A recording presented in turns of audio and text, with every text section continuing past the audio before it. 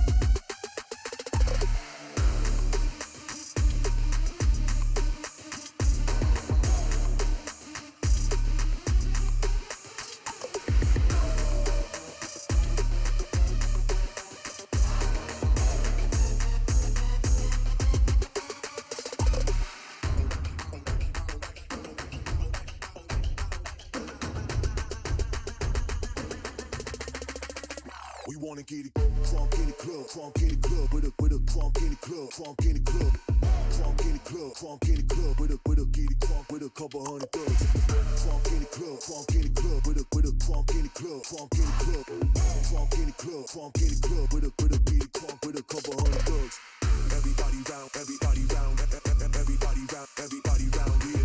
Everybody round, everybody round here. Know we getting hype. Everybody round, everybody round, everybody round, everybody round, everybody round here. Know we getting hype. Coming off the bench now. Waiting for this moment, swinging for the fence now. Coming off the bench now. Gotta get up, cause we about to get down.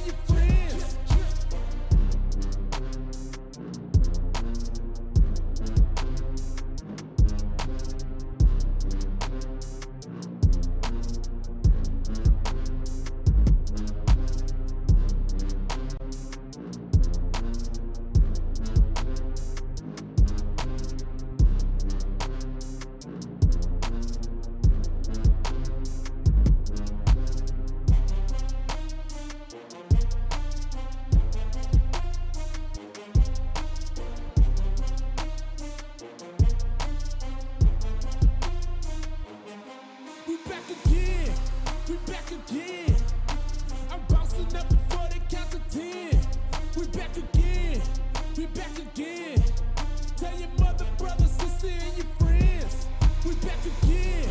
We back again. I'm bouncing up before they count to 10. We back again. We back again. Tell your mother, brother, sister, and your friends.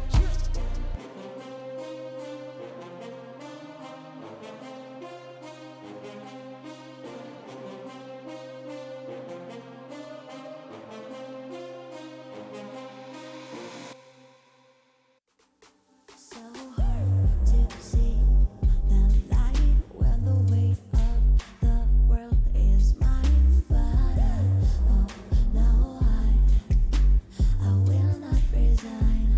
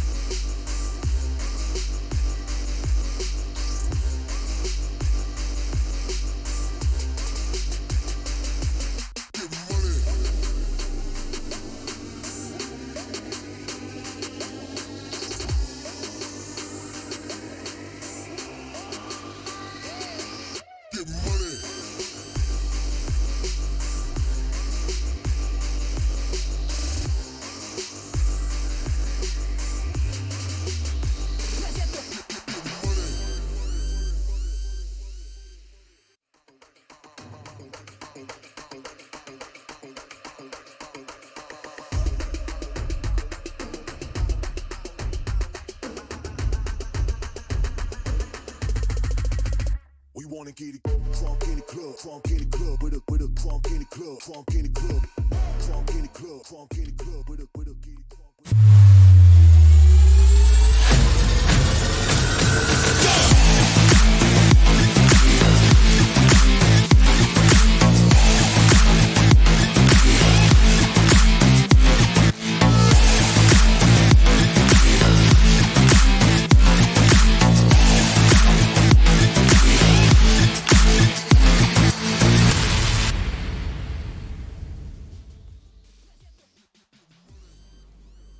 The beginning of the journeys, not really quite, but we're already on our way to the open overtime. Welcome everyone to the Valorant Game Changers APAC series, and we will be your casters for this evening. My name is Zaya, and with me is Jonah. As I said earlier, the action just starts here, even if we're already on the half of the whole journey for these series, and I'm really excited to see how things are gonna pan out here, Donut, because we're already seeing new names already atop of our playoffs here, especially here at overtime. I mean, of course, from the opens 1 to 4, we've been seeing familiar faces, we've been seeing similar names, yet right now I am seeing new ones in towards this top 8, and I'm just really at the edge of my seat. How about you, Donut?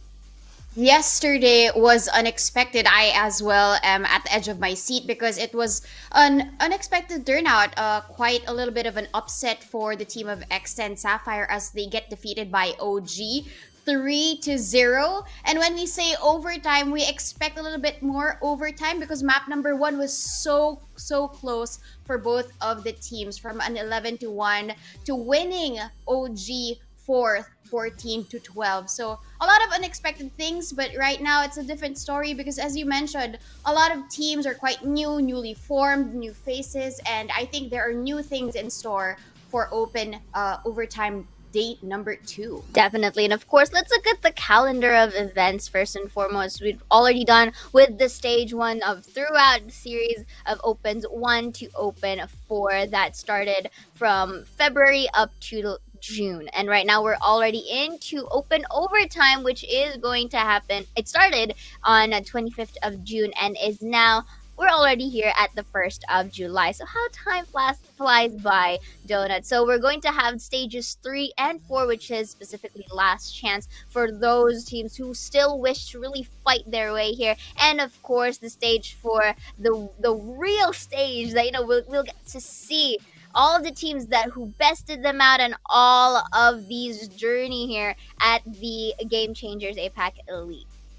Definitely, Elite is something that we are all waiting for. And yesterday we just crowned the 4th team to qualify for Elite, which was actually Orangutan. But today what we're seeing for this stream is actually crowning the 5th one to get into Elite. So as mentioned, stage 1 crowned 3 teams already. That will be Alter Ego, Bren Victress, and the team of SMG. We all know them to be the top 3. SMG actually bested the rest of the members of the teams that are in the top 4 and the top 5 because of their consistency. And right now, because of all of the opens, we all want to see consistency from all of the teams, right? And this is their chance to shine. Definitely. And of course, again, here at open overtime, we will get to see the 3 other set of teams who are qualified for our elite. So right now, this is still going to be the start. And of course, the participating teams are as follows. We do have X10 Sapphire, Armory Arresta, ZOL Meraki, Fuma, Orangutan, Nima Galaxy, Fear Eater, Sierra, Hero 0 KDA, Big Scythe, L Strakes, who will be fighting off against ZOL Meraki, our first match of the day, Sovereign, Thirst Thread, Asteria, ALK, Amethyst, Tiamat, and Kaida. So all of these teams are seeded from those who accumulated circuit points all throughout the opens, and that's the reason why those who actually are on top in the upper brackets will have the chance to best each other out in a best of 5. Yesterday we saw in the brackets a match between X10 Sapphire and Orangutan. It was a surprise, a 3-0 for OG. That's why they have already moved forward to their slot for Elite. But this time it's a different story. You mentioned ZOL Meraki will go against L Streaks for the qualification yet again. So there's so much pressure, Saya. And of course, just a little bit of a recap for those who were not able to witness. El Strix was formerly known as the Quintuplet, now is rebranded. So this is going to be a very interesting shakeup, at least for this matchup we are going to be witnessing. Of course, ZOL Meraki here as well, being very much really on the good sides here, at least stats wise. So again, as mentioned, this is going to be the schedule for tonight. It's going to be El Strix versus ZOL Meraki. Just a quick note as well for ZOL Meraki. They are a 5 Filipino plus 1 Malaysian team, and I'm pretty sure you guys have also been hearing some familiar names as well with these respective teams, which we will be looking at the roster respectively. So here in towards this upcoming qualified, because whoever wins here is definitely going to be qualified for elite. So pretty excited to see that. But right now, do you have any set expectations here, Donut? Because as we really move forward into towards our stages, things are really getting a bit, intense. Yeah, definitely. I mean, yesterday I had a specific prediction. I thought that it will get to map number 5, but I think all of my predictions are just shut down. So at this point, if I think something, it won't really happen. So I won't say it at all. I'm just gonna think it. I'm not gonna say it here. But definitely, you mentioned such immense pressure and such intense gunplay as we see here, a mix up for El Streaks. As you mentioned, they were formerly the team called Quintuplet, so they have been embraced by the org called El Streaks. But little do you guys know that in 2021 in VCT Game Changers, Nuki and Rosie plus Noxy was able to qualify for elite last year, but they were in the team of Aresta. So we're going to see here intense gunplay, and even when it comes down to them winning the leaderboard or even in the upper bracket, they defeated AG Aresta and then Fear Eater Sierra, and they put them down in the lower bracket. But for ZOL Meraki, you mentioned these are familiar names for us. They are the Filipino teams, and Capricious and Nicole G, they've been regarded as these very solid players for the female scene, right? They have set in stone. They're really the goddesses here in the Philippine scene. But together with Lucidity and Piety, they offer so much more to the table. The support, the team play is something that we really expect from ZOL Meraki. Indeed, and this is basically again a best of 5. So we don't really know what to expect here because both of our teams have their own veterans at play that can really gather and really share their experiences. Especially they were able to, as you mentioned, for El Strikes, 2 of them were able to qualify for elite at some point on 2021 under a different name, and of course as well with Capricious and Nicole G to help ZOL Meraki here as well. And I'm pretty sure the other 3 members respectively have their own limelights to shine. So I guess it's just more on synergy here for both sides of the team to see who gets to qualify or really get that spot for the elite. But right now, still anything can happen because we are basically it's really different. We're just saying things that are on paper here or at an Excel sheet, if you know what I mean. So at the same time, the performances are really going to define who gets the upper hand here. And I believe since this is going to be a qualifier, playoffs, at least for overtime, this is going to also give us another chance to really get to know these teams, because we have been so accustomed to seeing for the likes of Alter Ego Celeste or Bren Esports Victress, even Team X SMG or X10 Crit. We've been basically like conditioned to see these names. But right now, this is also our chance to really get to the spotlight these teams that are very much underrated per se, or very much the teams that are really quite good and now has this chance or to fight for this spot for the elite. Definitely. I loved what you said about them having their own platform to have their own limelight, right? I mean, even when it comes down to the streams for the playoffs, it's always going to be the 4 teams that you mentioned. But we haven't really seen their hard work off cam, right? Because every time, a week before, is going to be your qualifiers, your group stages. And now we get to see them on stream, And with this best of five, they just chose to Oh. ban Split and ban Breeze, which is quite really polar opposite. Split is such a small map, but Breeze is Mm. such a big map. But Haven and Fracture are the first two that we will be seeing for today. Haven and Fracture, Haven being the biggest, I would consider, as the map here, so considering it has 3 sites, and Fracture also a small one, but at the same time, you have a lot of things to consider in this map. And the third map, I really would like to see. I mean, at least with how they pick their maps here respectively, this is an interesting shakeup because for LSF they've been very much thriving, or they've been doing pretty well on the sides of Fracture. But although ZOL Meraki also have, quite an ample amount of performance here as well for game number 2. So at least for, to secure everything here, as much as I would like to see all the games go through, but I may, at least stats wise, since Haven is a ZOL Meraki pick, so we are expected to see them really thrive here in towards this map. For Fracture, however, I am going to reckon it's going to be a close game. I can't really say though who gets to get that win for game number 2, knowing that both ZOL Meraki and Elstrix have a very, quite a close performance. So I guess it's just really about the timing in terms of how they are able to really take control of each site. But then again, I feel like at least for game 1, we may have an upper hand here for ZOL Meraki, but with a really close score. Definitely. I mean, you mentioned something about Google Sheets, right? We have the stats available. And yesterday, I was already talking about it, that the win rate of the opponent is actually higher. Mhm. But there are certain teams that defy the stats, Yeah, right? There are certain do. teams that just really perform well within the map, and they don't really care about the stats or what, if this map is really the chosen map of their opponent.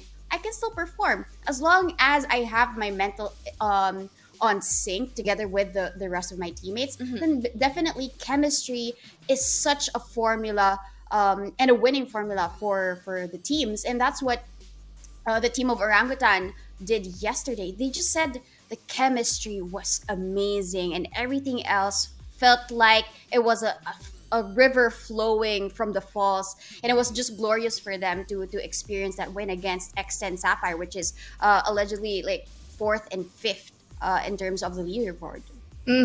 So yeah, because of that, this is also the perks of having basically new names as well, not just for them to really show what they can do here, especially in this specific platform, but of course there's also the advantage of mystery, or the unknown factor for these teams, because they have not much of a data here in our sheets. So again, defying these set stats are very much, a high possibility for them. And who knows, maybe of course in this specific games or in this specific courses they were able to do a good job, but then again, you can't really say, because at the end of the day, you would really want to have that consistency, which we have yet to find out.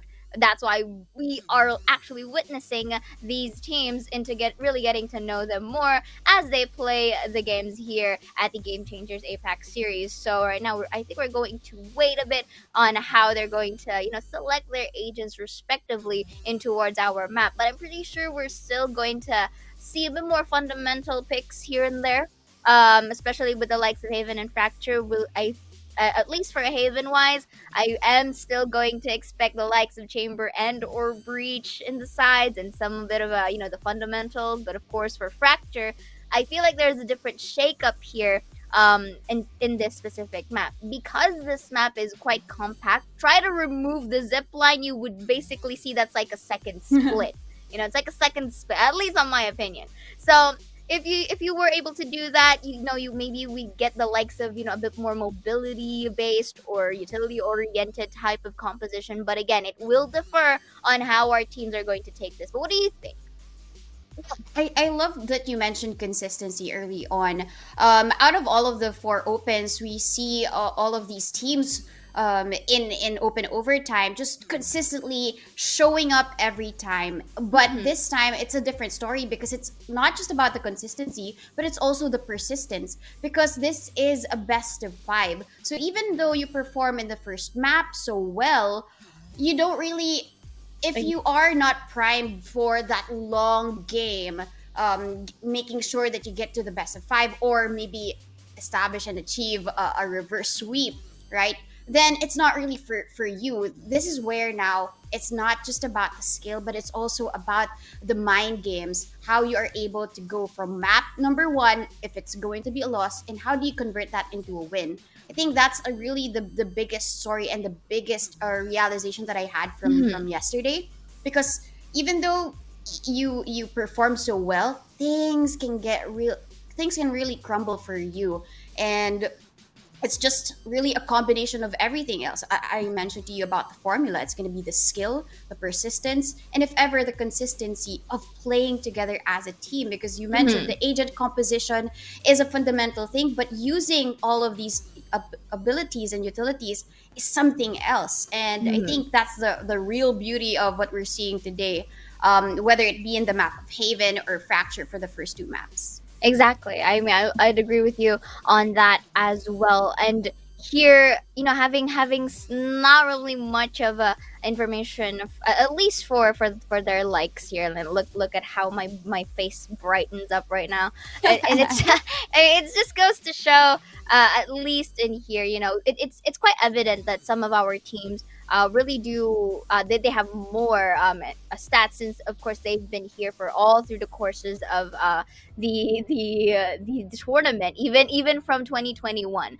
But then again, for the likes of ZOL, Meraki, and LSF, I'm really excited to see how they are going to play, because looking at the agent picks for each specific player, it's quite interesting. It's getting more versatile as the game progresses. And as I have mentioned earlier, here at the agent select, I am really gonna see the breach and potentially the chamber actually going to be the killjoy, more of a comfort pick for both Rosie and Nicole G here. I mean, this is also good because intel wise it's very much effective, and it can really act as basically intel to if ever there are people who are trying to flank you, which is basically a possibility considering the size of this map. And again, the rest of the agent pools for the respective teams are quite fundamental at this point, and also belonging to the comfort of each of our teams. And I don't know about you, Donna, but I don't want to jinx anything. I don't want to have a caster's curse or anything, but I feel like this is going to be a close fight considering it's slightly mirrored, slightly to say the least. They do have different smokers, and knowing that LSF does have the sky to work with here and no heals for ZOL, Meraki. What do you think about this overall lineup though? Well, I guess the biggest difference between the two is really more of the play for the controller. Piety earlier was hovering over the KO. I was kind of hoping that they would select the KO and then probably defer to an Omen. But I guess I would really have to respect, because of the number and the universal play for the Astral Force of Piety, that gives them all of the room to work with, especially for attack. They can use the smoke for all of these advantages, but at the same time, Cupcake, as the Omen, you know how sly they can be. And even when it comes down to the push, they take Garage ever so swiftly, and there's gonna be 3 people in the terms of the defense, with Piety takes down 1, Nicole G with a follow-through. It's just one last person, it's Mimi. She's quite late to the party. And there's only one person waiting for her, and that's gonna be a flawless round for Nicole G and the rest of ZOL, Meraki. Looking at how they initially wanted to have that, split push kind of play, in which 2 were to go into the sides of mid, try to create some noise towards B, or C, rather, and then I feel like it didn't really, went into favor of Elstrake, simply because the aggression that ZOL, Meraki just have had earlier. So I feel like they were able to just take control of the situation from earlier, since he did see a little bit of a push for Elstrake, despite them being out of the defender. So look at this again, another aggressive there.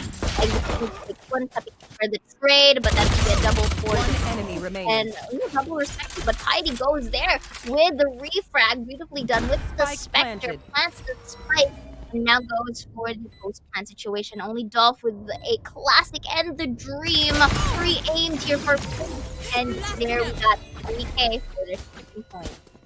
Yeah, they went for C again because they knew how easy it was to try and execute there.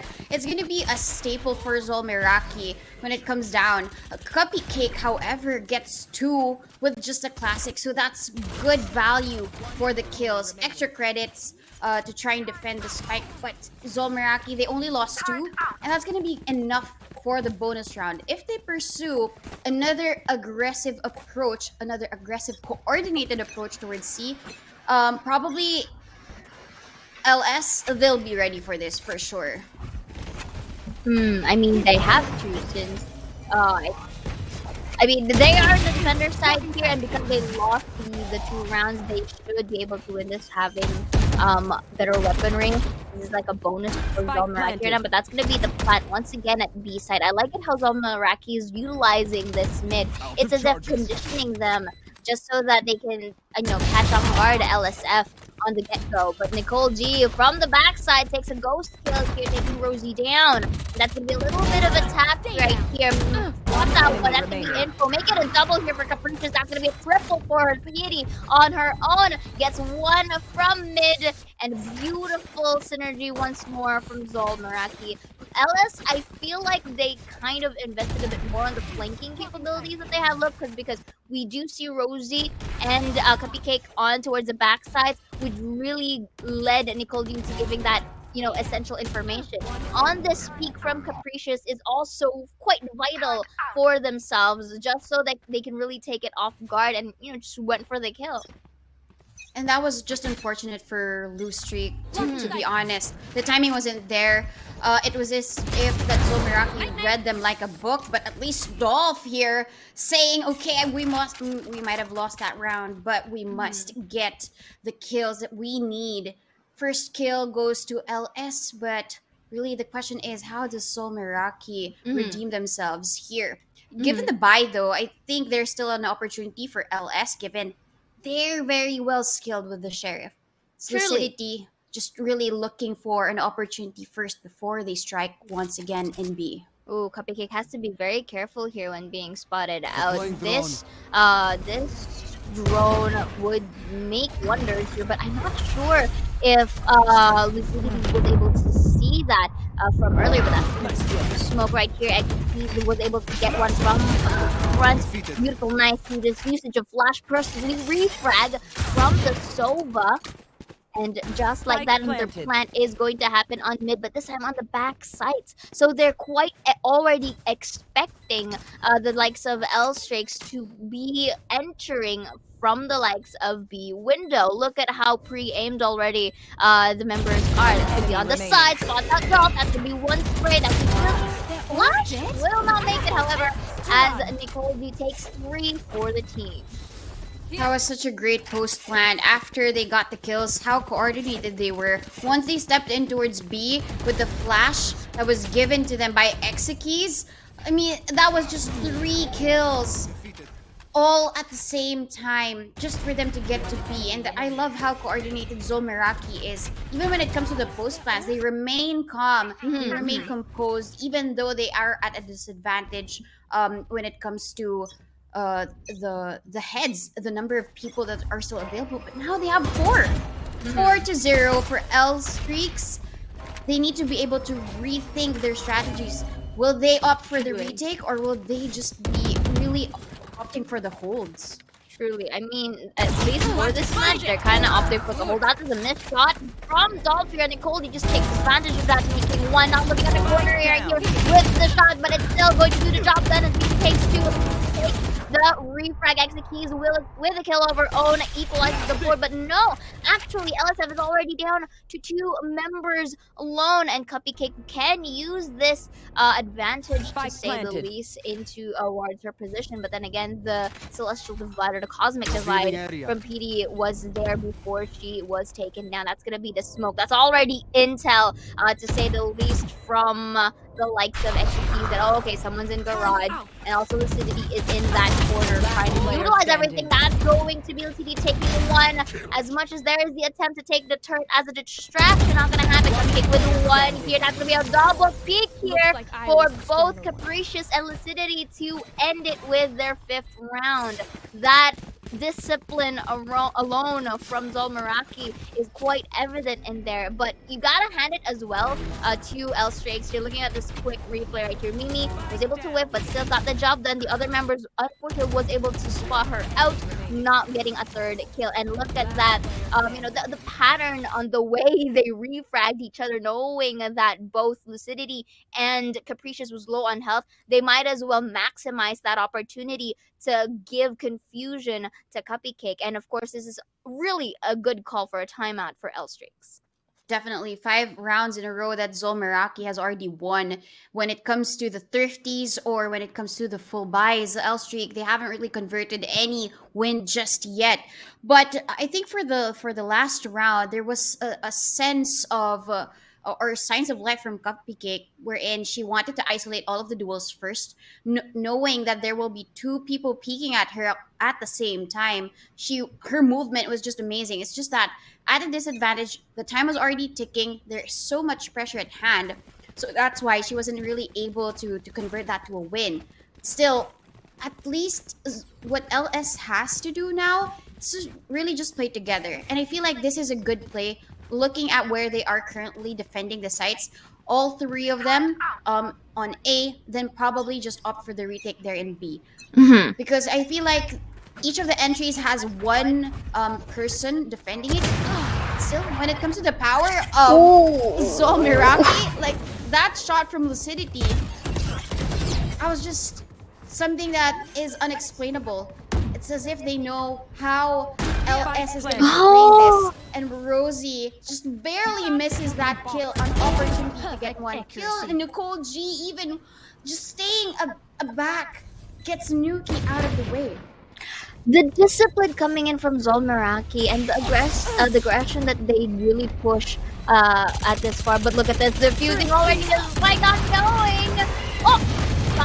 Still will defuse on time, but that's gonna be a thrifty round for the side of LS. I feel like the smoke coming in from Cupcake was actually the saving grace for the side of LS, because it kind of concealed the window in general. But another thing that I've noticed is that the utilities that Rosie and the gang was able to utilize, it kind of canceled out the defuse audio cue in there. So ZOL Meraki, I feel like they weren't able to hear it at that point. They just really decided to, really wait for that smoke to be gone, and not really in the best of timing. So I feel like ZOL Meraki here is going to do another aggressive attempt in this side. So that's going to be another flash in coming in from ZOL right here. That's going to be one for Cupcake, but that's going to be the refrag for both sides of the 3. Rolling Thunder to be placed, but executed Lucidity being only the members remaining. Versus 2, little bit of a tap right where Mimi for the trade, make it a double in her steed, gets their 2nd point. This is definitely a round that they needed to win. The thrifty round that they won just by merely defusing the spike was something that they definitely needed, and I think they're on a roll here, given that Cupcake's ability to persist on that specific part of the site. She was even able to give information on how many people were there. She was flashed, but that was good enough information for Mimi to just walk in together with Nuki to hold down the site. And the spike wasn't even planted. So again, that's gonna be slowing down for the team of LS, but Dolph yet again with a miss. Doesn't really convert to a kill, and this is a great investment for her. Let's see if ZOL Meraki will be pushing this through. That's going to be the lockdown to be placed from A short. But with the utilities coming from Nuki, destroys that said fact, denying them from being detained. But ZOL Meraki, though, already on their way to C site, will be spotting out Cupcake with the recon bolt. That's going to be the paranoia, but gets 1. Make it another for Cupcake kick, denying the plan. That's gonna be a 3 capricious for the trade right here, but only the remaining member alive for her team to make this work. Spots out one beautiful tap in the head to reset her blade star, making another one for the 3. 2 versus 1, and the dream for Capricious not giving up just yet. But look at this, already pre-aimed at City, tries to turn around from Garage here. Not sure if Mimi was able to hear it because look at this. Enemy We'll remaining. be able to spot out 30 one seconds more left. tap. That's gonna be the 4K for Capricious. Will be transitioning herself to another site. Let's see who gets to be the better jet right here. Zolf spotting it out with the op right here. Capricious will be stunting the spike. That's gonna be the blue storm that still ends it, denying the ace and gets the point for LS. I was just unfortunate. Capricious getting all of the kills with the Blade Storm, and to end her supposed ace is another Blade Storm from Dolph. Just a battle of jets there. I loved how Dolph was able to just maintain her stride there, not giving any sound cue to Capricious, because at this point Capricious could also play the mind games against Dolph here. But Dolph just came in with a surprise attack to get their 3rd round on the board, and ZOL Meraki another timeout, because at the end of the day, if they get 5 rounds straight in terms of the wins, LS also gets 3. So they have to stop the momentum at the very moment that they need it the most. Definitely, and I also do like the call for a timeout here for the side of ZOL Meraki, because notice how after LS called for a timeout, they were able to find their way back into their footing and actually caught up to the scores. Not necessarily a tie, but they were able to close in up the gap, not really preventing actually from having that streak in towards ZOL Meraki. Right now, there's also a good opportunity for the latter to also try and reset to what they have and actually go back to that time where they were really dominating for 5 consecutive times. And here we are quite seeing a little bit of a at least for how they're lining up in comparison with the previous rounds that we've seen from earlier. They're quite laid back here. I feel like they are going to try and play for peaks as much as possible. That's gonna be a concuss right there. But Nicole G really had to, laid back right there, not really pushing through and through. PD will be spotting out Dolph from above. Nice discipline to not really, fight it off. Even though, let's say Dolph was missing her shots from the previous rounds, she still has the capability to really hit these. She was able to get that clutch as well from the previous rounds. So you don't really want to, neglect her capabilities. I loved what Piety did. She smoked off the turret so that she can just walk in freely, but Rosie was ready for her. Piety just killed from the back and still strong when it comes to the defense. They haven't really decided where to push just yet. Yeah, and I feel like time is ticking for the side of ZOL Meraki. I feel like they're quite they're quite entranced here onto where they'd specifically want to try and push. Because Dolph here, beautiful reposition from her, and not sure if the drone will be able to spot her out, but that's actually good, stealth mode going in from the backside. Beautiful tap by Shelf with a quick down. He's gonna be another, that's gonna be Hunter Fury, spotting out Mimi. Gonna be another yes indeed for her casualty. And a beautiful tap as well for Capricious. They have to plant the spike, however, that's gonna be a snippy here. Will be taking Capricious down, but the spike will make it in time for the post-plant position. There's also the lockdown coming in from Rosie. This is a good position for them. But look at that, both of them jumped and beyond, but the flash was enough to let Nuki take one. It's gonna be another no place to storm grenade. It's not gonna pop off because Nuki is there waiting for her with the 3K. And 4th point now goes to losing streak, slowly but surely reading the patterns in ZOL Meraki. Yeah, they're reading the pattern. Because whenever Zol would push towards a site, they would do it in a synchronized manner. But if your L streaks, during the timeout, probably they've already talked about this. We can just play for the retake. It's better this way. Lucidity was able to get that beautiful kill against Mimi. That was a blind ult. She didn't really throw in a recon bolt or a drone. That was just assuming people would be waiting there at that part of the site. And the follow through for L Streaks to use the blinds from Nuki to get the kills. And Nuki didn't back down, even though she was smoked out.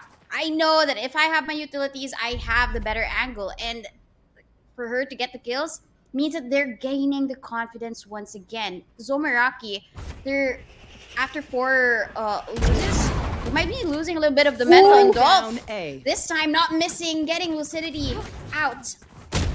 See, this is the one that I've been referring to, you guys. Now Mimi here spots out 3 from A long. Let's see if Capricious will go to enter. That's going to be the Cloudburst. Spots out. Nuki will be taking 1 for the team. Is it going to be enough, though? Distracted on A short. Takes 1. Capricious for the trade on A link. Is it going to be another one here? Exekeys will be taking Mimi down.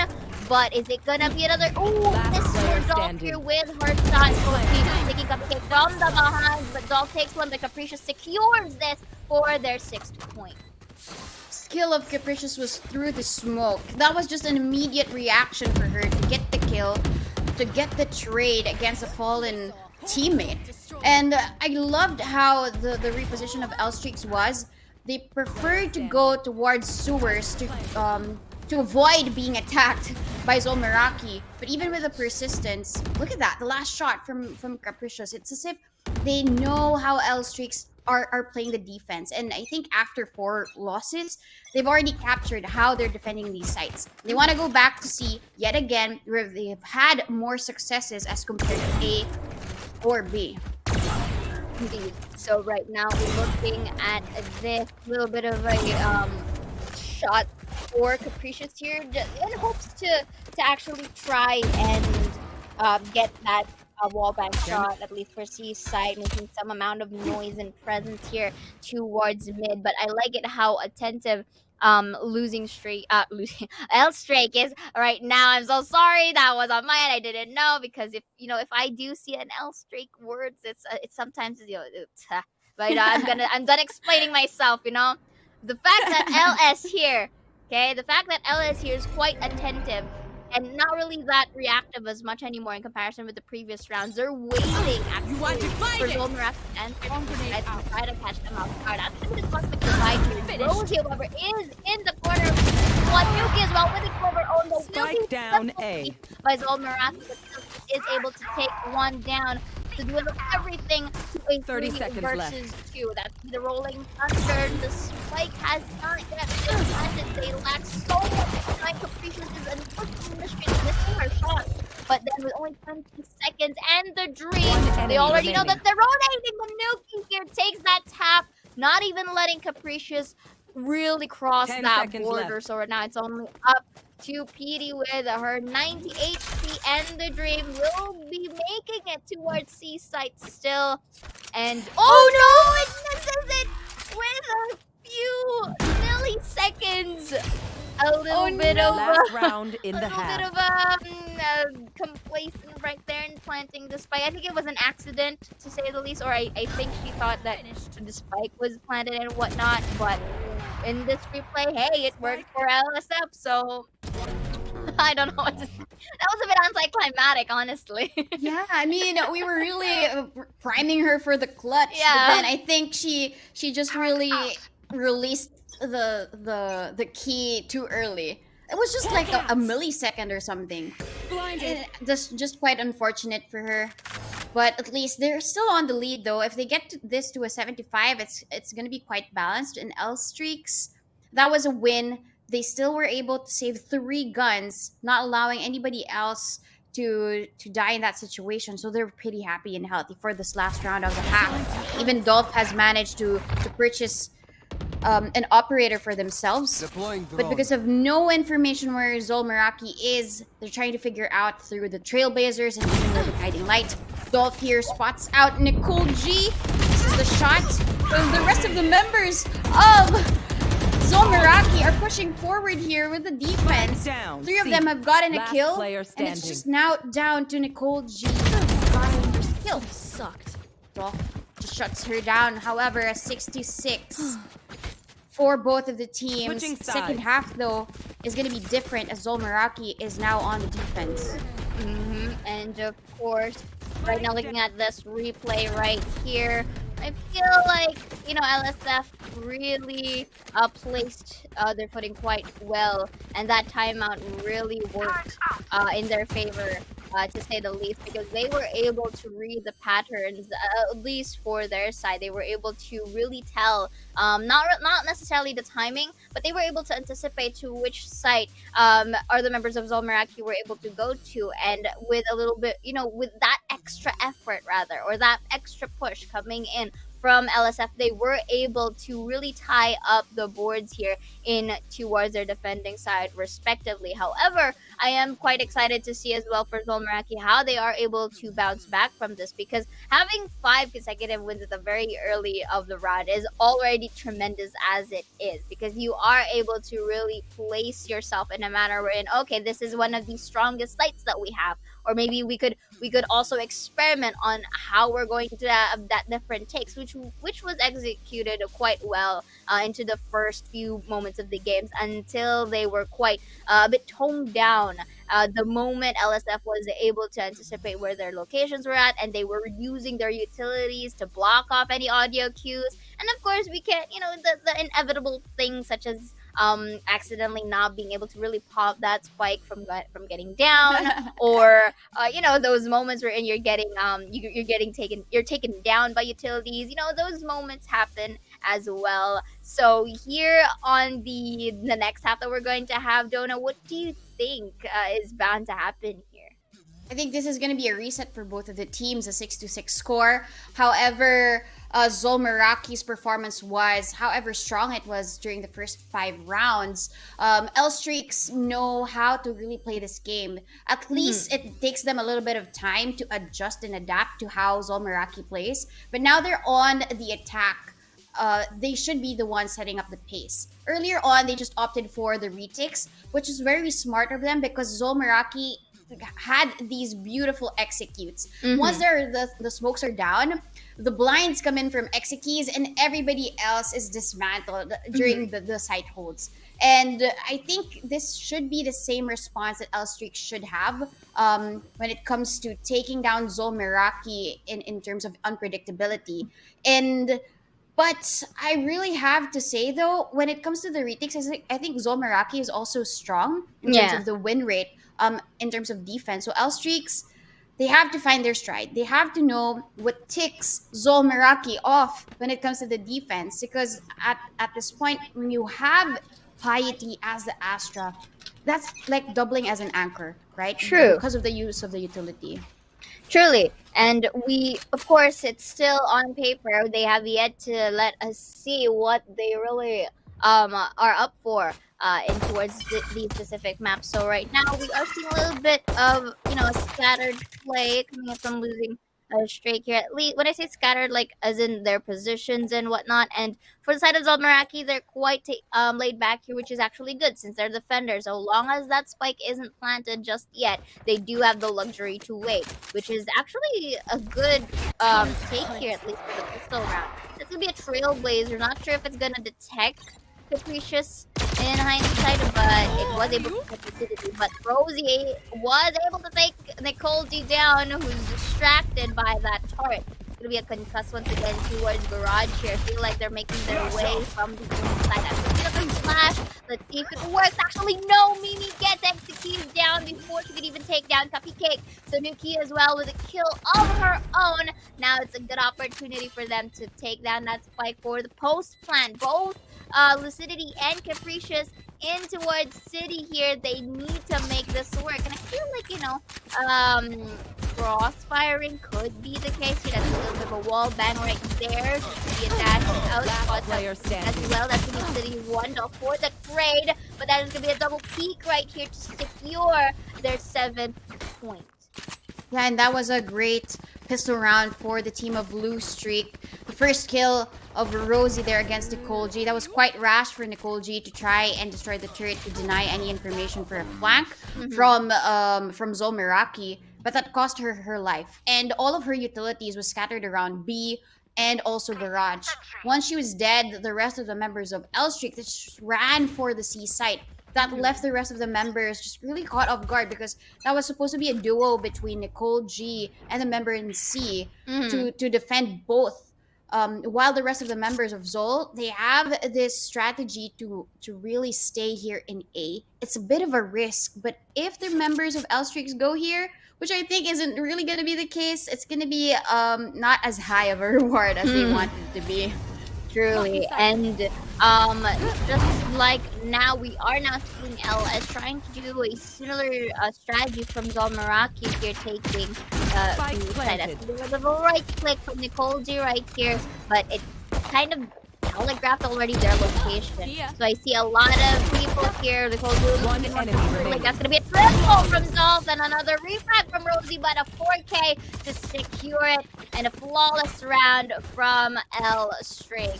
And that is actually a good start right here, at least for them. So at least both sides of the team were able to win out the pistols, to say the least, and the second round respectively. So I feel like, LS is maybe have a good time on their attacking side. Definitely. I loved how Dolph used the gong as a shield. Whenever there would be bullets coming her way, she would just really hide out there and then go back again when she's ready to strike. And the sprays, those weren't just kills, they were headshots with just a Spectre, so the precision for her is very, very high. But L Streaks, you want to go here and see, but hidden here is Capricious. She gets a double. Another one, as one is enemy blinded, remaining. she even gets one through the wall. The aggression is shut down by Capricious, and it's just Dolph alone. She was able to get the 4K. Is she gonna deliver yet again? Capricious spots her out. Not really sure if this is the timing, but Capricious is the second one to get the 4K in terms of their defense now. Capricious was mad. like we saw Dolph from earlier take 4K, and she was like, nope, I'm not gonna let this have my team die in vain. She just literally took them all down by isolating the fights respectively, and really wasn't satisfied through there, and pushed along C Long and just waited for Dolph's presence. To answer your question from earlier, if Dolph could have had the opportunity to clutch, she could, but unfortunately there is a weapon difference that you have to consider, as well as they already know where Dolph was at, so the potential sandwich moment from C Long could have been possible, even if, let's say, Capricious was taken down by her. So right now, I think a new tactic is going to come into play here for the side of LS. But the push here by ZOL Meraki towards A, trying to secure and letting nobody escape their sights, while the rest of the members of LS, they're trying to capture ground bit by bit through B, but I'm not really sure if they want to really push through B or just probably get the picks that they need. There's a smoke there for Piety to control the situation, but still, it's going to be a C hit at this point. Smokes out, and Nicole G doesn't really see anything just yet, not unless she escapes from the stairs. But Mimi's too quick! Nicole G has taken her down, but Lucidity One enemy Exekeys remaining. have such a great hold here in the C site, and they control the situation. They take them out one by one now. It's an even 8-8. I told you it's an even round as opposed to 4, because anything can happen, as we mentioned from earlier. So right now, Lucidity and Exekeys really executed quite well in terms of that potential seeping from the side of LS. They were able to utilize their refrag capabilities to its maximum extent, to the point where they didn't really need much of the other teammates, as they were, quickly rotating from their respective sites that they were guarding. So right now, that's actually good. Again, trigger discipline from the side of ZOL. Then again, LS do not want to disregard their capabilities as well, because look at that. Earlier, we did see Dolph use Blade Storm and Updraft, so that at least was some bit of information that, okay, we do see Lucidity in towards A long. A little bit of audio cue bait in that time. That's going to be a new team with her utilities. Will be taking Lucidity down. Not the best way to, be taken down. with utilities. I personally don't like that. I would rage. But then again, these are pro teams. They have the capability to be tilt-proof. And it's also, I think, a thing that Lucidity did not really quite expect, especially in the likes of her getting, at least triple peaked from that A long. So that was handled really well by LS.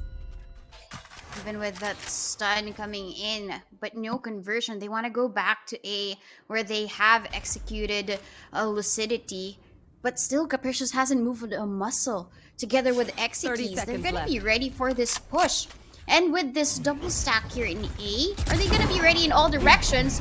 There's going to be a dash out because a kill wasn't really seen.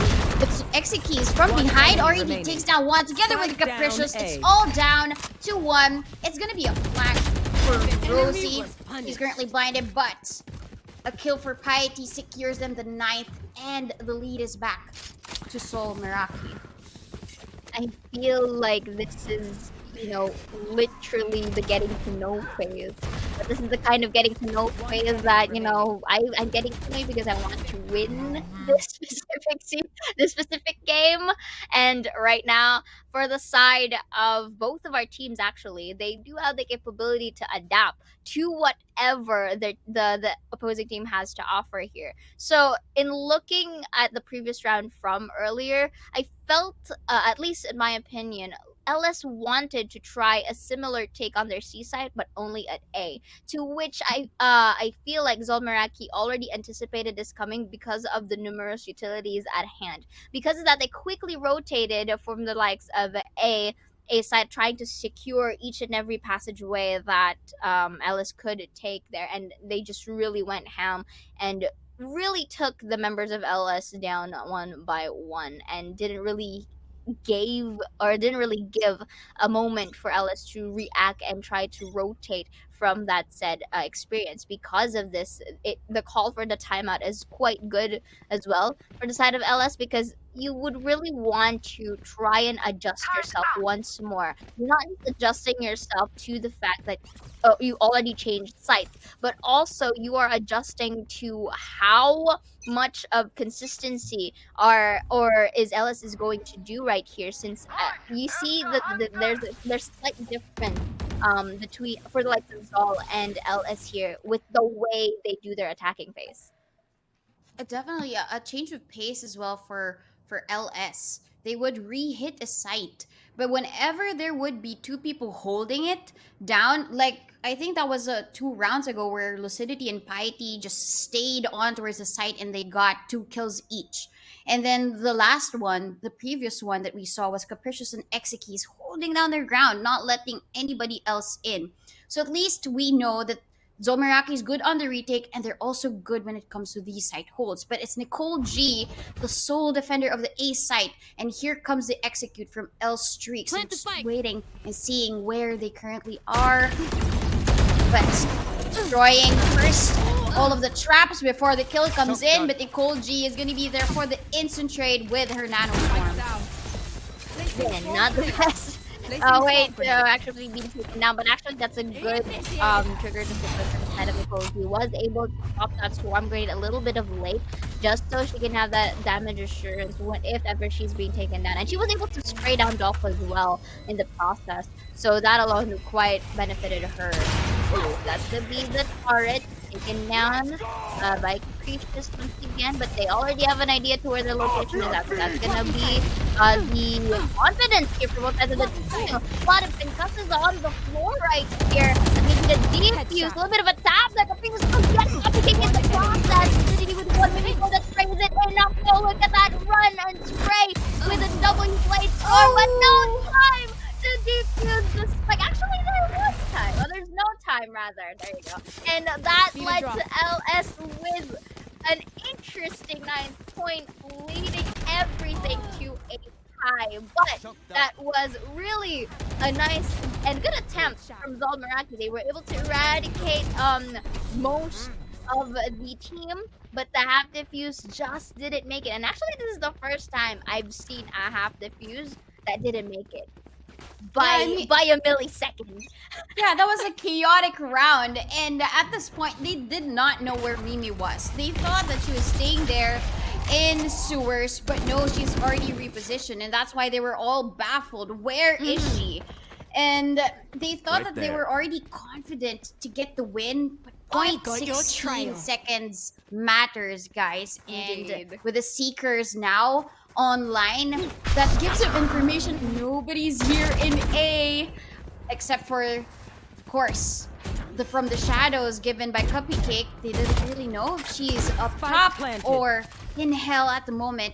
But the retake here is prime. Nicole G is short of an orb to use the lockdown, but given the setup, all three of them are in hell and ready and prime for all of these duels.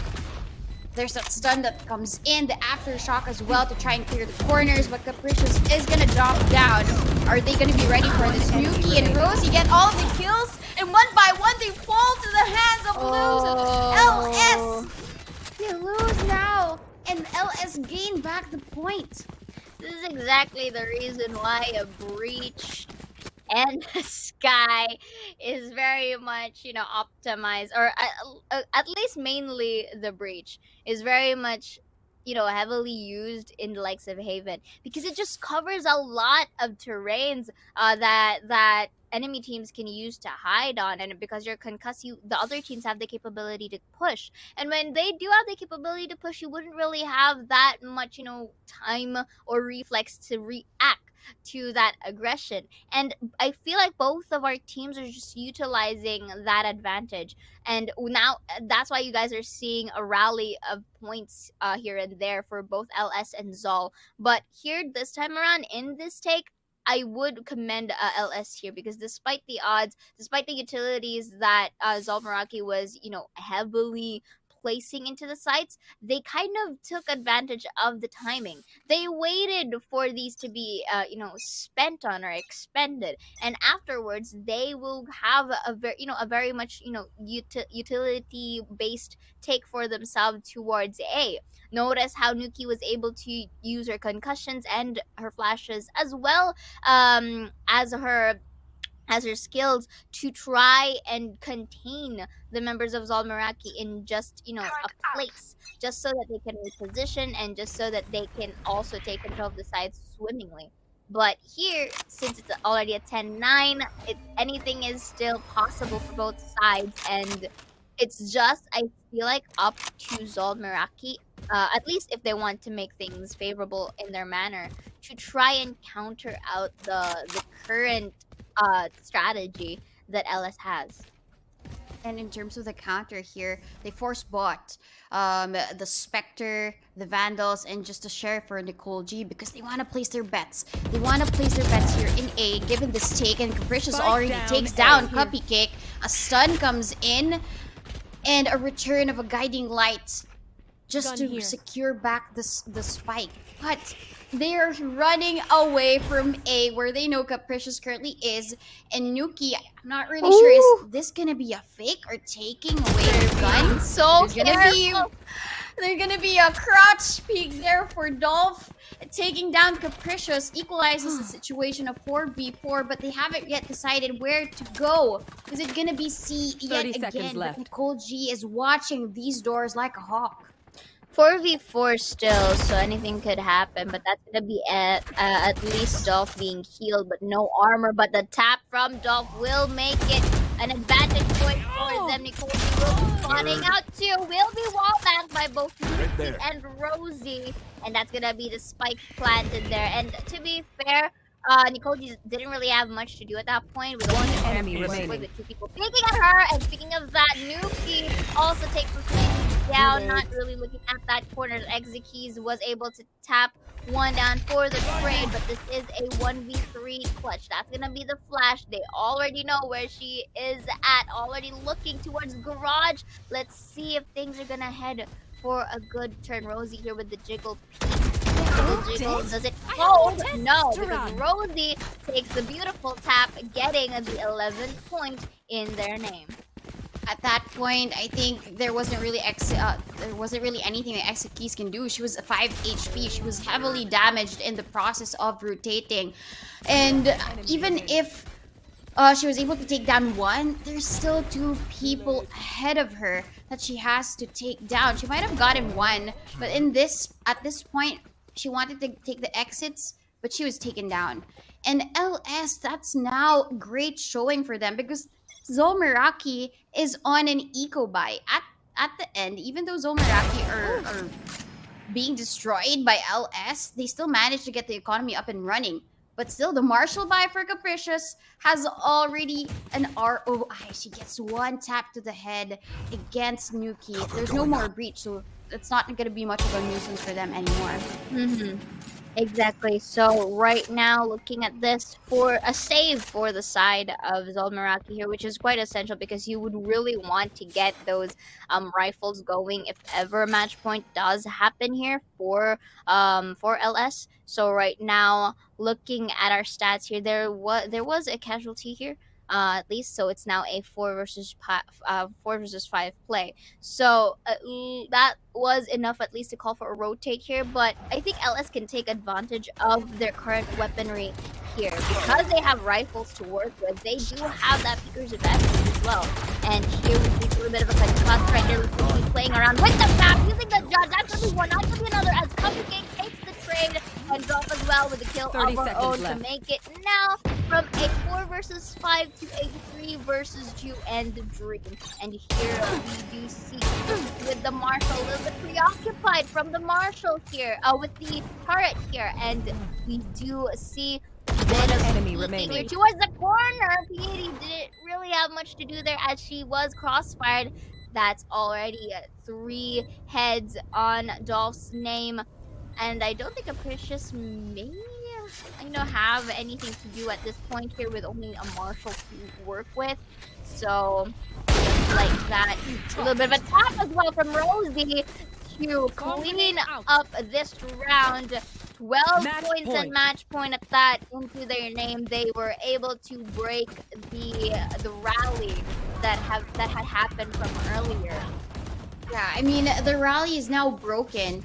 At least ZOL Meraki was able to take, 5? And that was just in the first half. After this one, when LS has now come into the attack, it's as if they're unstoppable. ZOL Meraki has just really gotten 3 straight rounds during the first half. I'm not sure this is enough. They need to be on a roll here. At least they have a bye. Are they gonna stop match point and even the win from happening for L Streak? And Rosie here with the rest of the members. I think ZOL Meraki didn't really learn their lesson. A is wide open yet again. Are they gonna hold this out, or are they gonna play for the retake? Because Nicole G, she has the lockdown available. This is so prime for them to use for the retake. Truly. And I feel like on the defender side, they were already toned down at this point. Like they, to the point where LS was able to really dictate how the games and how the momentum is going to go. So look at this Cupcake here, try to create some plays as well, but Capricious, despite the paranoia and everything, it's one. Spike Not gonna be down, another C. Cupcake, but I think also Last player standing. as she was taken down while she was trying to bring out the concuss, and only Nicole G planted. to make things happen. Cupcake with a little inch of health to work with. She spots out the arm of Mimi from Cubby. Not sure if she's able to spot out Cupcake from the spike though. So we will have to see. Looking at that corner. Attackers win. This game number 1 here, 13-9 in favor of L Straight. You know, if you're named Cupcake, it's really a cute name, but she is so fierce when it comes to these plays. She was so low, but she did not move a muscle. She wanted to give everything that she's got to get the win. And at that point, there were a lot of mistakes provided there by ZOL Meraki. It was Exekis using the Rolling Thunder out in the open that allowed her to get taken down at the moment when they needed her the most. Even if Nicole G had the lockdown to use, if she used it, then it could be a possibility for L Streaks to push forward and catch her off guard. So at that point, I would understand why Nicole G just really wanted to be very sly, very Slytherin in her approach. But if you already have the likes of Cupcake waiting for you in that headshot angle, then the clutch that you potentially wanted to take isn't going to be yours. And map number 1, which was Meraki's pick, goes to L Streaks. See, this is what you said about defying the stats, and of course, this is the pros of really having your name being stapled quite freshly or quite newly in towards the playoffs. You get the amount of mystery, and you get that unexpected result. And speaking of results, here is the scoreboard here. That what had happened earlier in game number 1. You did mention this is a map pick from ZOL Meraki, but unfortunately, LS was able to thrive and win against their map pick. Capricious being the MVP for ZOL Meraki here with 329 ACS and 24 kills on her name, but Dolph was able to really thrive and really started from the bottom, and now she was able to really get the team going and found her footing, having that. Although it's a quite lower of ACS in comparison with Capricious, she still managed to bring that space for her team. Looking at the objectives real quick right here, we do see the objectives in line with LS more, with 14.3k damage, 29.3% headshot percentage. So that's like more than 3% or more than 4% to say the least of a gap. Frag wins will go to ZOL Meraki though with 9, and objective wins still in the hands of LSF. So here, with that stats alone, Donut, I feel like that is one of the things that the other teams would really have to look out for here. But this is still too early to decide. Although we have seen that LS was able to conquer or dethrone, to say the least, ZOL Meraki in their Haven pick. What's missing, or what is keeping us from having the possibility of ZOL Meraki conquering Fracture on their own, making LS the map pick, right? I think it was just really more of LS figuring out faster how ZOL Meraki was doing the attack. If it weren't for L Streaks being able to pick up the pieces and trying to really fit in the puzzle when it comes to the defense, then it would have been the first half in favor of ZOL Meraki. But the persistence from L Streaks, even if ZOL Meraki was so strong at the very start, they redeemed themselves. Even when it comes to Dolph, right? It wasn't really a strong start for her. But her conversion all throughout the rounds in terms of the defense was just very stellar. How she was able to also lead the attack together with the team, that's why she's MVP. Indeed. And of course, Cupcake, as you've mentioned it from the final moments of that match point, although she is very much the cutesy type, or in towards her name, you don't really want to, neglect her lethal capabilities. And the corner just really worked well for her in that favor. But it is still too early to decide once again, Donut. This is a best of 5 to identify who gets to qualify for the elite into the upcoming stage 4. But when we come back, we will be witnessing game number 2 on Fracture once again between ZOL Meraki and L Streaks when we come back after a short break.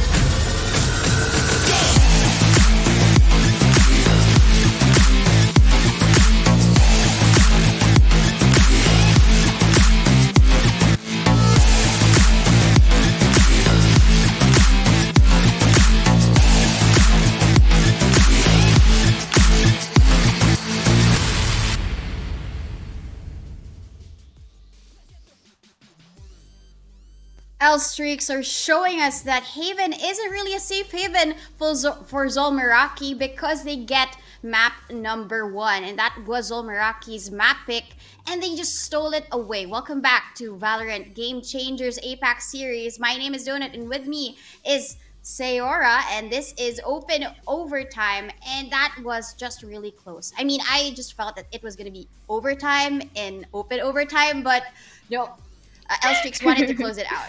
Of course. I mean, you really do want to make the best of impressions, especially with, with a fresh name and a fresh look here in towards our overtime. And of course, starting it off for Elstrike really doing a good job in just throwing Zolmaraki into their selected map pick into a 9-13 scoreline. Next up, we do have Fracture. So LSF did play this map 4 wins out of 6 times that they were able to play it, so I assume they do have the upper hand here. And the fact that this is also their map pick, it should be expected as well that they will be thriving this said map. And of course, looking at who the defender side is first, it is going to be LSF in the process. And of course, we will be discussing about the other maps for later, but right now this is the main focus, because this gets to decide basically if the momentum is going to reflect upon Elstrake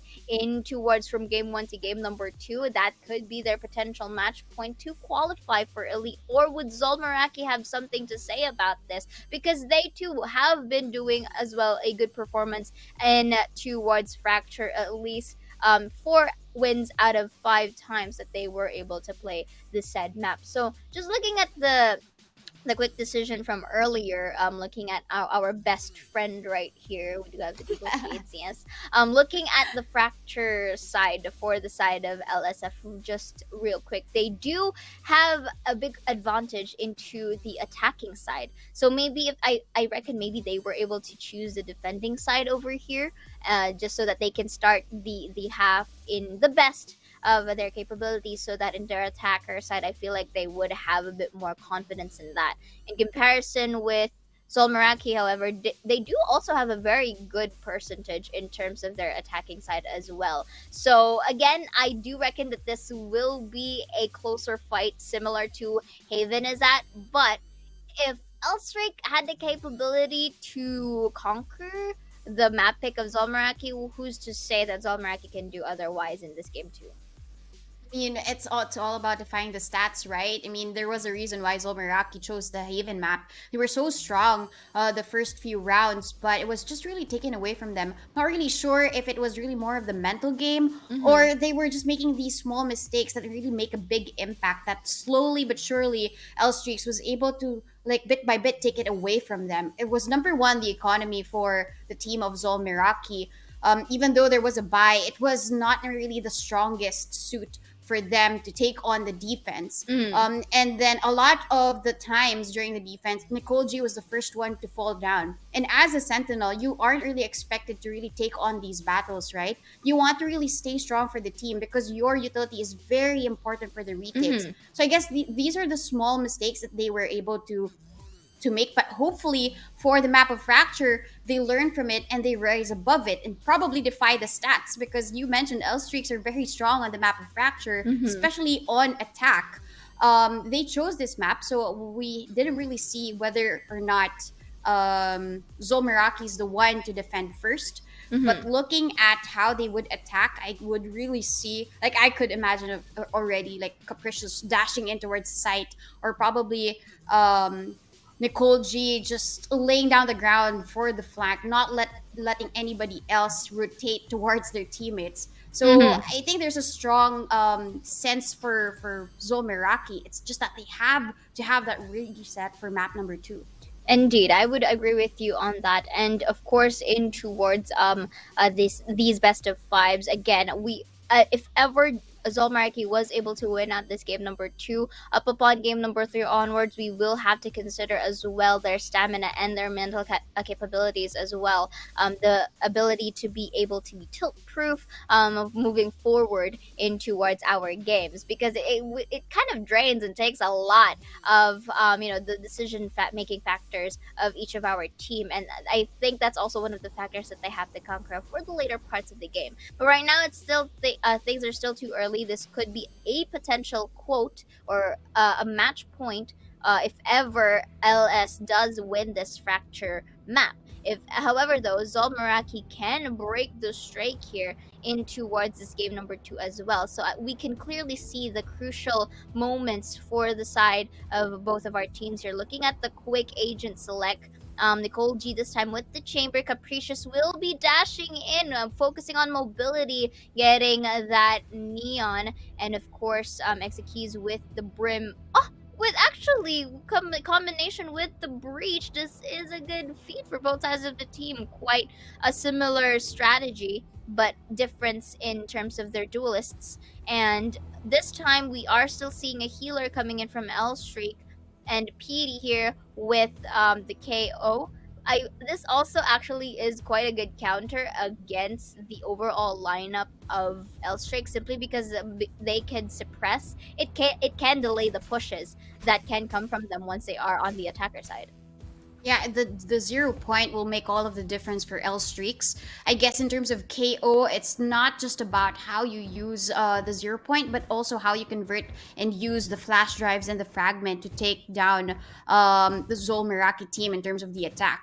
I guess also what I noticed was Nicole G wanted to play the chamber, but they decided at the very last moment for Nicole G to embrace that breach for the team. Lucidity is a very great aimer, by the way. So she was part of another team before, and she would usually really perform and outfrag the rest of her teammates plus the opponents. So maybe that's the reason why they want to entrust the headhunter and the tour de force to her, so that they win in this attacking phase. Again, I mentioned to you, they're very strong on attack, but can they really deliver and play out the objective wins? Interesting wall placement there, but to start it all off, Rosie will be taking one down the city for the trade, but Cupcake is there to catch her as well with a refrag. So it's a 4 versus 3 on the fight. Manpower at least in favor of LSF. So that's a little bit of a peek there. Beautiful tap by Nuki to shut Capricious down. So that's another piece right here for the gang. Nicole G with double flash, but Dolph with that spray with a ghost was able to take Nicole G down. A little bit of a peek there. PD takes 2. Not going to be a 3 as Dolph is there very fast on her footing. And to get that refrag on the get-go gives the spike defuse there to get the stacks going. The double headshot from Piety just really takes you to the edge of your seat, thinking that she can be able to deliver the clutch, but Dolph said no. She's able to take down her Piety and with just an instant trade. But what won them this round are the early duels that were won. The push out towards Arcade was quite risky, but the delivery was just pristine for the team of L Streaks. And catching ZOL Meraki off guard. And if they continue to do this, there's a possibility for them to really snowball all of the wins. Because ZOL Meraki, they're on a very, very low buy. And against this wall, it's going to be bullets running out for them. And they have to wait it out. Definitely. And right now we are seeing here quite another attempt of a push for the side of ZOL Meraki, but notice how Capricious kind of laid back a little bit, and I feel like she's kind of sensed that maybe someone would double peek her in the process. Looking at the likes of Link, not yet in towards tower though, but actually the flash forces her to regress, go back on the key, and Lucidity with a kill of her own. Piety from the tower is able to take her down, but Piety already quick on her feet was able to spot out Nuki and shutting her down. So right now they are able to take B site. That's going to be another plant for their team. Extra 300 into their eco. But right now PD will be using the press watch out too. But Dog takes one. Beautiful refrag as well for Rosie to clean up the crew. second point goes to LS. They were so quiet about the retake. They did not really place any utility down just so they don't give their positions away. But who gave the position away? It was actually Nicole G. She used that aftershock, which led them to think that she was still hiding in the corner where the spike was planted. Though there were a lot of kills, that was so beautiful for ZOL Meraki for this side take. But still, Dolph and her teammate just really converted it to get the second round. Although there was good kills there for ZOL because they took down 3. And their economy, for L Streaks, they're in shambles. They have a Frenzy, they have a Classic, and we don't really know if this is enough against ZOL Meraki's firepower. I would agree with you on that, but again, they are going to try attempt for the third time the B side take here. Hopefully they can get them down. That's going to push that down Piety here for the trade, securing the sides first before stabilizing Piety once again to make it into a now 5v4. Let's get a beautiful smoke coming in from Rosie in towards B main here, but there's a counter smoke from Link as well. That's gonna be the Molly. That's gonna be one. That's gonna be another. And Jimmy shuts her down with a go. A bit of a whip there from Nicole D and Executes. And here's the flash. It drops from grenade. Not enough to throw her away. And still, though, the end Capricious was able to take them from the behind, securing the spike this time around.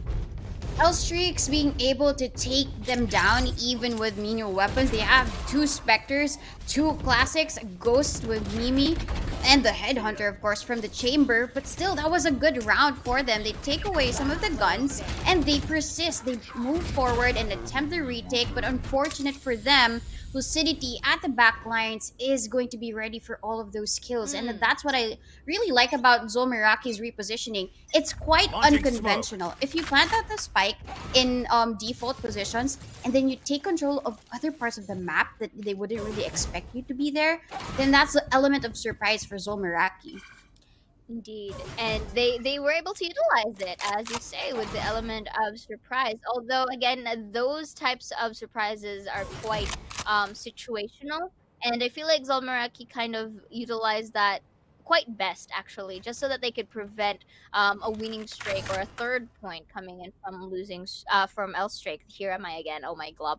But then again, here in towards this map, I really like the wall that comes from Mimi here. It not just delays or denies the potential rush, but it also gives them time to do position. But Capricious here defies all odds, taking down Rosie in towards a main execute from ropes, takes Nuki down, and as well, despite being concussed, Mimi will be staying in towards doors to check if there are any more from their behinds. But Cupcake and the gang will try their best to double keep Piety hearing this audio cue. Let's see how it goes. Capricious takes a beautiful crossfire from both Piety and Capricious from ropes. Executes, cleans it up, tying our scoreboard. The intuition from Exekeys for that specific round was just chef's kiss. She was able to take down a player through the smoke. Just by, of course, checking. Okay, I have to check these corners. Where do they usually stay? And the ability for Exekeys to even take down Adolf as the last kill means that, okay, each of them have their own roles. They have their own positions, and they take cover every single time. Now L Streaks. You want to play? Let's play. You see? Yeah, I mean L Streaks. Yeah, I mean L Streaks. The way that they play the game of the retake is good because they come from all directions. But the post-plant positions of ZOL Meraki are just all over the place as well. And Lucidity here takes down one with a tour de force. I don't know if Nuki is gonna be able to take her down. It's actually a cupcake from behind. I'm out of here. There. Go, go, go. And right now, post-plant situations once more for the side of ZOL Meraki here. It's still 4v4 fight, so I like it how they're waiting for LS to actually go into the map. Both of them are gonna come from ropes rather. We'll be spotting out a gun here. Oh, actually that was Rosie, but look at this. Nicole Z already pre-aimed at a main, takes one down. Another though. We'll just have to do the Molly. beautifully placed and at least there's One tail enemy to remaining. for the trade. Pop out a lot, making a double beautiful triple here to clean up again the rest of the members who tried to actually go for the triple peak, but really didn't go into their favor. So right now, 3 points for ZOL Meraki. They were able to at least get a point ahead of them, but then again, it's still too early to decide. Looking at the quick replay here, we are seeing LS having really good job or performances with the taps. It just so happens that Capricious and the gang were having a bit of a good time on their reflexes. Yeah, I mean, Capricious is able to get the third one. I mean, the reflex game is so strong on this one. And if you're a Neon and you move that fast, that's what you're built for. That's what the abilities are built for. And the push here for the defending team, taking control of Dish and Arcade isn't going to be something that ZOL Meraki would expect. They make their way, they make their rotations towards A because they know that they've already rotated back because they've taken down Lucidity and they have no potential to cut down the rotations. Still, they have to slow them down. Fast lane comes in and the quick take for Capricious. Now this is her favorite spot. There's a Rolling Thunder though expended for the attacking team so that they control the situation, and Capricious does so. A Rolling Thunder for Nuki as well, together with a stun. Mimi takes down one. Is she gonna be ready? She takes down two, but it's up to Capricious. She's alone, and Nuki shuts her down. And LS, you mentioned it's something that we don't know what's gonna happen. A 3-3 now for L Streaks. Well, that's that LC was able to at least not get the gap too far, or to it's actually a discipline for them. The fact that this time around, instead of them fully forcing the issue of pushing, they actually took their time in this retake. And the fact that they were able to put themselves in a good position is also one of the good factors. Capricious, however, that was actually a nice attempt for her to try and make things work, but at that point she was just too a manpower, to say the least, or the numbers advantage didn't really work in her favor during that time. So here we're seeing, for the likes of ZOL Meraki, an A attempt. No one is at A, surprisingly, but I like the slow pace coming in the gang. They already hear her, concussing herself in the process, to getting into Link, and as well concussing Lucidity. But you know what? They were able to get that post plant, extra 300, right? So looking at this, that's actually a close call. That's her snap. So look at that 3, peeking her. That's beautiful platform. She makes 1, isolating the fight. That 3 for Nicole G. Actually, Nicole G for a double and 1 for Piety. Correction, but still, the double P capabilities from them, the teamwork made it really into a beautiful scoreline. Now down to from the likes of a 5v4 now to a 4 versus 2. So Lucidity and the gang just watching how things go here. I feel like it is a call to go back. I'm not sure if Nuki had some issues, I guess. She was just standing there on towards the ropes. I think there's a possible come through or something, maybe later. But until then, it was actually a good retaliation from ZOL Meraki. Yeah, they said, okay, it didn't work the first time, so let's try and go fast here towards A. And even when it comes to the recovery of ZOL Meraki, that was a 3-man flank from L Streaks, but they managed to shut them down with all of the flash that Nicole G plus Piety provided. It secured them the win, taking them 1 by 1. Just unfortunate in that situation because 2 of the members of L Streaks were coming from Dish. It was Dolph and Nuki. So it was supposed to be an intended pincer.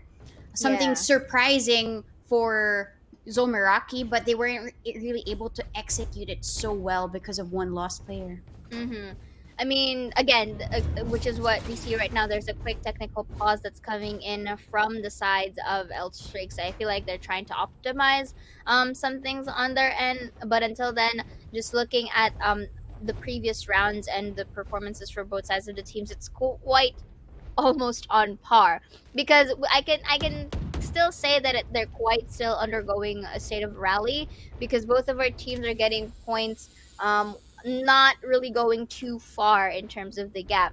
And the fact that, despite both of our teams actually utilizing different tactics, the capability to adapt is in possession with both sides as well. So it's just a matter of how well they utilize their team composition here, because that is where the things are a bit different with, and when I mean by that is because if you look at the composition quite closely of L Strakes over here, it's really utility oriented, with the likes of Rosie, and as well as Nuki, with the smokes and the flashes. Dolph, if you notice that Dolph is Ray's quite mobile as well, with the satchels, but there's a difference with Capricious' Neon. But we'll be telling that or tackling that later. And Mimi with her heals walls, that is also very much helpful in delaying the pushes, is also quite the difference, with ZOL Meraki's composition, because they don't have that sage, or they don't have that specific agent. For the side of ZOL Meraki, however, the reason why I said there's a difference in terms of mobility with, the likes of the Rays, is because of Capricious or Neon's E. The fact that she's able to really run it back through and to and fro towards the sides. She has the capability to flank. She has the capability to rotate at faster speed than anybody else, and as well as her concussions can be put to good use. And because Neon has like, these concussions at play, she can work well with Nicole G's, which is also giving quite life to them. And Coyote's KO is also a huge factor, because these suppressions completely shuts down the utility oriented composition that L Strix has. When you're suppressed, well, you don't really have much to do. You have to just, rely on your aim duels here. And I feel like that's the beauty of them really having a different take in the likes of Fracture. Yeah, and I guess both of these teams, at least ZOL Meraki on attack, their composition is really built for this. And for the defense, with the Brimstone in play and selecting the Sage with these very unconventional walls, right? You mentioned, I think you made a comment about it. Like, what's that wall? But that wall is actually something to protect the orb from being taken away. Because the orb means it's going to be easy, building up the Tour de Force for Lucidity, or it could also be um, easy stacking of orbs for Neon's overdrive, right? And these walls, I'm not really sure though if the investment of 400 credits for a wall is enough just to take an orb away from an agent, right? So I think they can use the walls, for the retakes, kind of like if they're short one initiator because they have just the breach available for them, they can probably use the walls to really cut off and isolate their opponents during the retakes. And I guess I think I loved what you said about the differences of the play styles of both of these teams, and the differences of how we see them use the utility in these situations. And even Dolph here wanting to use the paint shells to take control of B, but an immediate response of a stun from the breach just really pushes her back. Truly. So again, at least for the side of LS, so long as this wall is working, they aren't really getting destroyed by the sides of Zolmaraki. They will push themselves right now, because Zolmaraki knows that there is a wall for them to be greeted on. They are gonna go for blue side again, and that's to be expected. And look at how Capricious just moves in from Spike B main planted. to tower. It really gives a lot of sandwich potential, that they can use for the post plant. Look, already two from arcade, one in tower and two in B main. They're equally divided in towards our map. They just need to identify their timing in terms of taking like the jump with the tap, take down the city before the trade. The judge is gonna come in from the smoke. They are not One gonna enemy beat each remaining. other, but Mimi spots it out. Off with the choke, because they can do with kills of their own. They were able to make ends meet despite the sandwich. They were able to. Yes, I'm hungry. Yeah, I mean that was such a great retake from the side of L Streaks. One by one, they fell to the demise. I mean, Mimi being able to get one despite having just a judge, she knew her place. She knew that she had to take control of these close corners, and they missed each other barely though because she got the kill against Lucidity there, and one by one, they were able to take down the members of ZOL. Even if ZOL gets the site, you don't have to sit comfortably because when it comes to the retake L streak, they're very strong on this as well. Capricious might be fast, but they're fast on the retake when it comes to L streak. And Dolph here, yet again, this push time and time again happens, and they've never been punished for this. And they're gonna capitalize on that fact. And this is the magic as well for LS. Their retake capabilities are very sharp, like that. And Mimi has been very much, building the foundation for the side of LS right here. So that is actually a good discipline from Dolph, going back, letting Player get standing. one, but there's gonna be the triple trade for LS. And look at it. As if they already know the positions of ZOL Meraki whenever they try to go for the retake. And notice how it's not working. So I feel like for the side of ZOL Meraki, they have to find a way to reach out to sight with that wall, because if you notice, their wins are mostly on a site. Their B side takes are if they do get a win there, it's quite chaotic. Of course, yes, it did get the job done. It did get the points going, but I feel like they shouldn't really depend too much on the mystery or or them being a bit chaotic in terms of trying to attempt to take the B site. The trend is actually evident whenever they would go to the A site. Yes, they're strong on the takes, but they're also strong on the post plants. They in B, Zomeraki, what I noticed is they let Capricious just move forward. Create some space using the relay bolt plus the fast lane together with the high gear, and it allows them the space. But they don't really know that LS, that isn't really much of their priority. They want to prioritize the retakes because they're so strong with it. I think that was evident during the fourth round that there was a potential for them to take down ZOL even if they were on a low buy. So if they have a little bit less of the firepower and ZOL has all of the guns, they have the aim, and even when it comes to the aggression of Capricious, it's not going to be enough if you're just planted down and waiting for them to strike one by one. I guess maybe after ZOL Meraki takes the site, it's also important for them to take control of space, because after that, they're just really crouching. They're just waiting for them to walk towards their crosshairs. Early.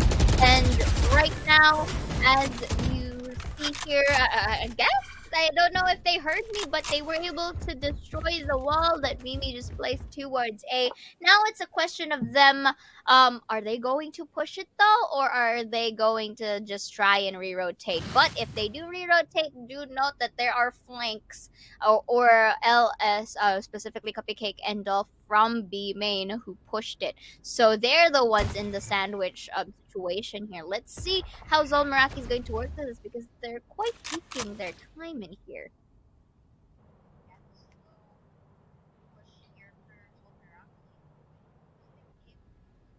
I'm out of here. Ooh.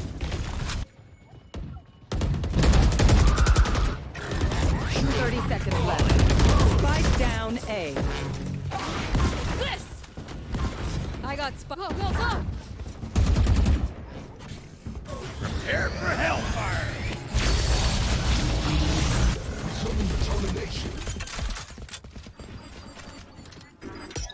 Spike planted. Last player standing. All right, so here in towards the side, they were able to deny completely the flanking capabilities of both Cupcake and Dolph, because I feel like the strategy from earlier was for Dolph and to catch him off guard. But look, this Cupcake will be spotting out Capricious down. That's gonna be the flash, beautiful tap for Heidi as well for her forte. So a quick explanation to how to how ZOL Meraki was able to really deny that was if you look at this replay, the moment that both the breach and the neon went in towards the sites was the moment they just really went in there quickly. And it also helps in the benefit wherein Capricious wasn't taken down during the time where Cupcake or Dolph peeked from ropes. And because of that, they were able to completely shut down the stealth capabilities that could have come from the likes of Dolph and Cupcake in this A main. So another thing that you have to consider as well is the placement. Because of all these concussions, because of all these utilities that Meraki dished out from the main, it was bound to really cancel out the audio cues, as you've mentioned earlier. So they're trying to do a similar thing here. Rosy takes one down, a little bit of a tap, and Piety shuts her down. There's going to be a trade for both Yumi and Piety on the process to equalize our board to a 3v3.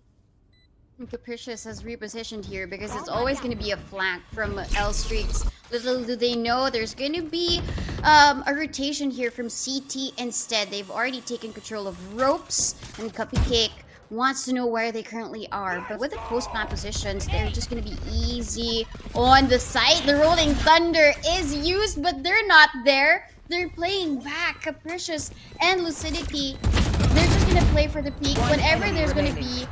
Whoop! But Dolph and Cupcake do get the kills, and Capricious all alone yet again. She's so low, and Nuki is gonna defuse the spike, and they get the lead. 6-5 for L Streaks. That might have been Last a Rolling round Thunder before the that was switch. put to waste, but it wasn't really wasted because it left ZOL Meraki playing a little bit back. And when they're playing back, you have just one angle to take a look at. And if you're triple peak here, just like what Cupcake and Dolph did, you're gonna get taken down one by one. And that's what happened during the round. Good We call. have here yeah. another timeout for LS. Mhm. They want to take the 7th. I mean, that's like the basic play here, at least for the first half of the fight. So, it again, we did mention from earlier that it is quite a close fight for both sides of the team. It's just that L Strake does have the upper hand, to say the least, because they do have the capability to anticipate, especially in the likes of the retakes. The problem, however, at least for L Strakes, is that there are moments wherein their anticipation is quite not inconsistent in a way that ZOL Meraki is still finding ways to counter them out, despite them predicting how ZOL Meraki is going to, let's say, take a certain site. So this is, if I'm not mistaken, this is the last round before the switch. So I do, and I mean, at least for the side of ZOL Meraki, their objective here is to have another reset or have another tie. And for L Strike, of course, the more advantage, the better. So might as well get that. And the blue Rolling Thunder, a lot of utilities being dished out right here. All into weak place. Deny any entrance. Beautiful run with that's gonna be one on another, but Pipe goes for the retake. It's gonna be the ult suppressing everyone here. They could go for the spike plant right now, which is going to happen with the Lucidity 38 and the and the rolling the Boobot wasn't destroyed. But look at this though. We are seeing people from ropes trying to get up here for Nuki with 33 HP. Dead. And the Drain takes one down from the behind, but there's going to be a Let's straight play. from Lucidity as the force is going to be used. This is post-plant situation. Pain shells to be thrown in towards the spike. Execute uses an open. Beautifully done, and not really letting go take the showstopper. Get them the Switching sides. That's a great play for ZOL Meraki. Because even if they were primed for the retake, Dolph had an operator. And what LS also had was the tour de force. That wasn't gonna be enough for the retake. And even if there was a showstopper for them to use, it wasn't just enough. Because if they play back, I think ZOL Meraki learned from their mistakes, because if they played back, then a replay of round 11 would happen to them. So they just really pushed forward. They took the space away from L Streaks, making sure that they get the equalized score of a 6-6. But at this point in the map of Fracture, all of them just really performed so well. All of them had roles to play. And when it comes down to at least some notable parts of the first half, Capricious is so stellar when it comes to the side takes, and when it comes now down to Nicole G's assistance for her and the ability. Because if you're defending and you have a relay ball to your face, and then you move away from that, and you also have the stun from the breach, there's no escaping at all. And that's why L Streaks wanted to opt for the retakes, because they're stronger. They have the paint shells, they have the boom bot to at least go for that quote unquote initiator play to find out where they currently are during their post plant. And I guess that's really more of the difference between the two. And I see that this is more of a balanced composition for both, because it's not really over aggression for both of the teams. It's just really slow plays for L Streaks to make sure that they really do the 3-man flanks, the 2-man flanks every single time, and they punish Lucidity every time. And I guess that's really more of L Streak's way of taking control of the site. They give away some parts of the site, they let the plant down, but when it comes to the retake, they come in from all directions. And if you're ZOL Meraki, you can't really control that anymore. Yeah, I agree with you on those sentiments from earlier. And at least at this point, since both of our teams do have an upper hand in terms of their attacking, and Elstrake was able to really give it their best shot in towards this attacking phases, although it may have been into a reset, we have yet to see if ZOL Meraki does really thrive in this, this 70% attacking side in their name here for their side, because we're already switching. For at least for L-Strakes, again, the amount of capability that they have to adapt is something that's very much still an uncharted trait to see, or we have yet to see because of that. And I feel like in this defending side, because they have the capability to anticipate where they are from earlier, I feel like on their attacker side, they are able to counter that out. I think the only recurring problem with this is, I guess, timing that can not really go into their favor at the moment. So right now, we're going to start it off here. Boombot not actually detects one. That's going to be a little bit of a push. We do know one is at the ping, so.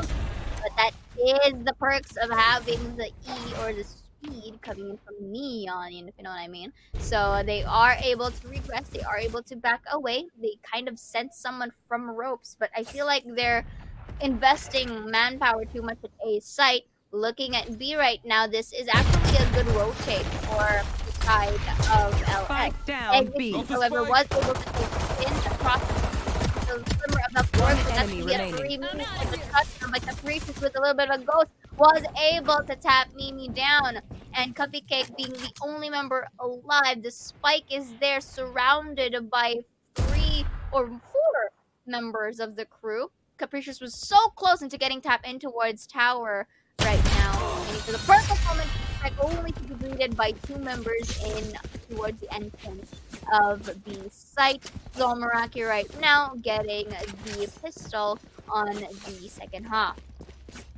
Exekeys there was able to take down 2 in the process, even though there was an intended push for L Streaks towards A, and 3 people were actually there. That was Piety, that was Nicole G, and as well as Capricious. Immediately a rotation was called by L Streaks. They knew the 3 people were there, and when they got to the B site, they were just greeted by Exekeys, who didn't really move a muscle, allowing her to get 2 kills with a frenzy. And those initial 2 kills just really steamrolled for them. It snowballed to get the win. And Lucidity, with that peak, saw 2 people there in Arcade. And she calls for help for the rest of her teammates. That's why Lucidity is also looking at the direction of the opponents. But they have to stay here. Exekeys takes down Cupcake. And 4 are left for L Streaks. A is now slightly unattended right here, but as I say it, Heidi is already in towards Rope. I feel like she's already hearing these footsteps and really telling her team to go back towards A side. Although we are seeing a little bit of the flame here from Mimi towards A side, following her comrades towards A and Alpha. So able to take the shot right here. Down Take A. towards the other, only right from Rosie here, but a flash within the dream may not be enough. She only has 12 HP and the dream, and Mimi just arrived. I'm not sure if she has heals at the moment. I don't think she has, Last but player this standing. is quite 30 difficult seconds as left. Ezekiel takes and taps Rosie down. Only Mimi with a classic and the dream hiding in this box. I'm not really sure there's a clutch that could happen from here. Look at how the spike is surrounded right now, and their identities are sealed, and Exekeys just cleans up the crew with 3K, garnering their 8th point. Yep, they thought that they could plant down the spike. That's why Mimi and as well as Rosie was playing back. But once the smoke was out and Piety gave the call, the spike is here, the spike is here. It didn't really allow anything else for L Streak to move anywhere within the map. This was that specific case.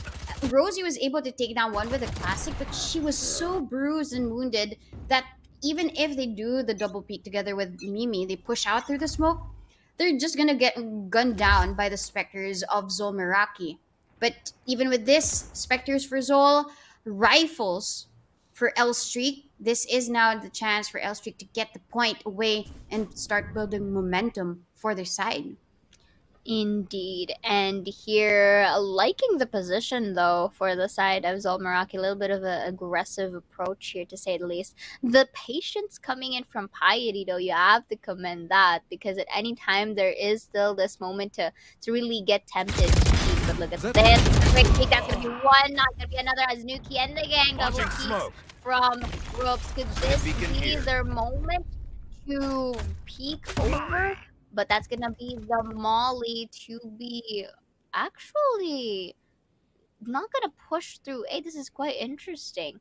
They rotate to make noise, just to rotate back to where they have came from. This is interesting. That's gonna be not a stress, but Piety knows where they are right now. That's gonna be a wall Out of charges. destroyed quite easily, but they are able to get inside. That's gonna One be enemy a flash, remaining. beautiful Spike synergy down from B. the end Exekeys as well. One So enemy right now remaining. only Rosie is able to get one down, but still Some gets things the you just clutch can't teach. in the process, utilizing the Vandal and a quick 180 to boot, leaving her with 2 HP and still alive. That was just great. You mentioned the synergy between Nicole G and Exekeys with using the orbital strike, and Nicole G just using her sheer force to get the kills using the Vandal. But at this point, because Rosie knew where each of them were, then she had the opportunity to isolate the duels using the smoke, just a sliver of that space to take down the first one, and then a complete 180. Turn your back against Rosie, that's not gonna happen because she's gonna be ready for the kill. And that's what I love about L Streaks, the persistence, them continuing on. And even when it comes to the trades, they're instantly now. Cupcake is down together with Mimi, and it's left to 3 people. It's Nuki, Rosie, and Dolph, but they still have their firepower. As long as they play together, then they can probably go to A because they still have smokes available. Utilities wise, yes, you are right. But at the moment, 2 people already down and out is quite a kind of risky feat for the side of LS, and unless they are able to make way to actually really push through despite not having much of that manpower, at least by one. So right now there is going to be the spike plan. It's not going to be a success, but they do know that that's really tough happening in the game. Liking the smoke from Rosie, however, completely, shut down any vision from Enemy remaining. See a flash one. Dolph will go for the trade, gets a Vandal of her own. This is post ban. They can triple peek, and Lucidity goes for the cleanup. Actually, getting the 9th point in their name. Yeah, I Ace. love the trail of smokes there provided by Rosie, but the unfortunate thing about that is once you spend those smokes that way in one line, you won't really use anything else for the post plant. But I guess in terms of the position, Dolph was prime and ready to just stay their ground. It was just Piety making such a nuisance here and trying to get the back of the site first and catch them off guard while the rest of the members of Zomeraki are already inching their way towards the spike, which was already being diffused by ZOL. So I guess that's all about timing as well. For Rosie, I mean, great use of the utility. I just really don't know if all of it has that return when it comes to just spending it all. That was a high risk, not really high reward, but Lucidity, great reward against Cupcake, who wanted to rendezvous away, but nope, Lucidity was too quick to get the kill. Indeed, and again, the amount of reflexes that this team has is quite the feat. But I'm not sure if this is meant to be not bringing this spike with them. I feel like they want to play for peaks at the moment, which is quite understandable, but also quite risky. So right now, Lucidity with another one in her arsenal was able to get a kill in towards Arcade. And the fact that she's able to reposition the amount of stealth that she's inflicting right now is has to be a shot.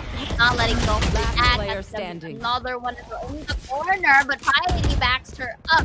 Capricious already knowing where Mimi is located. Not taking just a little bit more there. Picking up the group, and that's the 10 point now from Meraki, making ways and tons of it to try and just furthen up the scoreboard all the way to potential 13 points. But LS still has a little bit more room to really catch up with these. Yeah, definitely. When it comes down, at least they were good on the retakes. So you would assume that they would be good when it comes to these coordinated pushes towards the site. But Zomeraki just really knows where they currently are. They don't rotate so easy, and they take these unconventional positions. Like Capricious there on drop was just to make sure that nobody else comes through because the chamber was placed there in B. So they make the most out of the situation with number one, their utility in terms of the defense, and then second is also how they position themselves within the map. Because I noticed that it's always going to be Capricious and Nicole G as duos taking control of the A site, and that's gonna be Exekeys and as well as Lucidity just making sure that B is impenetrable for them.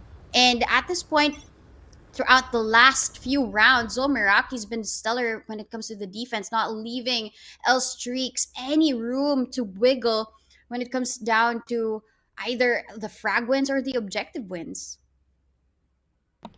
Indeed. So, at least in this, before the round starts, this is an interesting lineup for L Straight, really wanting to utilize the ropes area in towards A site. This time they brought in 3 people to potentially triple peak this area.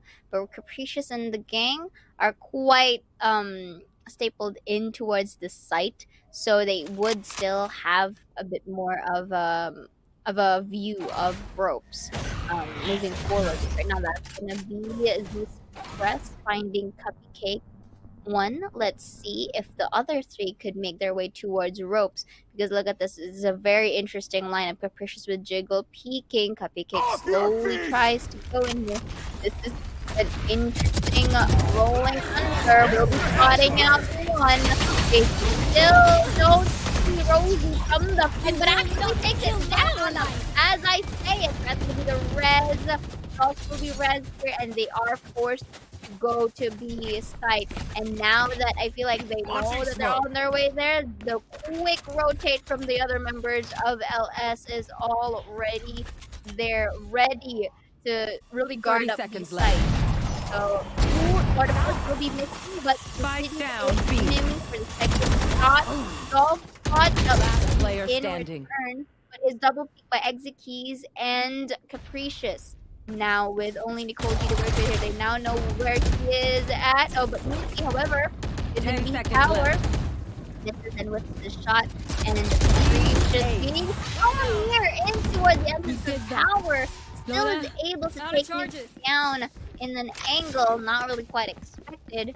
And 11 points now go to ZOL Meraki. Such a great round because the moment that there was a rolling thunder from L Streaks, they all gazed towards drop. But Piety didn't really move a muscle. That's why Piety got the first one, even though there were two people on the flank there in A. They all took them down one by one. It was You want to Cupcake and play? then Let's together play. with the Rosie. I guess that's all about ZOL Meraki's team play, and the team play is seen in Lucidity. This is the first shot. She rendezvous away. But with this push, however, I don't really think she'll be ready for this. She misses the second. Doll takes advantage. She gets the kill. But Capricious from behind uses the same medicine to take control. And that's why they're left with 3. The rest of the members of L Street, they're stuck here.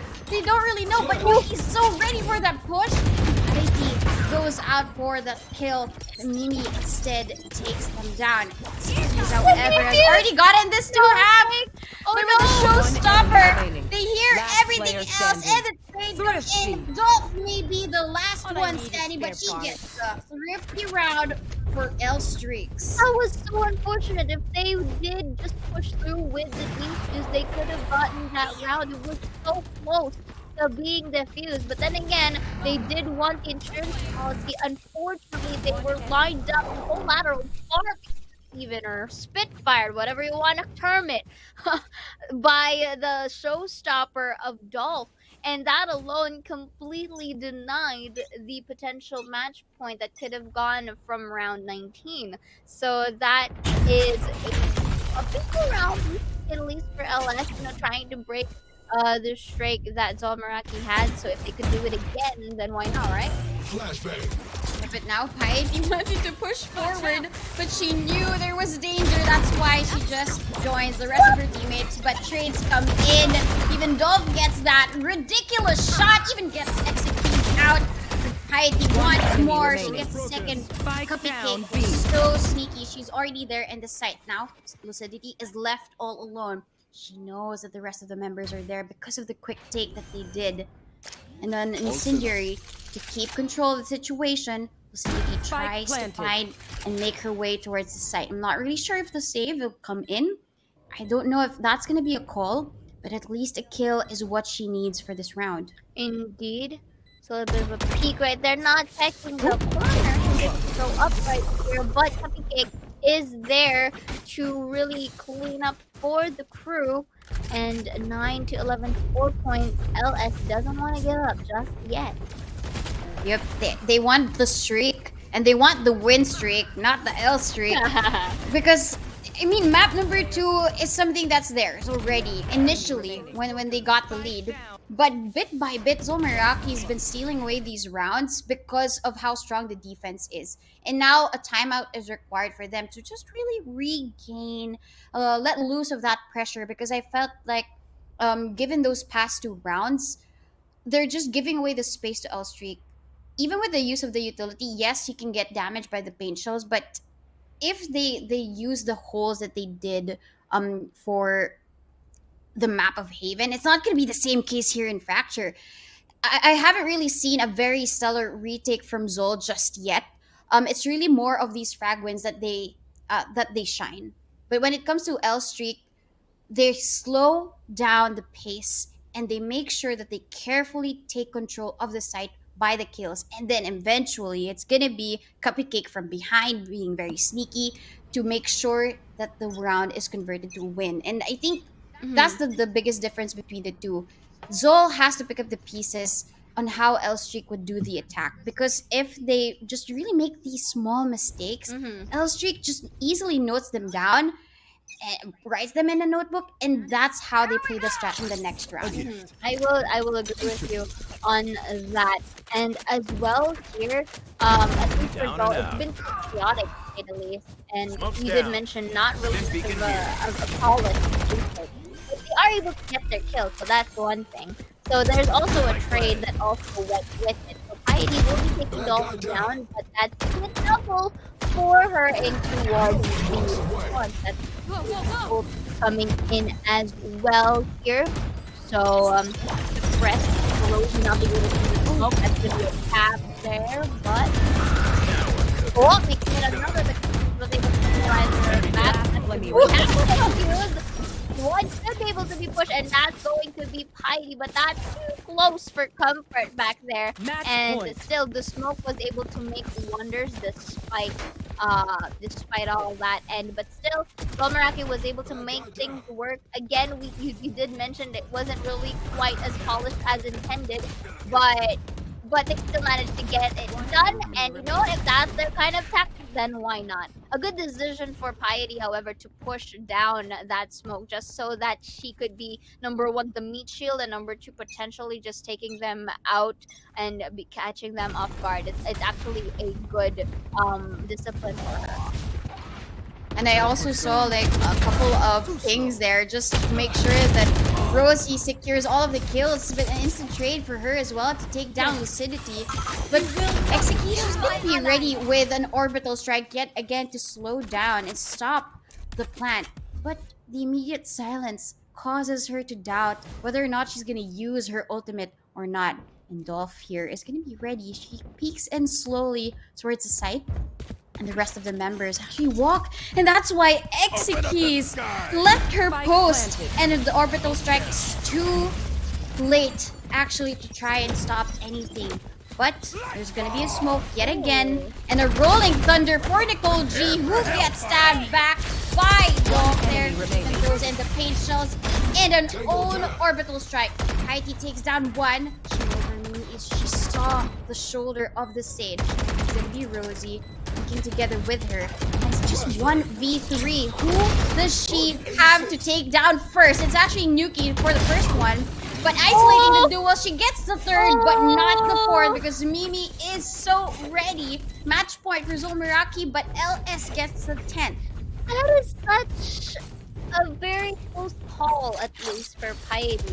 If you look at her discipline, that it was quite there, but Dolph and the gang were able to really stealth their presence in towards that box, and they were able to really get them from behind. But look at this, Piety takes one, looks in towards the direction of ropes just for a potential collat, but it didn't push through. But that collat could have been, and if that really went in and she was able to take it down, that could have been a different story.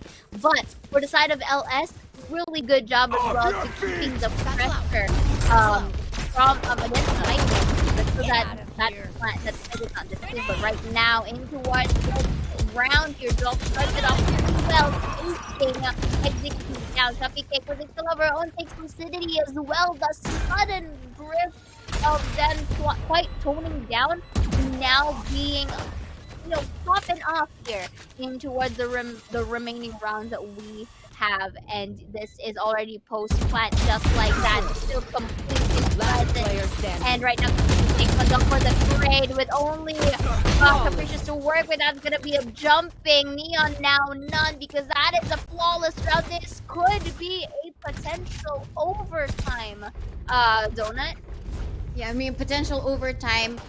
Because ZOL Meraki, they were a bit reckless. They tried to hold down the ground and hold down the site, even though they didn't really have that much firepower. Yes, they had all of the utilities to work with, but missed shots. I mentioned to you, these are the small mistakes that ZOL keeps on making, and that's why L-Streaks always make sure to take advantage of this.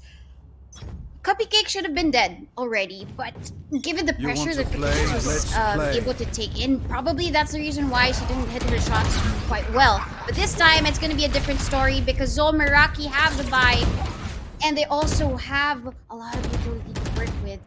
L-Streak has already taken control of parts of the site, but the great thing about this is the risk to stack up here in the A side. They don't know this. They don't know about this. For Piety though, she spots out one.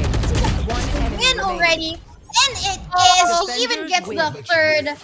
Piety, what a great way to end with victory. And ZOL Meraki gets map number 2.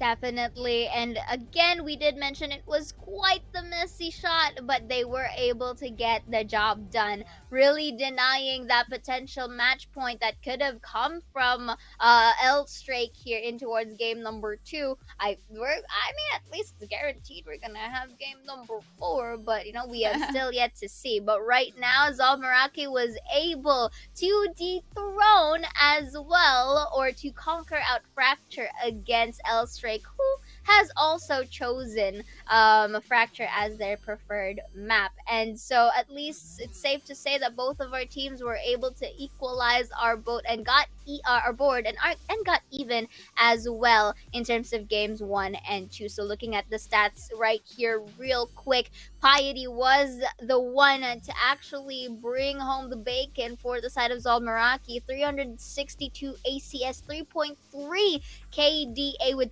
32 heads upon her name. Meanwhile, we do have Dolph once again with the Raze, the duelist. 22 kills on her name, 285 ACS with 1.6 KDA. And of course, the other members as well have been doing their jobs respectively here.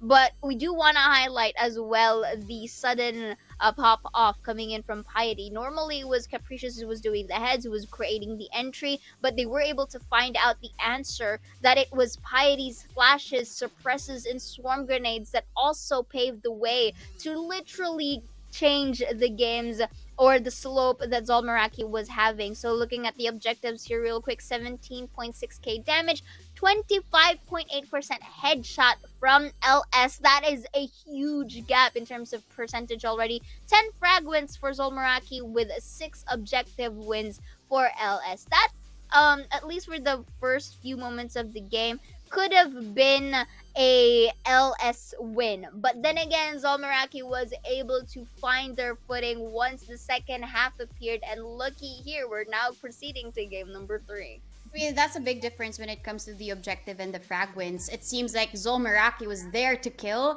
and for L Streaks, they were there to really play the objectives, to really play for planting the spike and defending it as well as they did. But it wasn't just enough. I mean, they wanted to play for the overtime. It was an 11-13 for them, but that wasn't quite enough because of the sheer firepower of ZOL Meraki and the Cupcake with the first 2 entries. I guess it's also Piety's way of really bringing in assistance for the team. A 3.3 KDA for Piety just really means that she has a lot to offer for the team. It wasn't just noticeable because Capricious was always stealing the show with all of these flicks and all of these triple kills, but at the end of the day, if you are not assisted by your initiators, then probably your duelist is non-existent as well. So it was really a team effort provided there by ZOL Meraki. Definitely, and it really Piety's skills, especially with her reflexes. I've been saying this even during game number 1. It was very much evident. Look at these remaining parts of the highlight. She was able to really thrive, and even getting those smoke kills was just really tied and worked well for her. And with that, it really paved the way for ZOL Meraki to really get that 13 points in towards the game number 2. So both of our teams already have 1 point in their name. So we have yet to see, because a lot of actions is still coming here, Donut. But when we come back on game number 3, we are gonna go Elsa as we go with Icebox. So guys, don't go away. We'll be right back.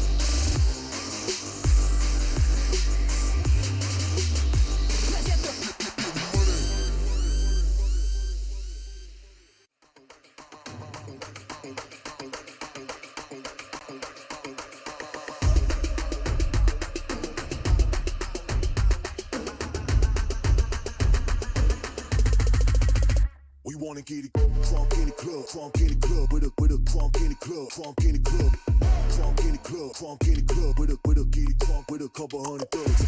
Crunk in the club, crunk in the club, with a crunk in the club, crunk in the club, crunk in the club, crunk in the club, with a get it crunk with a couple hundred thugs. Everybody round, everybody round, everybody round, everybody round here. Everybody round, everybody round here. Know we getting hype. Everybody round, everybody round, everybody round, everybody round, everybody round here. Know we getting hype.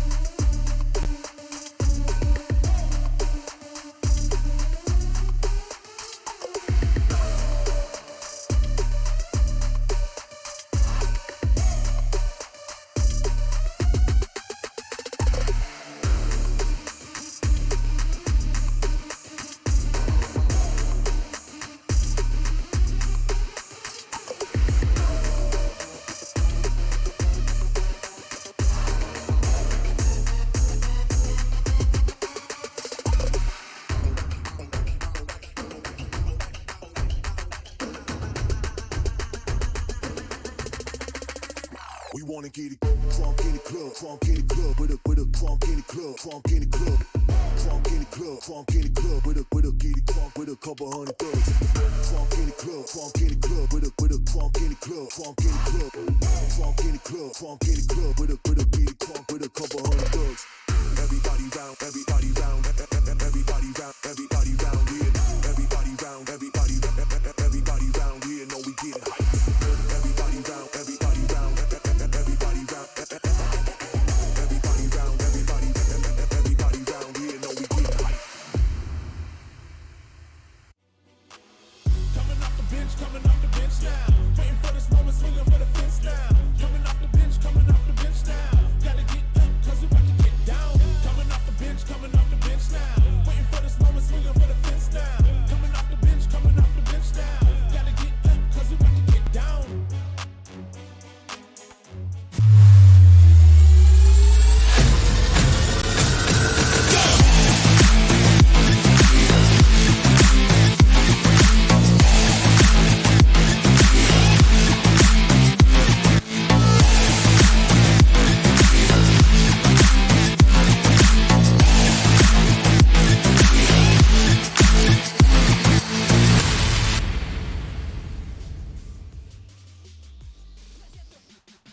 I hope you guys are still here because both of our teams made it quite clear that they are very much hungry for the qualifying spot for the Elite. Welcome back again, guys, to the Valorant Game Changers APAC Series Open Overtime. We will be your casters for this evening once again. My name's Saya, and with me is Donut. So earlier, you guys have witnessed how both of the teams were able to really conquer out the opposing teams' favorable maps, and we have seen once again a very close performance for each side. So looking at the maps right here, Donut, we do see a 9-13 score line in favor of Elstray for the first map, and on the second one we do have 13-11 in favor this time for ZOL Meraki. On our way to game number 3, we will be having Icebox as our next battlefield, and of course I did mention earlier, because both of them really had points into their name, it is quite secure that we'll be having game number 4, so Ascent and finally Bind as the deciding a map. So right now I'm pretty excited to see how things are going to come from here, Donut, but what are your expectations this time? Well, both of them won the map pick of their opponents. So it means that even though this is something that their opponents would be comfortable with, they make things uncomfortable. Like, especially in the map of Haven, we did not really expect L-Streaks to continue on and reverse and really swindle away the momentum from ZOL Meraki after getting 5 straight wins. Still, they keep their calm and secure the win in the map of Haven. But for map number 2, it was a different story. Both of the teams got a 6-6 in the first half, but when it comes to the second half, ZOL Meraki made sure that the defense was stronger. They did not let the team of L Streaks come any further. And if they did, their retakes was just really pristine. Yes, they had errors, but at least how they were able to make up for it was really the difference. That's why they got map number 2. I would agree with you on that as well, Donut. But right now, things are going to really start to, have those cogs working, because game number 3, we've already reached this. Normally, we're on a best of 3, so we usually see like 1 or 2, or actually a total of 3 games in total to really still keep their momentum going. But right now, game 3 is already here. Because there's a guaranteed game number 4 and 5, I'm pretty sure there are a lot of things or a lot of factors that are going to be considered. Not just their team play and not just the way that they take their compositions in a certain map will go here, or simply their performances in general. But of course, you have to take note, just like earlier from Fracture, they do have a different take on how they are able to thrive, especially with their agents a usage here, and Piety being also a different pick from LS from earlier also really paved the way to the success of ZOL Meraki from them getting our game number 2. So now here at Icebox, we've already seen a staple, or a foundation of compositions in this map, specifically with the likes of having the Chamber. It's always there. Specifically, we also do have the Sage, we have the Viper, and then the other 2 can be in the the other preferences of our teams. So with this quite of already a staple agent compositions in mind, do you think, Donut, there is like interesting shakeups here that our teams would do that may work on their favor, perhaps? I think it could go both ways. One is they stick to their comfort picks, right? You mentioned Sage and a Viper would be the staple things that you would need for you to be able to take down the sites. Because Icebox, no matter how cheeky the angles are, it can also be so open. So looking at the picks though, I guess some of the teams will be able to be unpredictable with just really prioritizing the aggression, because at the end of the day, there are more wins in terms of the attack here in Icebox. Statistically speaking, that's really true, but it really depends on how you play the game. And Lucidity here now has already broken away from her just really playing the back lines, and she is gonna be the Reina for the team of ZOL Meraki. And it's actually quite a mirror, except for Mimi choosing the Chamber, and as well as Miha coming in. So Miha is now a part of the composition for the team of ZOL Meraki. Miha is their resident initiator, so her as the Sova is going to be a different story altogether. Again, this is also the perks of having another substitute at play with your team. Again, you did mention, because of Miha here being the resident initiator for the team, there are again different variations once more on how Miha is going to play here as the Sova. And if I assume, because like most of the IGLs sometimes go in the likes of being the initiator, so I do reckon that with me would be another another vital member for the team that can also really pave the way for ZOL Meraki to potentially get the successes that they also have been going through, even without Miha's presence during the first 2 games. Now here, as we do start this off with ZOL Meraki as the attackers side, being them here, and looking at just a quick composition. Both of them have double duelist lineup, at least for the side of ZOL Meraki. So this lineup, I feel like, is opted for attacker sided face, at least for the side of ZOL Meraki. But for LS, it's quite balanced for both sides, or for both sides. It's just, I guess, a matter of who gets the timing first, because look at this, they're quite delaying the push here. The timing though for Mimi, she wasn't able to get the kill, but Lucidity takes down Cupcake, and Capricious just dashes in. She wants to make sure that they cover the site, but Mimi Ashy rendezvous, she gets one. She gets Piety out of the way, the MVP for the last map. but Capricious is so low on HP and she has to take the kills. The space is taken away, easily retrieved here by Rosie in Lucidity. You mentioned her being the Reyna. It's gonna be aggression, and that is gonna be seen. Rosie spots out one, but with a double peek, she gets one. Miha, though, for the save, takes her down from the side, and that's why ZOL Meraki takes the pistol round from L Streets. Good start, to say the least, for the side of ZOL. And again, double duelist lineup. It's bound for attacker side of face or a bit more like aggressive play. Nicely done though for Rosie, was able to try and did her best to dwindle down the members of ZOL Meraki. But then again, Miha, her presence is really quite big on towards B main after that spike has been planted, so it really was detrimental for them to really get that win. So here we have another attempt, quickly using the Vandal already. Quick rendezvous back towards above nest there and towards kitchen. That's gonna be the flash. Ooh, Lucidity, beautiful entry there, taking Dolph down, making it a double, not giving them the time to react. And this is actually a pretty smart plan, not their default, and it also narrows down the entryway for the side of LS. And just like that as well, Mimi down to 34 kills, beautiful frag there, and Exekeys and Lucidity just cleaned up the crew for a flawless round. And if they get the flawless round, it means they get to save up all of the guns, even against L Streak's firepower of Vandals and Phantoms. Lucidity was able to still save up this Vandal, even though the aggression was there.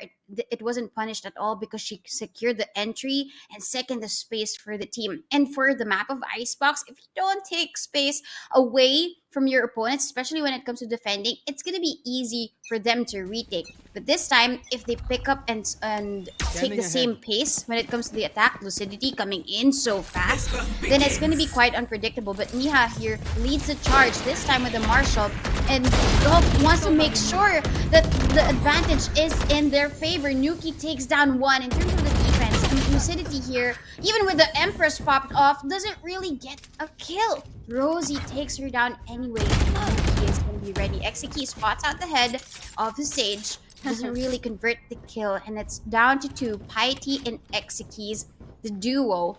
The problem here is it's currently walled off. They don't have any entry point except through the right side of the site, where Nuki is waiting for them. So they call for a rotate now. Liking how both of our sages just went into a decision where, oh, okay, we're just gonna wall both sides of the area then. But it didn't really work well for ZOL Meraki right here.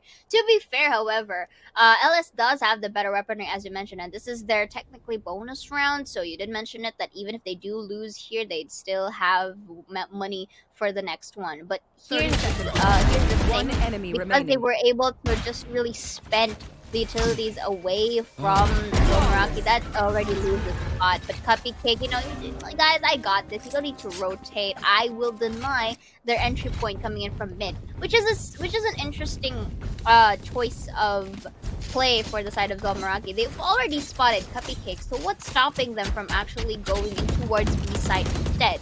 Then at least that could have paid a bit more of a time for them to at least, you know, maybe completely rotate towards B side, or maybe go and attempt a fake rotate and just catch Cupcake off guard if ever Cuppy just wanted to flank from mid.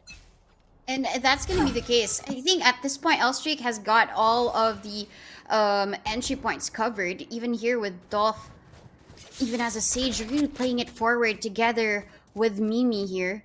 But I think they want to just really buy a fake here. They're trying to sell a fake, and I think LS is buying it because 3 of the members of Elstreak have already really gathered up here towards the A side, and they just left Lucidity all alone. But Mimi already takes down Capricious and takes her off, and Rosie even gets Lucidity, who wanted to play a sly flank. Exekeys, Piety, and Miha are left all alone, but they do have all of the utilities that they need. Piety has a snake bite, the slow for Exekeys, and shock bolts for Miha. So this is going to be quite interesting if they just play for the postman. They just have to make sure that there is nobody opting for the flank, and they're good to go. But all of them glowed up. They're glowing. But Piety and Exekeys gets 2, so it's an easy 3v3 but all of them push up. Oh! But Spidey gets the triple. It's just now down to ZOL. He is even bitten by the snake. And Exekis finishes the round, and that's why they get the third. What a beautiful round for ZOL Meraki. That was a good isolation of fights coming in from Piety. Imagine using that little corner, there you go, to at least get one down. And this other little corner as well to just crouch down and go ham and taking two. And the rest of the team just cleaned up the crew here, or cleaned up the likes of Adolf in towards that site. Didn't really give it time to breathe here. And we did you did mention earlier that the recon bolt coming in from Cupcake, they were able to detect three. But the fact that they were still able to thrive is huge commendation. Mini takes one for the trade. That's going to be the res coming in from Exekis, completing the pack once more. There's gonna be Lucidity once more above and beyond, going into Snowpile. Excuse me, myself, I am just too excited. But look at this again. Their own personal plant is going to happen here, quite open as well. Diminishes the entryway from under the kitchen, and Capricious is ready in this corner, but Cupcake spots out one Nuki for the trade in time with the Leer. Now it's all up to the other members, and that's going to be the Toxins once more. They just need to buy some time, but they have to eradicate this pancake, or actually a green pancake or whatnot. But ZOL is able to take Exekis down, fighting for the trade. Rosie takes one, a Nuki to clean up Niha, and they are able to get their second point here. This time it's a little bit more balanced, or a little bit more polished retake for the side of LS. What I loved about Capricious is she doesn't really the amount of confidence she does when pushing up. It's just that she wasn't there with anybody else. Yes, there was an attempt for Lucidity to really take down one and opt for the trade, but the beauty of the Reyna is the Leer from Yuki. She was able to use it to try and dismantle this crossfire between Lucidity and Capricious. And what's left was the Viper Spit. But within that, you mentioned pancake, green pancake, right? You can't really be comfortable even if the sights are very near. You're nearsighted when you get into that block. That's why at some point Exekis was taken down, and even Piety. As long as you take down Piety, it's gonna just disappear, and that's why Lucidity was able to take down the last kill. I guess that was a great retake for LS. They learned from their mistakes. They know how ZOL Meraki likes to play. They like to play aggressive. That's why as early as they get to CT, they check their corners and make sure to take down Capricious and Lucidity first.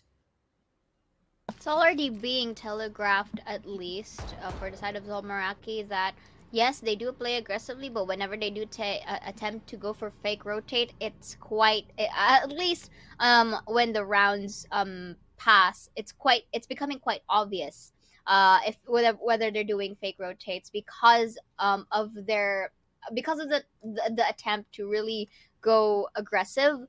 The fake rotates is okay. They create noise. They place out utilities in one available area, but still, it's already obvious that you're not going to push in towards this site, so might as well go back to the site that they're initially opting for. So here in towards this round, ZOL Meraki, yes, they've been doing a pretty good job in catching the likes of L-Strakes off guard, but again, this has been witnessed from games 1 and 2. L-Strake does not want to get that score gap go out and beyond. The only time that it was as much is into the first 5 rounds of Haven from game number 1. And ever since then, things really went well for L-Strakes. The question here I also have in mind as well is, up to what extent can ZOL Meraki be this beautiful yet chaotic method of taking sites? Because you did see that there are some they're quite scattered, they're quite disorganized, but yet it still works for them. And right now, L-Strake, I feel like they're countering this out with a more polished way. Yeah, I mean, when it comes down to like this situation, Dolph just remains calm and makes sure that she's not gonna get spotted out, but Capricious with that sly peek. She crouched down, make sure to take down Dolph, because Dolph was the first threat to this site. And even with the post plant, so out in the open, even if the wall is gonna be broken down, she's gonna get spotted out. Mimi takes down Exekeys, and hello, there comes Rosie to take down her twin, Viper, and Yuki also gets Capricious out of the way, and Miha attempts a clutch, but Yuki shuts her down, getting the 3 and getting a 3-3 for LS. Not really working in the favors of ZOL Meraki, to say the least, in terms of their post-plant situations this time around. Let's look at the quick replay. So Capricious, really good job in getting that first blood, but Yuki and the gang was able to respond quite well into their favor. See, this is what I meant about Elstrake taking the sites in a more polished way. They wait for the peaks to happen to them, and they let ZOL Meraki spend most of their utilities. Because of that, it kind of lacks the capability to control the site here for the sides of ZOL Meraki, and in return, they're the ones who return the favor. That's a bit of a missed shot coming in from Mimi over there, but right now that's gonna be a heal from Dolph to Nuki. And looking at this slow push coming in through, that's gonna be a sheriff, spots out one, but Rosie's there to shut her down. So not gonna be another Capricious, not gonna be spotted out, but there is the wall to try and guard them now. So I feel like they should already know that there are people in over that wall, because if not, yeah, well, you'll definitely be greeted by 3. But here they still have 50 seconds to spare. There's an option to rotate, but I feel like they want to commit to this simply because they don't have like weapons to work with unless they pull off a thrifty. What I love about the defense here is there is a trademark by Chamber there in Kitchen, so that allows nobody else to pass through. But Capricious is leading the charge. Even Dolph gets one. Capricious there with an instant trade. But the Sentinel of this site makes sure that there's nobody else to stand in her way. Zombia with a... What? With a fast kill against Dolph, now left with 20 HP. It worked wonders for her earlier. 10 seconds left. Pushing out because they need all of the guns. It's so close that they need all of the economy really in their favor. At that point, that was just a beautiful shot there by both Capricious and by Miha. But the real hero of the story is Dolph. You're not moving a muscle at all. Truly, and right now this is a good call for a timeout for the sides of ZOL Meraki over here, because again, in terms of their takes, okay, you gotta see in towards that A side, they did attempt to really get a bit more sturdier type of A take, but the problem was I feel like they took a little bit too much time, which led them to not really have the option to rotate anymore. And also I feel like it's because they do know that they don't have the weapons to fight back. I feel like it's also like, oh, okay, you know what, let's just try to do this in towards the specific round so that when we get our weapons here, maybe they'll try something different again, or maybe they'll try something of similar feat while going into the likes of A side or B side, but in a more way wherein they can play for peaks first, and when they try to dwindle down the numbers of LS, maybe then that's the time they'll commit to a site. In terms of the commitment, though, I mean, they never do back down. But at this point, Elstreak, they don't as well. So they make sure if the defense is strong in B, they just hold it down because of the Sage and the Chamber combo here in B. And looking at this, Mimi with this operator gets the first one. Piety is down. And Lucidity, the audacity for her to peek out just to try and get the kill. Now Mimi is down so low at 30 HP. And Yuki was able to take down one as well. It's a 3v3. Mimi is still really waiting for a peek here. a very, very small error from the team of ZOL Meraki. But the error is Rosie's because she peeked out two Capricious. She even gets the third one for this round, and she's out for more. It's gonna be Mimi with an operator, but she decides to just go away and save the gun because this is value for them. I mean, it's better. It's better to have save, but no, Capricious says no at the very end part of this game. She spots out a running Mimi, and she literally denies that off away from her. And right now, looking at the quick replay right here, we do see Nuki taking Mia down from B side. There's also the 2K coming in from Capricious here. There you go. Or actually make it a third. And now just spotting out Mimi on towards Rafters completely denies the operator save back there. Although they do... Okay. We do still see that L-Strike still has enough money to buy themselves full rifles or full buy. Yeah, and the opportunity to save the gun was just taken away. Mimi is now with just half armor. And that's why they wanted to save the gun. They wanted all of the investment to control ZOL Meraki. At this point, now they plant in terms of the default, and that's why Cupcake tags Exekeys and brings her down.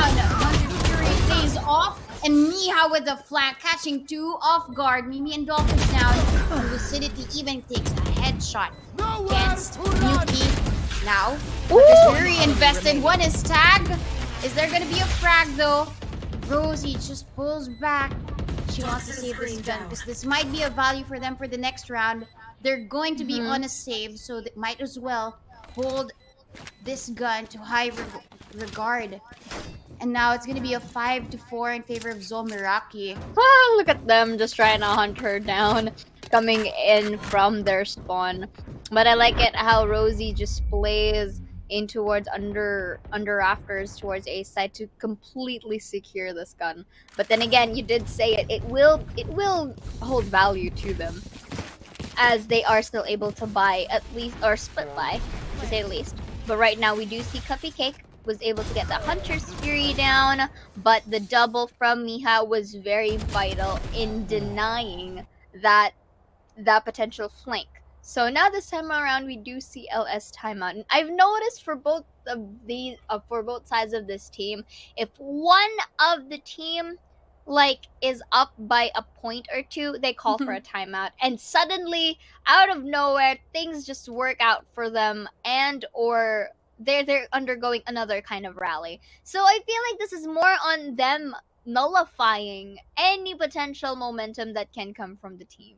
That's the beauty of the timeout for both of the teams. Yeah. The 1 minute to just discuss what they can possibly do brings out more opportunities. And at this point, I mean, the timeout for L Streaks have been either one, talking about their mistakes, or second, is stopping ZOL Meraki's momentum. At least for Haven, that was the case. But this time, they've been using their timeout so well that they devise like a strategy, a best solution to try and counter ZOL Meraki. And that's the reason why I think when they use all of these timeouts, they have like a light bulb ready whenever that they would try to hold down the site. Look at this now. It's going to be a Chamber, a Sage, and a Reyna play here in B in terms of the defense. Looking at things right now, seeing they're trying to capitalize on their presence in A side. That's gonna be a wall, but it just paved the way for the entry point of ZOL Meraki. That's an interesting wall back there. But 3 people on the flank, not your usual play.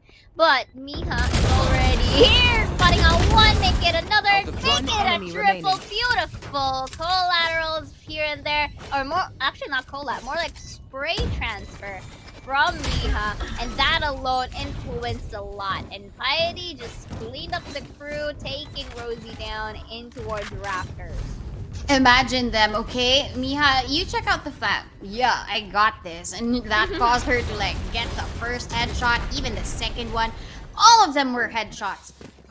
The spray transfer and the control for Miha, that's why she's very stellar. When it comes to her aim, it's very clear-cut and so pristine when it comes to her just being in a pressure situation, but still it turns into gold. A rock into gold for her, a rock into a diamond when it comes to her aim. That's why now the confidence is seen for ZOL as they take mid yet again, but it's gonna work this time. A wall is in their way, a barrier orb to slow down the pace. No more of that strategy. You might have caught us off guard before, but LS we're having none of that, they say.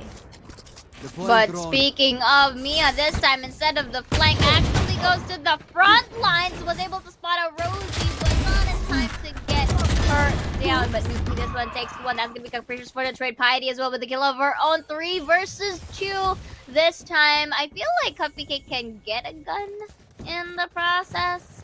Okay, guys, actually gets the Spectre, but right now is actually planting again on their usual default. So right now, this is going to be post-plant situation for ZOL, Meraki, and both Cupcake and Rosie have yet to go in towards B site. They're opting for mid here, utilizing kitchen and of course under the kitchen as well. So let's see. I mean, at this point, I think it's much better if they do stick together, simply because they double peak capabilities, right? But Pi, with the beautiful snake bite, takes Rosie down. Let's see, goes into her favor as she takes 3, just jiggle peeking from behind the nest, and right, just like that, I feel like ZOL Meraki was able to find their footing here, and you know is already slowly but surely shutting down the members of LS. We did mention earlier it was chaotic, but right now I feel like ZOL Meraki actually is polishing their tactics. Yeah, and I guess when it comes to the polish, it all boils down to the utility as well. Piety throwing in that snake bite at the right moment just caused double damage to Cupcake and Rosie, who wanted to attempt the retake, and it wasn't really possible because if you're faced with Piety as a Viper, she knows so well when to pull up the curtains when it comes to her toxin screen, or even to throw in the snake bite to deal a little bit of that damage against LS.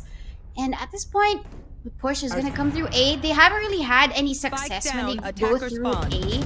At least the main entrance. We've seen them go through mid, but that was a bit of an unconventional play for them. That's why Lucidity here wants to catch Dolph, but Dolph catches her anyway. Nuki as well with 1.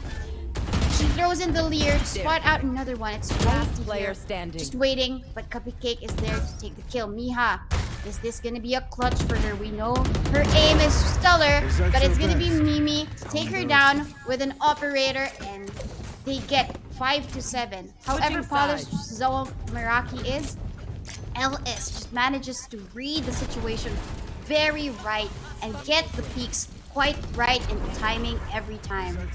Truly, and for LS again, we still do not want to disregard their capabilities to actually adapt once more to whatever ZOL Meraki is dishing out to them. I mean, we've mentioned that from games 1 and 2, so might as well put the emphasis on it once more. So here in towards this first half, we do have a scoreline of 5 to 7. This time it's leaning towards for ZOL Meraki. So I feel like their attempt this time, at least for ZOL Meraki, is actually good. This time on their attacker side, because we did mention that their overall lineup, at least for the first half, is meant for attacker side. There are moments, however, that double duelist lineup and icebox really works as well, even on defender side. Why? Because the capability of the first duelist or one duelist in towards the side, and then the other maybe would go for a flank, and that's like the usual play, or that's the usual tactic. Knowing ZOL Meraki, however, Donut, I feel like they do have something up on their sleeves here, because again, if you do choose a composition that only leans to one side, that's not really going to work. So what do you expect here, at least for the second half of our game? Well, at least I would have to give it to Lucidity's choice of arena. However aggressive she was in the first half, she can still play it back because in the other maps that we've seen her play, she's chosen a chamber who can just really aim down sights when it comes to the headhunter. So she still has that patience game that that could really bring in wonders when it comes to their defense. And probably the synergy between her and Capricious has been giving them so much of the space And then they stand their ground and don't let anybody else from L Streaks come in. And together with Piety's toxin screen, every time that the curtains actually come down, the rest of L Streaks come down with it. And I guess that's why I think ZOL Meraki, even when it comes to the defense, still has an advantage because of how they play the map. Looking at my good friend right here once again, at least for the sides of Icebox, it is quite seen that both of our teams are quite leaning in towards their defender side, so which is quite shown. But I'm also interested to see if that will reflect at least for the side of Zolmaraki, because again, their attackers were quite well, or it worked quite the wonders for them, at least giving them an advantage of 2 points. So I am interested to see what kind of tactic do they have in store for a double duelist lineup, because usually it's one duelist and then the other four is your fundamentals. And the reason why I do emphasize on agent composition is because it was quite shown in game number 2 on their take of their specific agent. But right now here we're quite seeing something similar. The only difference is that ZOL has double duelists. So right now, starting off, Capricious gets to 1 doll, takes 2 from the team, actually shuts down the duelists that we've been highlighting from earlier this time around. So that's going to be a beautiful tap from Miha as responds. Make it another one before Mimi goes for the shutdown. Exit keys. One enemy Spotting remaining. out the arm right here, but not enough time for the rendezvous to preak. And Exit keys just takes her down. Only Dolph as enemy the remaining. remaining member here, but still spots out Exekeys from the site. Still has the spike going already. Pre-aimed at the top. Piety with the patience game takes the pistol round. That's such a great play for Piety and as well as Exekeys to play the patience game. At least Exekeys was able to take down one, but Dolph was just really being cheeky here with pushing up instead. That's why Dolph got her in a moment that she didn't really expect. She already checked that corner. Why will Dolph be there? But at least here, Piety did the same to Dolph from behind. She gets the kill with the ghost. And what I noticed when it comes to the buys of ZOL, everybody else bought up a ghost except for Exekeys. And at this point, now Dolph has already bought up a Marshall because of her choice earlier on. So even if there was an investment, she can be able to buy up. Mimi's tagged down, she's bruised, but the heal comes in. That's the beauty of a Sage. Truly, and right now, once more, Nuki will be taken down. Executors will be taken down as well for the trade. So it's a 4v4 situation once more. I am seeing LS tries to quietly go from the mid sides of our map right here, liking the patience, however, still from Zol Meraki, because they're defenders. Again, they do have the luxury to wait, or they do have the luxury to get the retakes if need possible. Another pro thing, or an advantage thing for the side of Zol, is that they do have the weaponry or the gun to play around here. So with Capricious here in towards this cheeky corner, they did opt for a fake rotate at some point, but they may be committing into this site because 30 time seconds is left. ticking. It is running out. I like it how Miha is just anticipating a somewhat recon bolt in here, but Miha will also do the same. Capricious on the side takes Rosie looking for another one of her own. Beautiful trade for both sides of the team as Miha secures it with a double of her own. They don't back down. Capricious was just sitting on that same spot she was holding the whole time. And her, if she moved a muscle, she would have been caught out by one of the members. But good thing Miha was there as the saving grace for Zol Meraki to get and finish with a double kill. That this time though, LS, we haven't really seen any magic in terms of their offense, only because they lost the pistol round, and then second, that was a low buy for them. It was just Dolph who purchased a Marshall. But now they all have the guns. They have the firepower that they need. But are they ready for lucidity here if ever they would go back to B?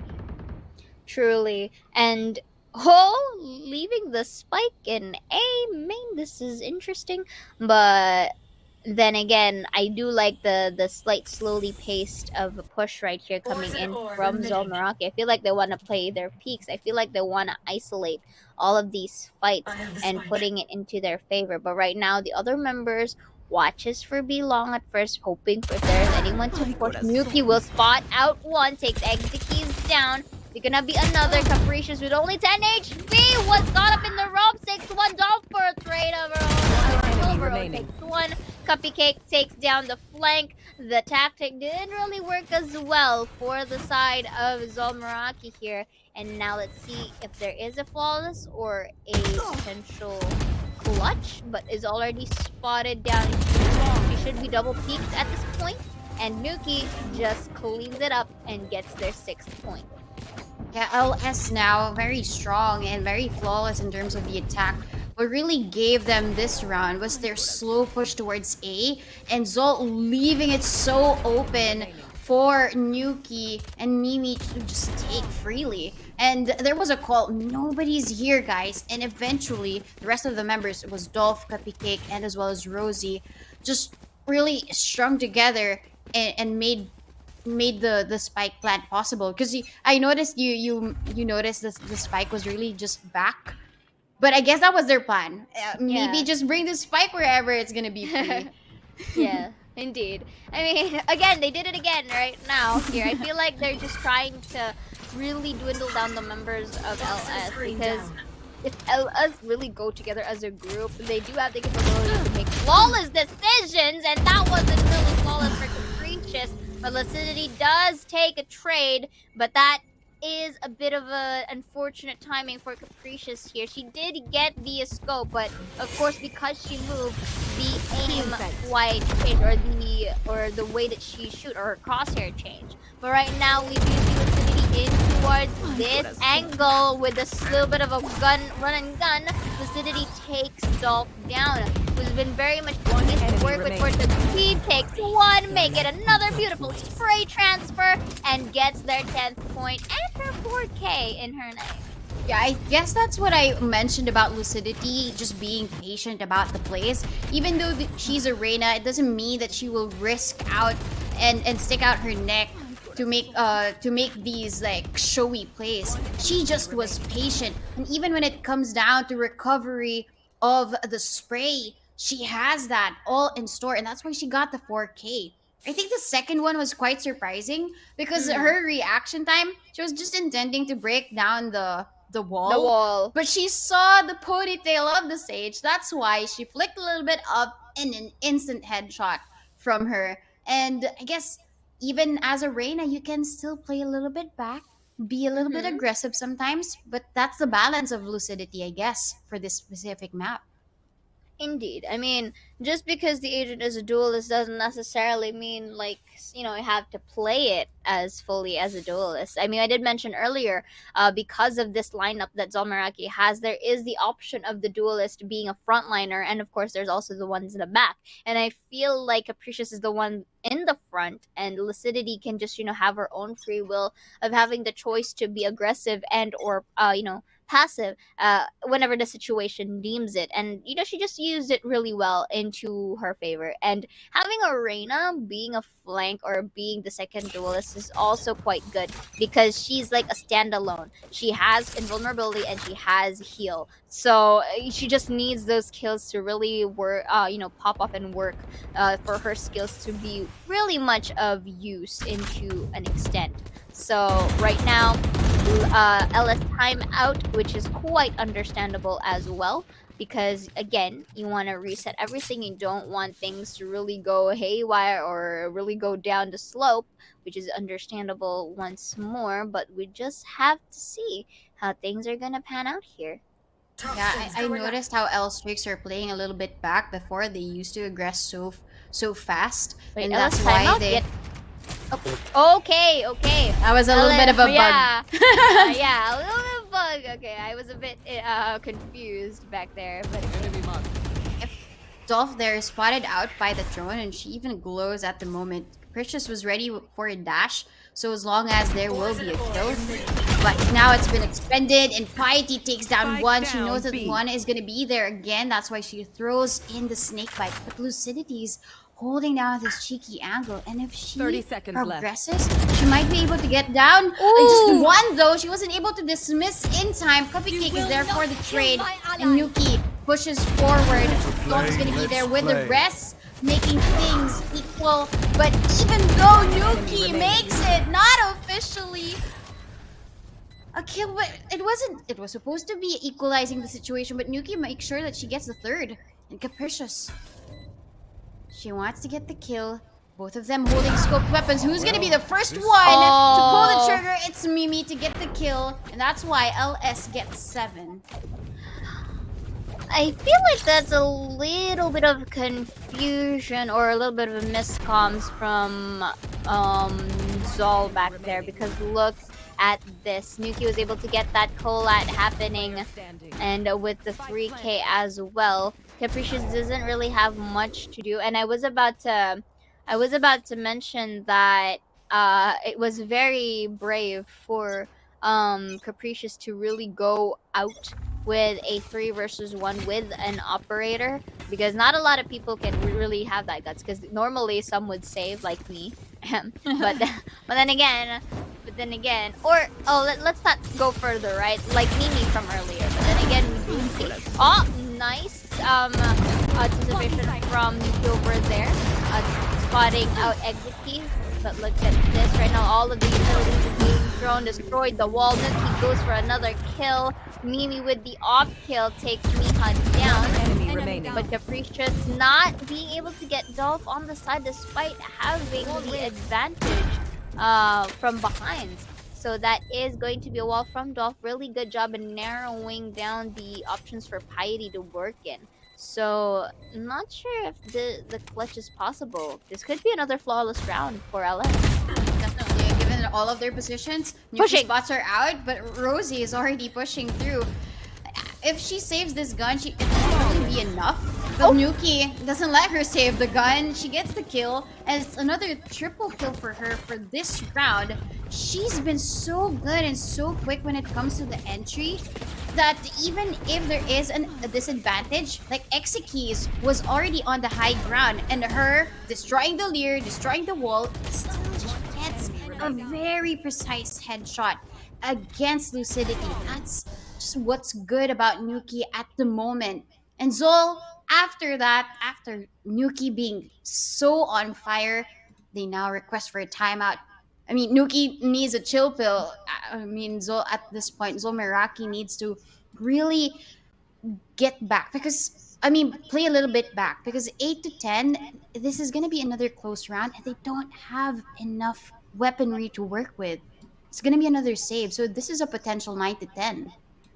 Possibly, but then again, it will depend on the timeout that ZOL is going to do here, because again, we did mention this from earlier. Whenever they do have a timeout, there are some things that that really work for our teams. So right now, looking at things, I feel like there is gonna be a save that's gonna happen for ZOL. I mean, at least it's like the optimal way to do things, but Lucidity is gonna go quite ham in getting this Vandal as well. I mean, it's quite understandable. She does have extra money to work with, but then again, we'll just have to see how things are gonna go from here. With Capricious using the blades from spot that one, but Dolph will secure that kill. That's gonna be the Hunter's Fury spotting out Nuki. Will be taking a double Mia here, but Exekeys again not only getting her shots recently as Cupcake goes for the kill. Only Lucidity and Miha in the process uses the Lear. Now they know where Lucidity is at. Not sure if they do know this position. No, spots it out. Oh, goes for the whip. Wasn't able to kill, and Cupcake just goes for the push. That's gonna be the recon vault and will deplete her health by 20. I don't think she has the means to clutch this out. It's quite difficult. but right now Mimi secures it, and as you mentioned, 9 to 10 on the scoreboard. That was the potential win for ZOL Meraki. Because Lucidity, all eyes were already in main, but it was Mimi looking at the wrong direction. And it was Miha as well to get the kills using the Hunter's Fury, but it wasn't really converted to anything else. I was just quite shy of a win for Lucidity for missing those shots. And those shots, when missed, it's really gonna take a toll on you. Not unless, of course, you mentioned their mental game is stronger than ever when it comes to the experience that they have. But if that was already a potential win, that could be heartbreaking now, because 9 to 10, as mentioned to you, it's gonna be so close and so close. And it's Mimi with an operator getting a double against Exekis and Miha, who had their pants down. They didn't really know that she was high on top, seeing everything like a watchtower. And Mimi was very much aggressive into that fight, not really hesitating to push through and through. I feel like they are, as LS really goes and adapts, and as the round progresses, they do have very new means in trying to counter out ZOL, which is actually quite great. So right now, Cupcake here takes Piety down, and I feel like Exekis is toned down for a bit here in terms of her aim. She's not really winning her duels at the moment, so I feel like there is that factor going on, and of course with the other members as well. And this is a post-plant situation, quite risky at that, but Capricious was able to get Nuki down from the nest. Now is just waiting for this peak, but I don't think they do have enough time, so I feel like an exit frag should be the play here. Unless the members of LS was able to double peek her in the process. But you know what? I feel like she hears the footsteps. Yeah, Capricious just didn't want the flawless round to be won yet again by LS. That's why she got the kill. But she still manages to survive that one. After the spike explosion, she just goes through and makes sure that she saves the gun. Because, again, now a 10 to 10, LS, I think you were right. LS wants to play this close and wants ZOL Meraki to just run out of options, because I think it's pretty evident they're not winning their duels anymore, probably because the first 2 games that we saw from them were pretty close. So now it's not just about the creativity of the play, at least that we saw in Fracture, but it's now the persistence. Are they able to keep up their confidence that were shown in the map of Fracture? I guess not. L-Streaks are just really looking at them and reading them as if they own the playbook of ZOL Meraki. Truly, and it's as if ZOL Meraki is already, as you mentioned, running out of options on how to take the sites. First, they were chaotic. They tried to be polished, and now it's just going in whatever. But again, you did mention creativity and the fact that Lucidity has here the judge for a more defensive play. Let's see if this is going to work out in her favor, because there are moments where a judge can only go so far, and she's alone here. No one is able to follow up for her or to refrag for her except for Miha, who will be pretty sure preoccupied here. That's gonna be one uses dismiss from above, though. Nuki will be taking Lucidity down. Exekis as well. Is this gonna be the res you will not kill my allies moment? But the Vipers, actually Piety misses, but still gets the Sheriff kill here. Nuki as well will be taking kill, bro. Make it a 3, not gonna be a 4. Capricious goes for the shutdown, but Mimi goes for the trade. But the Thrifty round is going to push through here for the side of ZOL Meraki, and they will be having guns at least to spare here. They're looking alive right now after a couple of losses from them. Piety was here to get the first kill, the quick reaction to take the headshot, and then the follow through for Capricious with the instant trade for Mimi. But then again, Piety was so ready for that peak. If at least Mimi was gonna plant the spike down, what Piety wanted to do was just to really move a little bit forward and catch her off guard. At this point, Piety has other plans now. He uses the Viper Spit to control A, But it's quite premature because nobody else from LS are really moving forward. Or they're actually playing for peaks right now. They're trying to delay the push. They're trying to anticipate which site is much more favorable for them or convenient for them to push. Right now, we do see right here they're making or creating noise from B long. I like it, however, how Piety is still just guarding on A side for any potential rotate from all of this fiasco is happening at the moment. So Lucidity takes a quick peek, spots out Rosie quickly, goes back from Kitchen, but not expecting Nuki to go for the trade. So right now, this is another Lear for the team.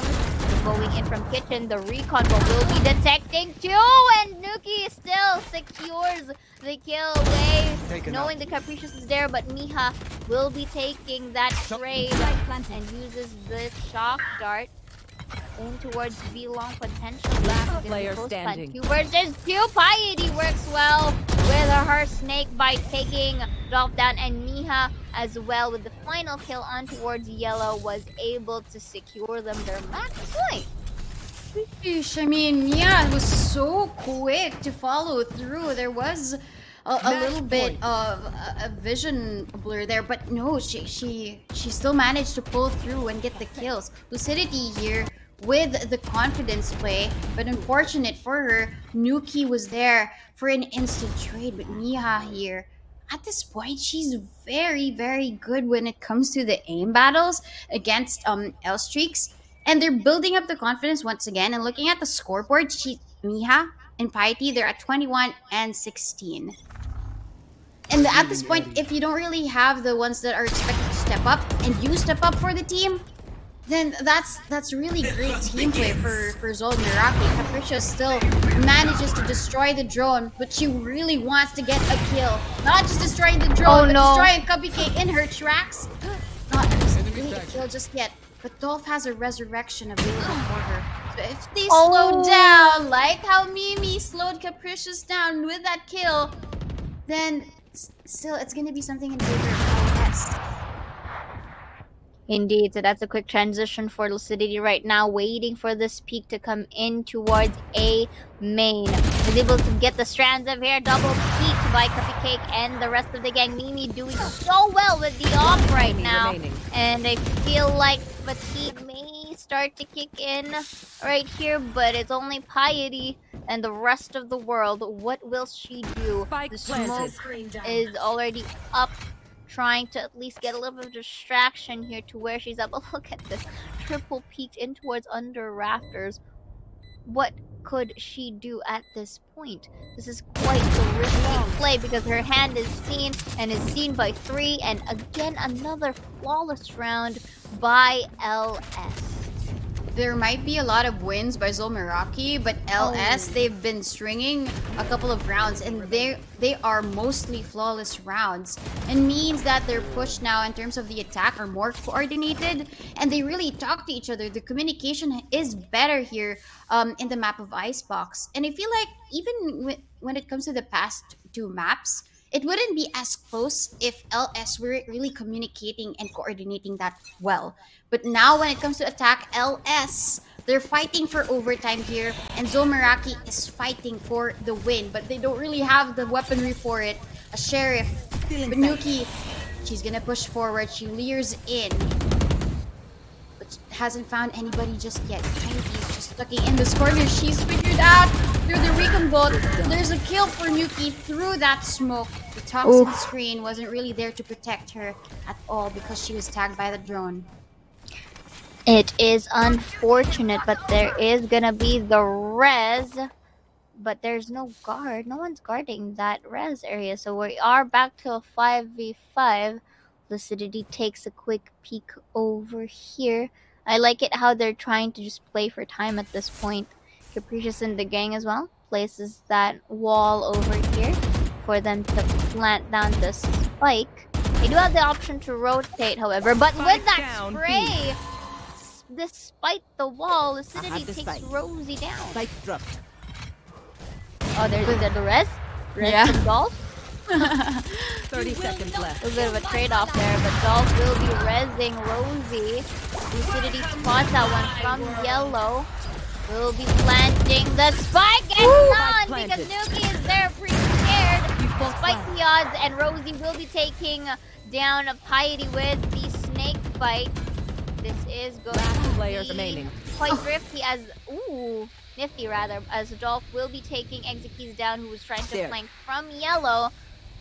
This is so interesting. I feel like we're heading for overtime over here, don't we? Yeah, I think overtime is here because Oh, there you Wolf, with a backstab against Miha, left her no choice sides. to look for her opponents. Overtime. And if you're there facing a Viper Spit, it's gonna be quite hard. She was still exploring.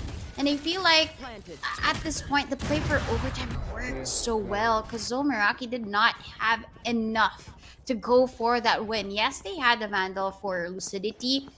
Yes, they had the Vandal for Capricious, but the rest of the members were supposed to be like defending these sites, didn't have enough to work with.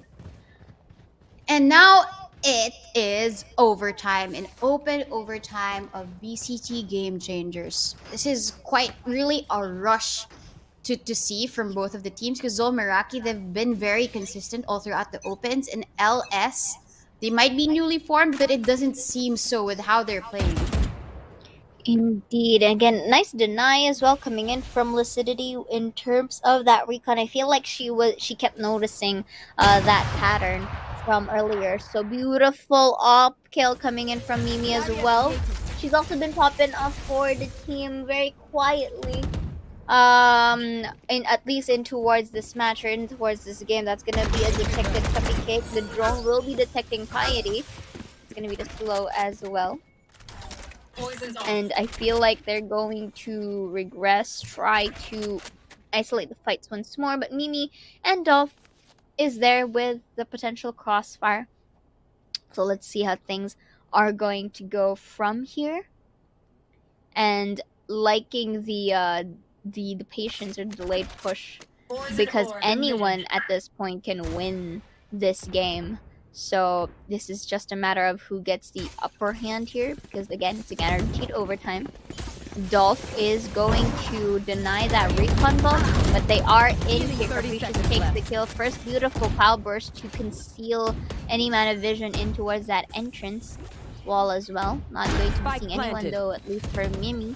It's now post-plant situation. Now they do have the option to not fight and just wait for the smoke to happen here. That's gonna be the smoke. Exekeys spots out Cupcake from below. A little bit of a miss there. Piety will be spotting out Mimi. Mimi for the trade, but Puck will follow through and spots out the gunshot as Capricious cleans it up. 13 points for ZOL Meraki.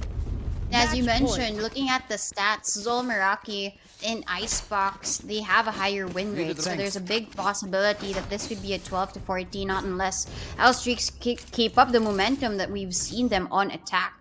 Because ZOL already had the lead. It was a 75 in the first half. But LS, the streaks of wins that they get every single time they outplay ZOL Meraki is just quite stellar. The follow-through, the consistency from LS in attack is quite high. So that's why ZOL Meraki really leaves themselves a bit doubtful of their defense. Miha, however, together with Piety, they're gonna be the ones assigned here. And I think I like the setup because it's gonna be a double peak, but it's going to be in terms of layers, one up top and one down below, to make sure instead of a crossfire, this is gonna be set up for them. The push is coming in for Nuki. We all know how slow they play this pace when it comes to their A-takes, but then they begin to explode. The explosion there by Piety, they slow them down through the snake bites, but Nuki has already pushed forward, but Mia is ready for that kill. Dolph, however, sees Piety. That's why she gets the kill. They still have to worry about Mia. Mia is still waiting here at the back of the site. There's also Lucidity here for that support, together with Exekeys. So even if they're walled off, there's gonna be a Leer. But they're playing for time, but Mimi spots her out. Dolph with the wall though. gives them Spike that planted. comfort for the spike plant. But is it gonna be comfort? Because Exekeys will begin to peek out. She spots out Dolph, but Dolph with a fast movement Remove. to break away. Oh. But she still gets the kill. Now there's still Last 2 player versus standing. 3. But Rosie is ready. Capricious is there with a quick trade. Uses the fake defuse. I'm not sure if enough. She's so pressured for the clutch. But there's also a snake bite in her way. The first Oh my god. headshot is here, but I'm not really sure she's able to get the kill. 'Cause She's just gonna Cupcake buy is playing for time. She gets it to half, but Cupcake Oh. concedes. Capricious is gonna be the one conceding 13 to Switching 13. sides. Another overtime. Overtime. Oh well, open overtime. but then again, it was so close for I'm going to say it's for both sides of the teams. It's quite close because whoever wins this game number 3 is guaranteed the match series because if one of them gets the 2 points or 2 points for this best of 5s and then takes the third on game number 4, there's the rising pressure, and that's for either sides. So it's quite understandable why they want to really fight this off. Oh, that is a missed shot from Mimi and a close call from Miha, and and right now it's just really all the pressure. I feel like as much as we don't want to put pressure on them, it's quite evident because of the way that they perform, especially in their aim duels. Not really looking at the corner right here. Rosie will play some amount of toxin there, but look at this. It delayed the plant, yes, but look at Miha just trying to be a bit Stay down. sneaky over here. Miha takes one from the flank, and now let's see if Dolph is able to trade through. Lucidity will be taking one spot out Dolph in towards the side, makes a quick push there. That's gonna be the heal. Capricious one, Mimi for the trade, and it's only 1 versus 3. They can have the choice to not go anymore, but look at this, trying to go and push and make things work. Mimi with one, not gonna be other as Miha goes for the jiggle peek and gets the Switching 14th sides. point. Donut, Match point. we are seeing a rally in here. Yeah, and the rally is all won when both of these teams are on attack. It seems as if they're more coordinated when it comes to the push, and even when it comes to the post plant, the positions really secure each of the angle. That's why Miha was still able to secure the kill. I mean, that was a supposed kill again for Mimi because she was able to isolate, but she knew that one was already on top as well, so she was just expecting another peek out. But at this point, a timeout again. Will it work magic for LS? Because it always seems to do so against ZOL Meraki. I mean, the timeout works for both of the teams, to be fair, whatever they do call it that. So I feel like it's just if a one miracle play, and when I say one miracle play, I meant that if either one of them gets to perform a play that literally catches the latter team off guard, I feel like it's going to go as well with the next half, to say the least, of that overtime. So I feel like at this point, it's just a matter of who gets to be witty. Yeah, I mean, the really outplaying your opponent is what we need to see here for both of the teams. Because ZOL Meraki, they've been very good when it comes to this attack during the overtime. And LS, I would have to say the same for them. They just really need to find closure when it comes to the defense. Because LS, they don't really give anything away. As you mentioned, quick destroy of a recon bolt to deny any information.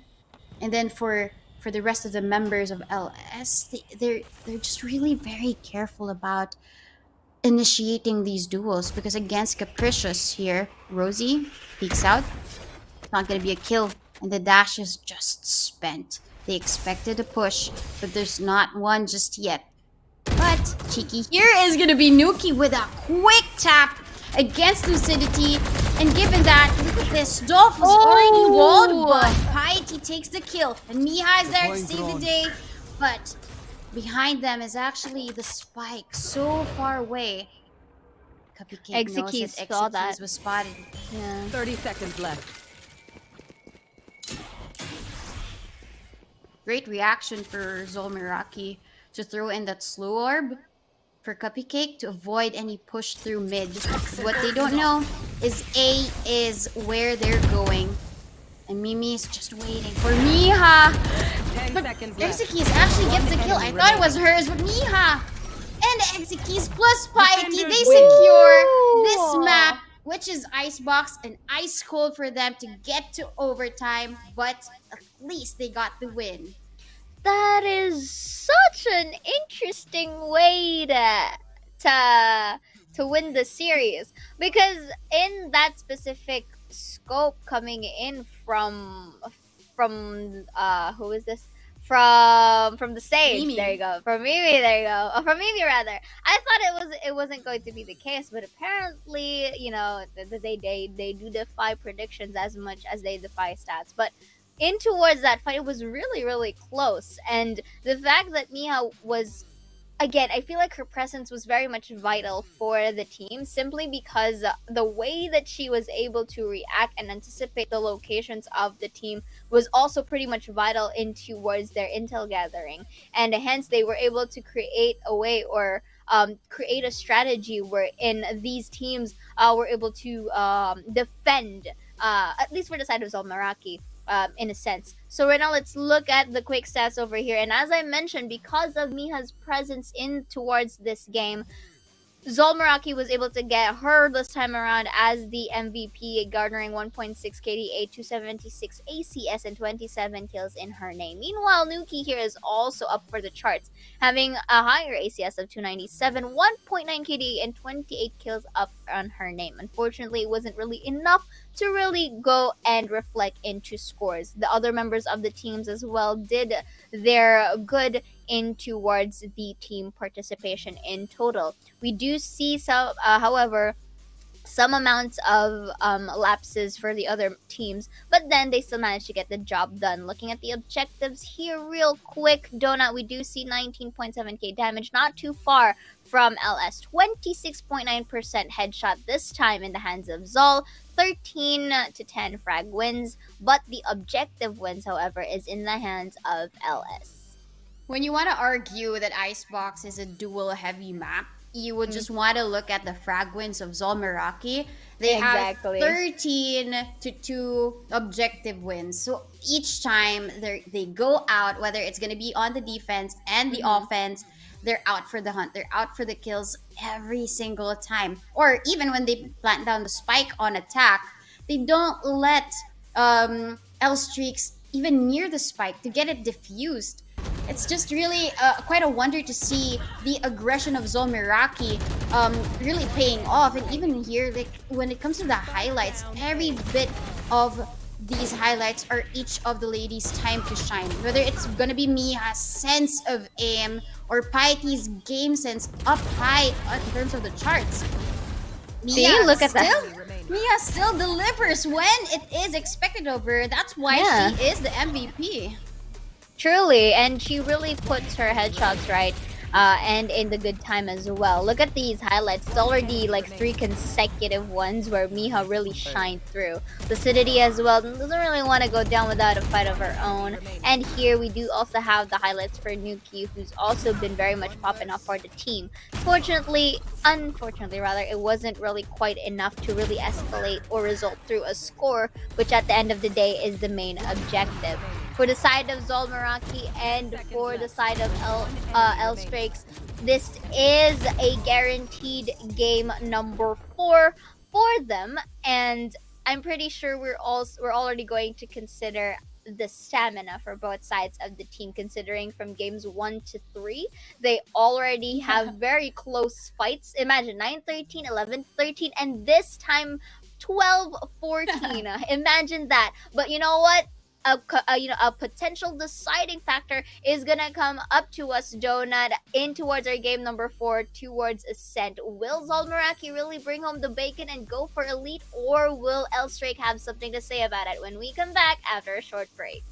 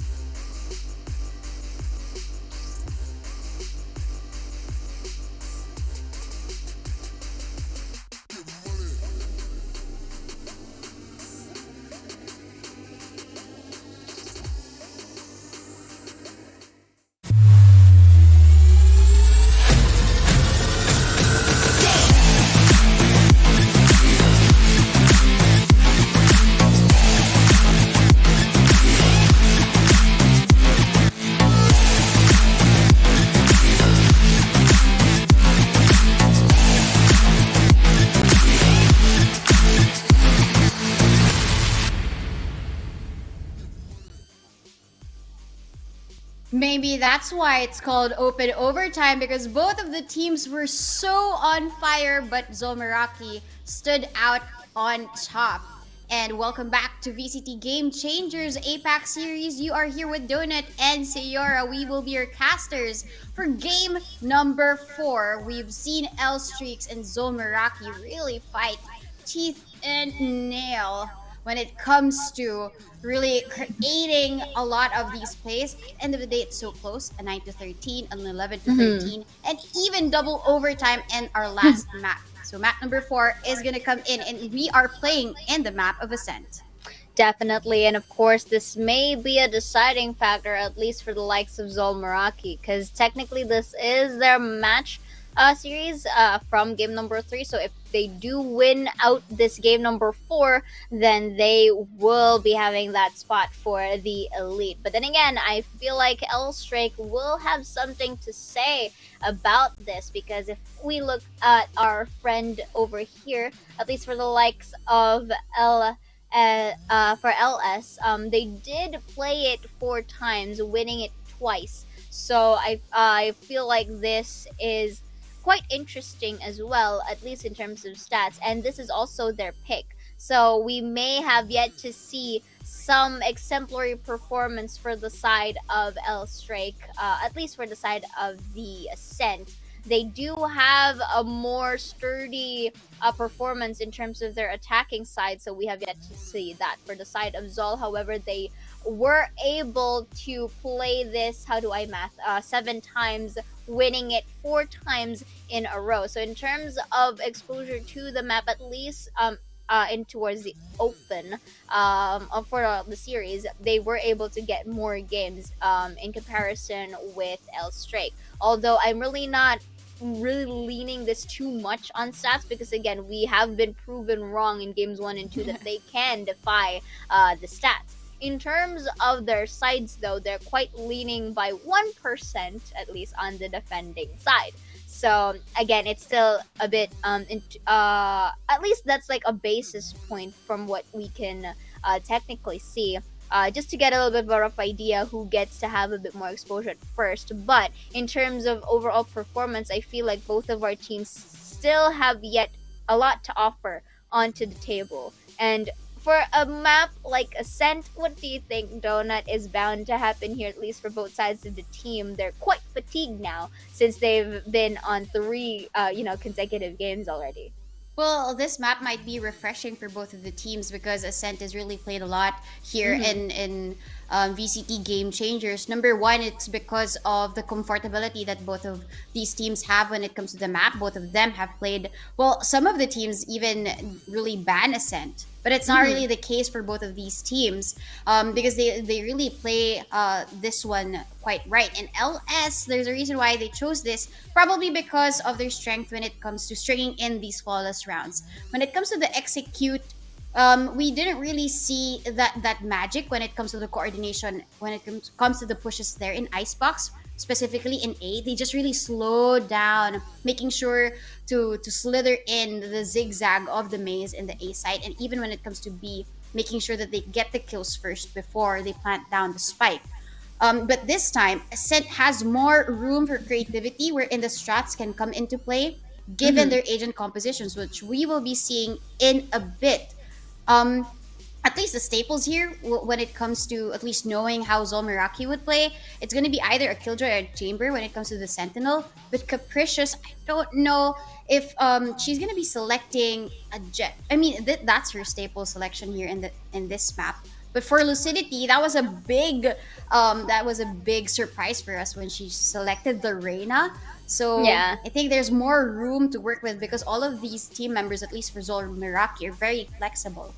I will agree with you on that. I mean, at this point, I'm not really going too much into question on how they really go skill wise or individual wise, because again, they are professional players. They have been training for this time and time again. I feel like the only thing that differentiates both of our teams is the way they take on the maps that we've recently had. And of course, Ascent being one of the most staple and the most common maps that we have, other than the likes of Split and or Bind. Ascent is very much the common ground. So here I don't really need much to say for this map except that most mobile agents can really come in handy, and you can clearly see it in towards their composition right now. Elstrake having that Raze Reyna, really good double duelist combination. Rosie, however, will be bringing a new agent on the board, which is Fade, and Cupcake will be sticking with the Astra once again as their main smoker here, I assume. And Mimi was popping off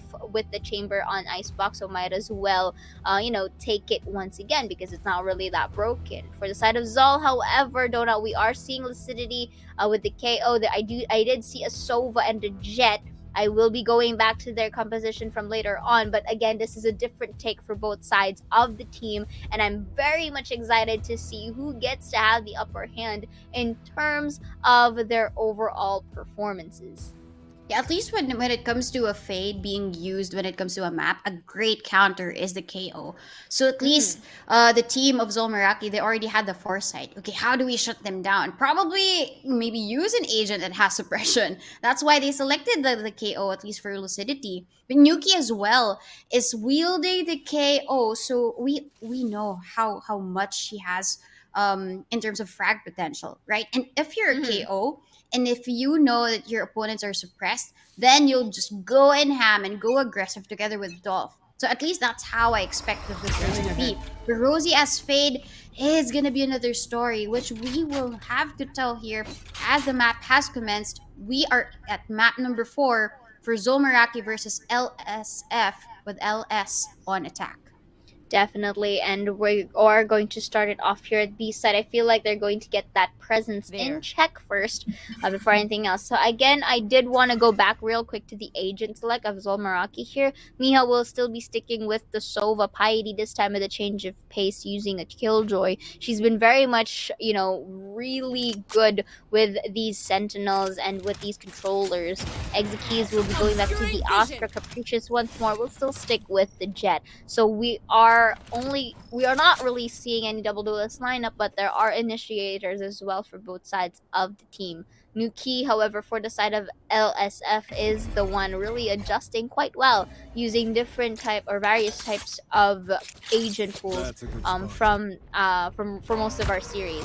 So right now, a little bit of a delayed push with only 30 seconds to spare. That's going to be the suppress starting it off right here. Will detect down Lucidity, but Rosie will start things off, taking Miha down. Nuki as well taking Capricious from the smoke. Now this is their entranceway towards A with only 3 members left over here. They will be suppressed, at least for Lucidity. That's going to be the pull.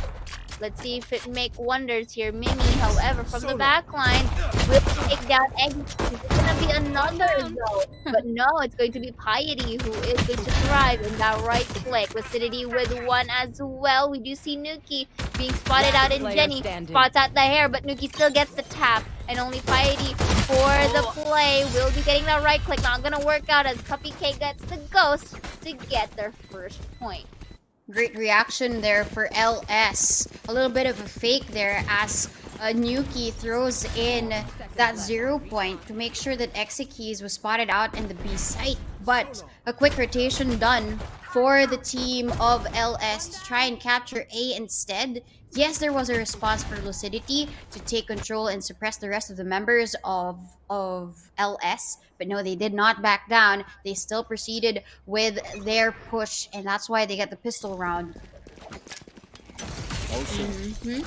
Exactly that. So right now we are seeing a little bit of a mid take this time for Elstrake.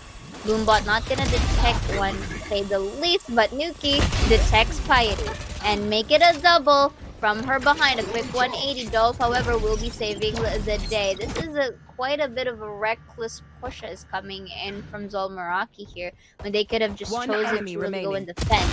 However, I can understand, despite the odds, that LSF will still be able to win the round simply because they do have Spectres to work with. ZOL Meraki, however, has to get the win here for the 3rd round to prevent, any potential win streak from Elstrake. That's very weird to say. Win streak from Elstring. Okay. Well, actually, that's a great thing to point out. The win from LS was just because of the buyout, but this time Meraki has everything that they need, and even when it comes to the utility of finding out where they are, that's why Miha with a quick tap against Nuki takes one down, but there's still four here.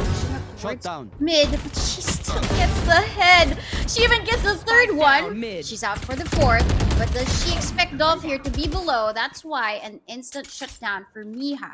Therefore, though, pushing up towards mid, making sure that Dolph doesn't escape.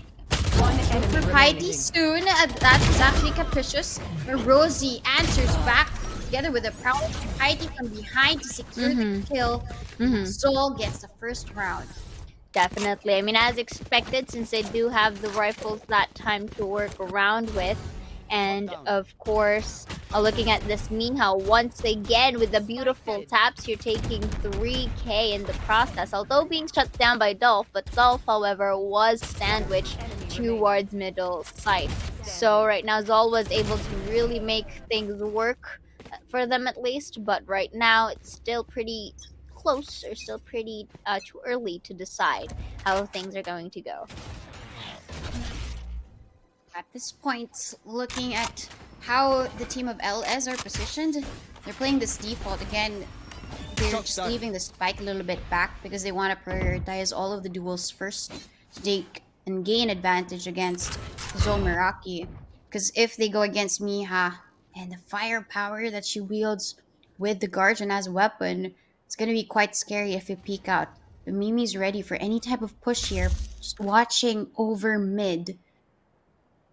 For the rest of the members though of ZOL Meraki, they're just playing it safe, making sure, because at this point it's already them at match point, right?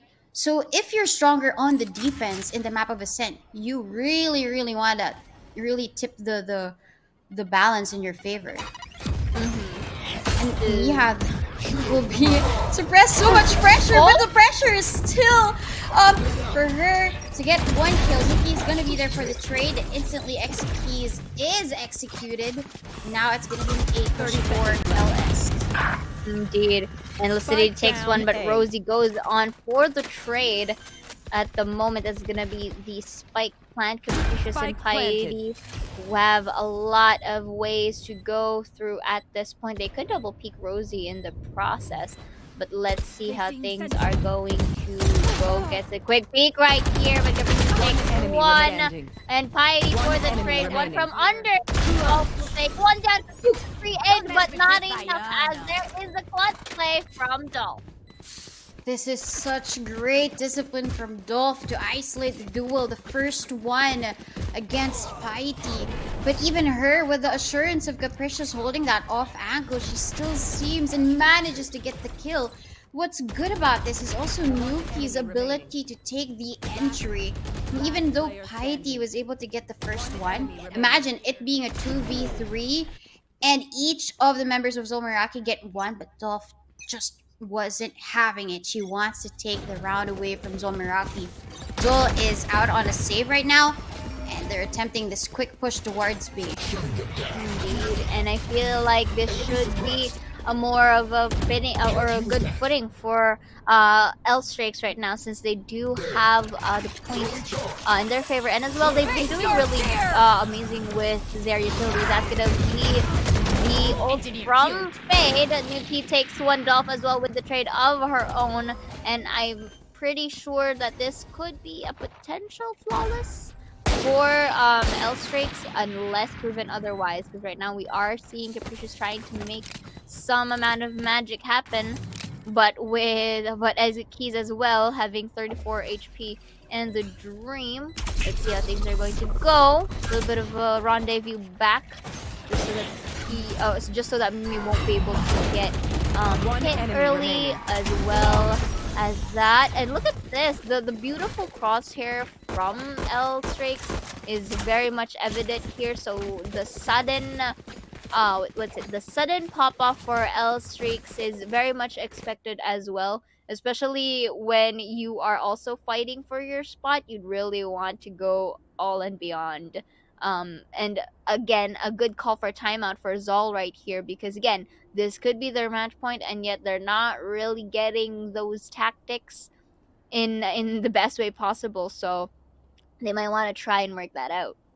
Yep, and Miha here with a little bit of a tease. I know it's a timeout, but an operator is purchased for Miha just to secure this round. She's been a sharpshooter for the team, and I don't really doubt her using this weapon to take L streaks one by one as they push out. But it all boils down to how they opt for number one, the holds, and then second is the retake. I think the reason why they won the first round on defense was because of that retake and the teamwork that they have. But LS, they know how to bring it down. I mean, are figuring out that they're better in terms of the attack as long as the momentum is in their favor. And Yuki popping off now with 8 kills just really goes to show that the momentum that she has picked up in the map of Icebox, being the MVP for the team, is still seen in the map of Ascent. So this is quite scary for ZOL Meraki. As you mentioned, the consistency has to be seen, and even the stamina for the players as they go in map number 4. And not being faltered by against odds is also one of the things that you have to commend these players for. Although we are already starting to see a little bit of fatigue for the other players, to say the least. But Miha, on the other hand, you did mention that she is the sharpshooter for the team simply because she went in during game number 3. So she has yet to be warmed up, to say the least. But for the others, I feel like they kind of need to be a little bit more, a little bit more guarded in terms to how they try and take the sites, because if not, the fatigue might also take over. But right now, again, the discipline is still there. Nonetheless, that's going to be the showstopper. Not going to hit anyone, though. That's going to be the ult as well for their entry. That's going to be one Miha for the shutdown. Now going to be another, but cost out 2. Executing for a double in the process. Make it a triple as Capricious secures this with a flawless on their name. Mia was just dancing around Jen, peeking left, peeking right, making sure that the rest of the members were distracted, and that's why Exekis was able to get the 3K for that round. I mean, Exekis is not just a solid initiator, but she's also a solid anchor for the team. If you noticed how she's also positioned within the map is either she plays back and then playing support with all of her utilities, or she plays forward together with the duelist. So that flexibility that she has everything, but everything was taken away as Capricious taken down by the Tour de Force. Operator, though, is going to be picked up by Mia, saving Grace to try and save this gun for the next one if they get the win.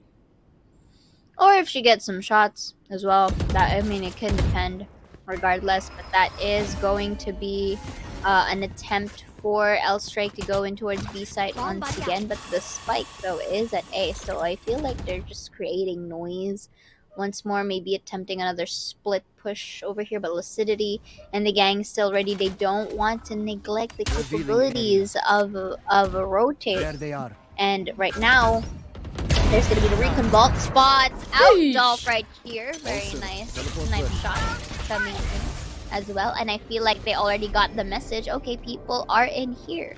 So look at this, another off shot there. But Miha will be missing the shot. But the shot, however, will not hit. One enemy remaining. Did she anticipated? Yes, indeed, for a 3K. But Lucidity is also there for the cleanup. Slowly catching up to L Strike over here. I feel like this is still anybody's game. Yeah, definitely. Look at this. Using the recon bolt first, but using it close. And then using the operator to secure the headshot. So quick was Miha. And even the intuition to use the Hunter's Fury on default, but catching somebody else and then following through with a kill. Wow, I mean, Mia has just really been working wonders for the team. But for the rest of the members as well, great follow-up for Lucidity as the... Oh, and He's also here, back again, holding the ground in A. But the team of LS, they're playing the defaults. They want to play this right this time. They intended to take mid control early on, but didn't really work out because of Miha's scoped weapon. Mm-hmm. And right now we are seeing again a little bit more of what's it? A bit more passive approach for the side of ZOL, since they do know that Elstrix is on a save, so might as well like wait for them to actually go for the push and take a potential retake of them. Great response to close the door. What's a response from Yuki to take a head away, but Piety is just sitting here at the back, getting a double, and Exekeys as well, and Mia cleaning up shop, making sure that they equalize the situation to a 4-4. Even if LS plays it slow, the explosion is contained there by ZOL Meraki. Nuki, however, that was a great shot, by the way, against an operator. The confidence that she's putting on the table is something different. But ZOL Meraki, when it comes to these crossfires, communication is on point. That's why they secure all of the kills, even when it comes to the rush of L Street. Mm-hmm.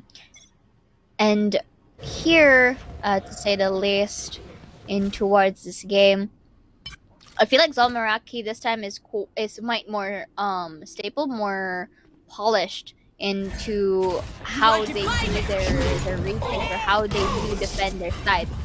If you notice that they're literally waiting for the members of Elstrix to spend their utilities on. And for the later parts of the game, when the spike is planted or when they are able to take one down, that's the time that they use their own. So that alone is actually Spike good planted. in the great usage of their skill set. So that's gonna be another star for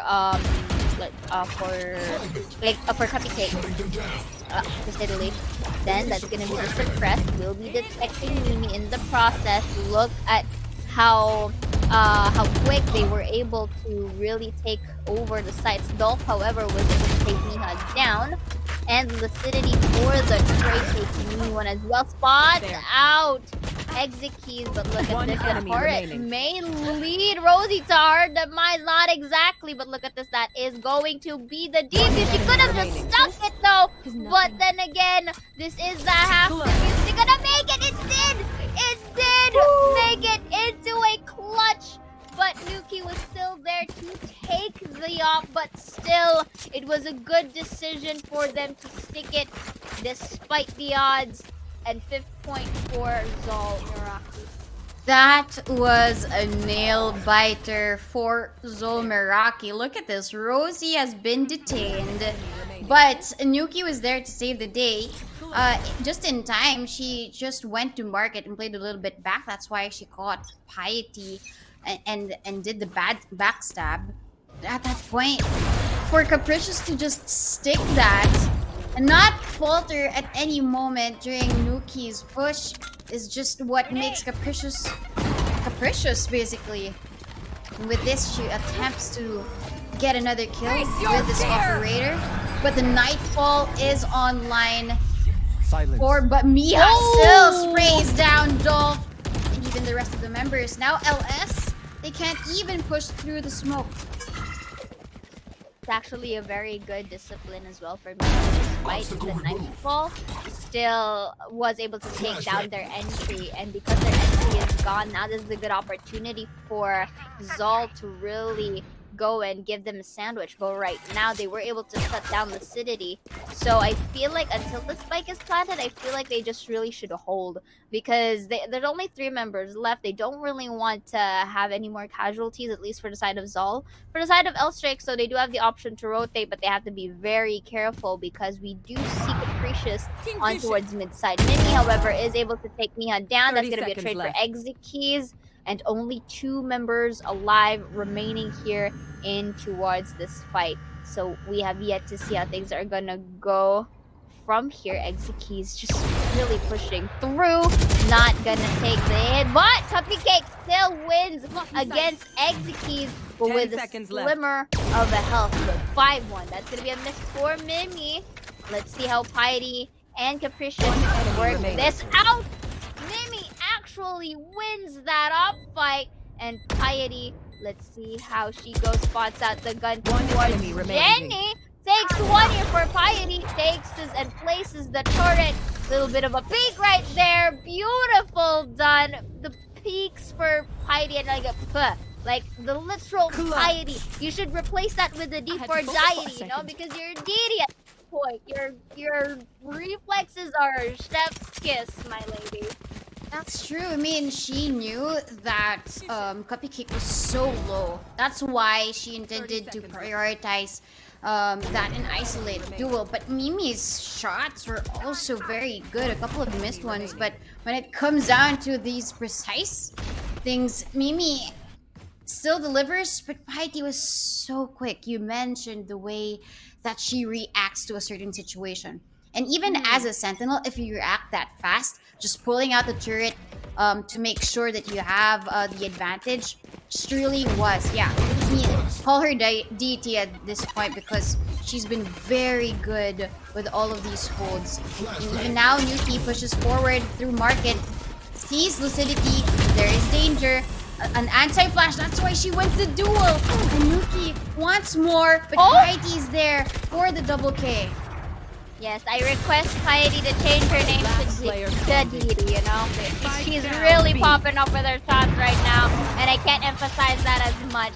With a bit of assistance as well with Capricious and the gang, Last they were round before the absolutely switch. able to really turn things around and to have a streak at that. Look at this, up to 6th round to round 11, they were able to really win it without giving space for L straight.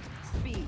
Yeah, and I loved how they use the door sometimes, right? You just really want to close the door at times because when you close the door and the retake is commencing, then you have a disadvantage. But because of Piety and Capricious's hold, they just really want to make sure that they're looking at the right direction. They're just gonna look their eyes at A main and control any type of push. And once the door is gonna be destroyed, then that signal for them to look that way and really place their crosshairs and spray them down anyway. I mean, Piety, she's been showing up for the team, not just when it comes to her defending the sites, but also when it comes to the retake. The previous round, the round before this, is just proof of her being a solid support for the team because we've seen her play the KO, we've seen her play the Viper. What else can she play at this point?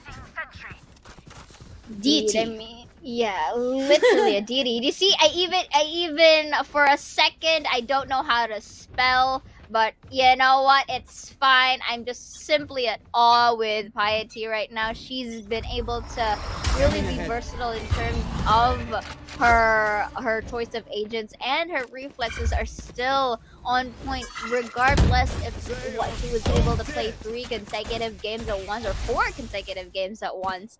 And you gotta also hand this to the other teams as well. Without their teamwork or their synergy here, I feel like there's no space to be given into any of them in general. So I like it how ZOL Meraki is now toning it down. Capricious has to get out of here, but I feel like Nuki is already on her way to deny that fact. And this is gonna be the ult coming into Nuki as well. But Miha is there with he shot her down indeed. But that's a beautiful double team from Exeki's and Miha as well in towards Garden. And also Exeki's taking one Rosie for the trade. However, is this enough? So Rosie takes one, make it 3. But Miha with a beautiful collateral takes the last round before Switching the sides. switch to their favor. What was that round? The spike location was compromised. That's why they held it not from the site, but outside of the site, where they knew LS would be going to try and retrieve it. But I mean, at this point, you can't really expect anything to be usual. I mean, these plays that we see from either LS or ZOL Meraki in the defense is very, very unconventional, and probably these unusual plays are what win you these rounds because you become unpredictable, you become hard to read. And at that point, ZOL Meraki, the exchange of operators between Capricious and Miha leaves them guessing, okay, I hear an op shot, that's probably a jet. But no, it's gonna be Miha, surprise, surprise, even just exchanging at the quick moment from a scoped weapon to a rifle to secure the round. That was just so good from Miha.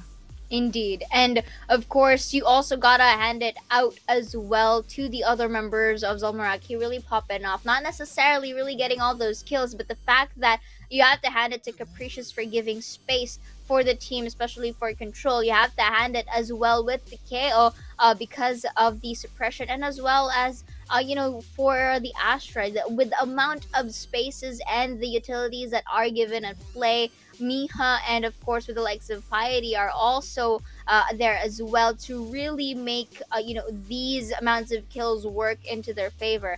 Just really wanting to highlight Piety as well, and of course to Miha, because they have been such a really vital or vital members that are alive in towards those clutch plays and in towards their fights. They were also able to win that out even in the most dire of situations. Now for the side of L Strikes, you also gotta hand it to them, at least into the other parts of the game. They did have their highlights of their own. They were able to really sweep or steal away some amount of rounds against ZOL Meraki, at least for the first halves of the game. But I feel like the problem is we're slowly starting to see a little bit of toned down in terms of how they take sites. Notice how, yes, it's quite different that they do use the mid sides of the map, but their follow-ups are quite lackluster in that aspect, so there's no one to actually catch them whenever someone goes for the kill. And even when it comes to the choice of Fade, right? We all know whenever we would see these pro plays and Fade come into play, you really see the agent composition adjust to her as an agent, right? But at this point, I haven't really seen a really glorious play from Rosie when it comes to the Fade. Yes, we see a lot of Nightfall plays, but still, Miha is able to shut her down. I mean, at least, even though she's tagged and she's deafened, she still destroys Adolf as she is going for the entry. And I think at this point, Meraki, if they continue and pick up the pace though, and if they expect LS to push through like that, then it's probably gonna be a pistol round in their favor. Rosie wants to peek out more, but nope. It's gonna be quite a big charge here as Capricious really wants to go out for the chase. Lucidity, even though she's solo, she's still leading the pack for the team. Action Jackson here for the side of ZOL Meraki. You're not really giving it time to breathe or to rotate for the side of L Strikes. And I love it that they had to force the rotate or to force the issue for the side of Mimi and the gang. Exit though really on slow stakes here was able to take Mimi down in towards Cubby. So right now Yuki takes the trade, but Piety wins the 3, make it a quad. Beautifully done with the ghost, takes the 9-4, and slowly but surely ZOL Meraki is really rocking it to get their 2-digit point.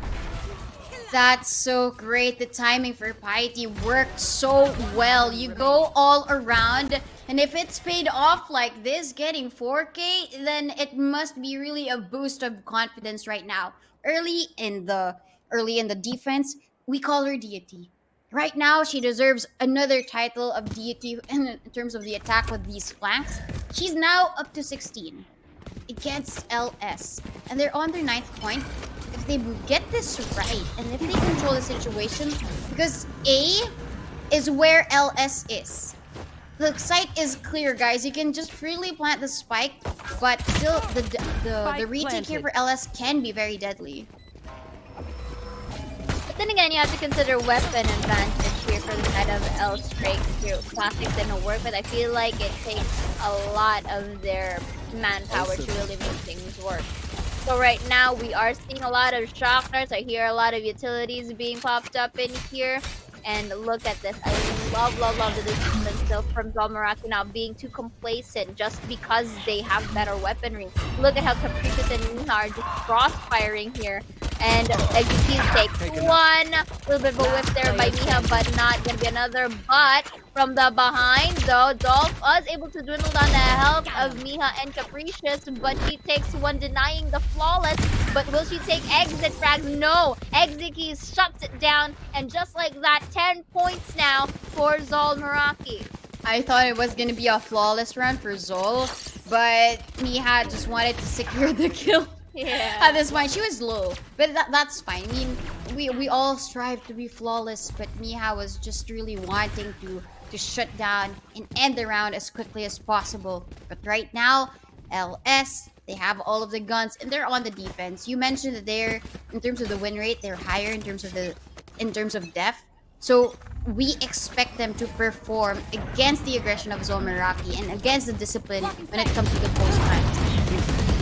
But right now, seeing things, it's as if there's a sudden switch from ZOL Meraki whenever they do change in an attacker's side. I did tell you that in terms of their ascent, it's quite balanced, only a 1% difference here. So let's see if ZOL Meraki is still able to get that streak, which they had as well into the first half. Looking at the corners, Nuki takes the City down, make it another. Is it gonna be a triple? Now that's gonna be the Cosmic Divide. Let's see if things work out here. That's gonna be the satchel. They are already defusing. I'm not sure they have something to do at this point in here.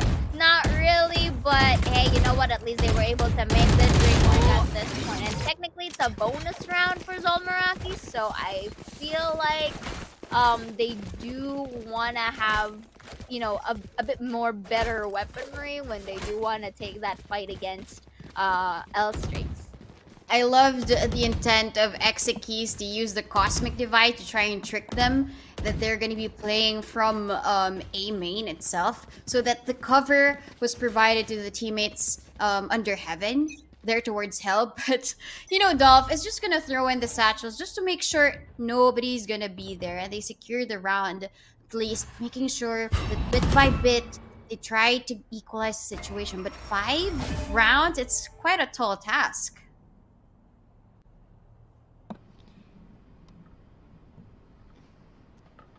And just looking at this, I like it how ZOL is just being a bit more careful in here.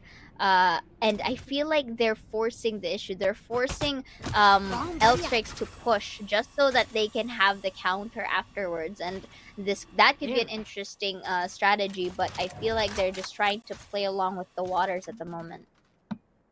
There was also a signal for Dolph.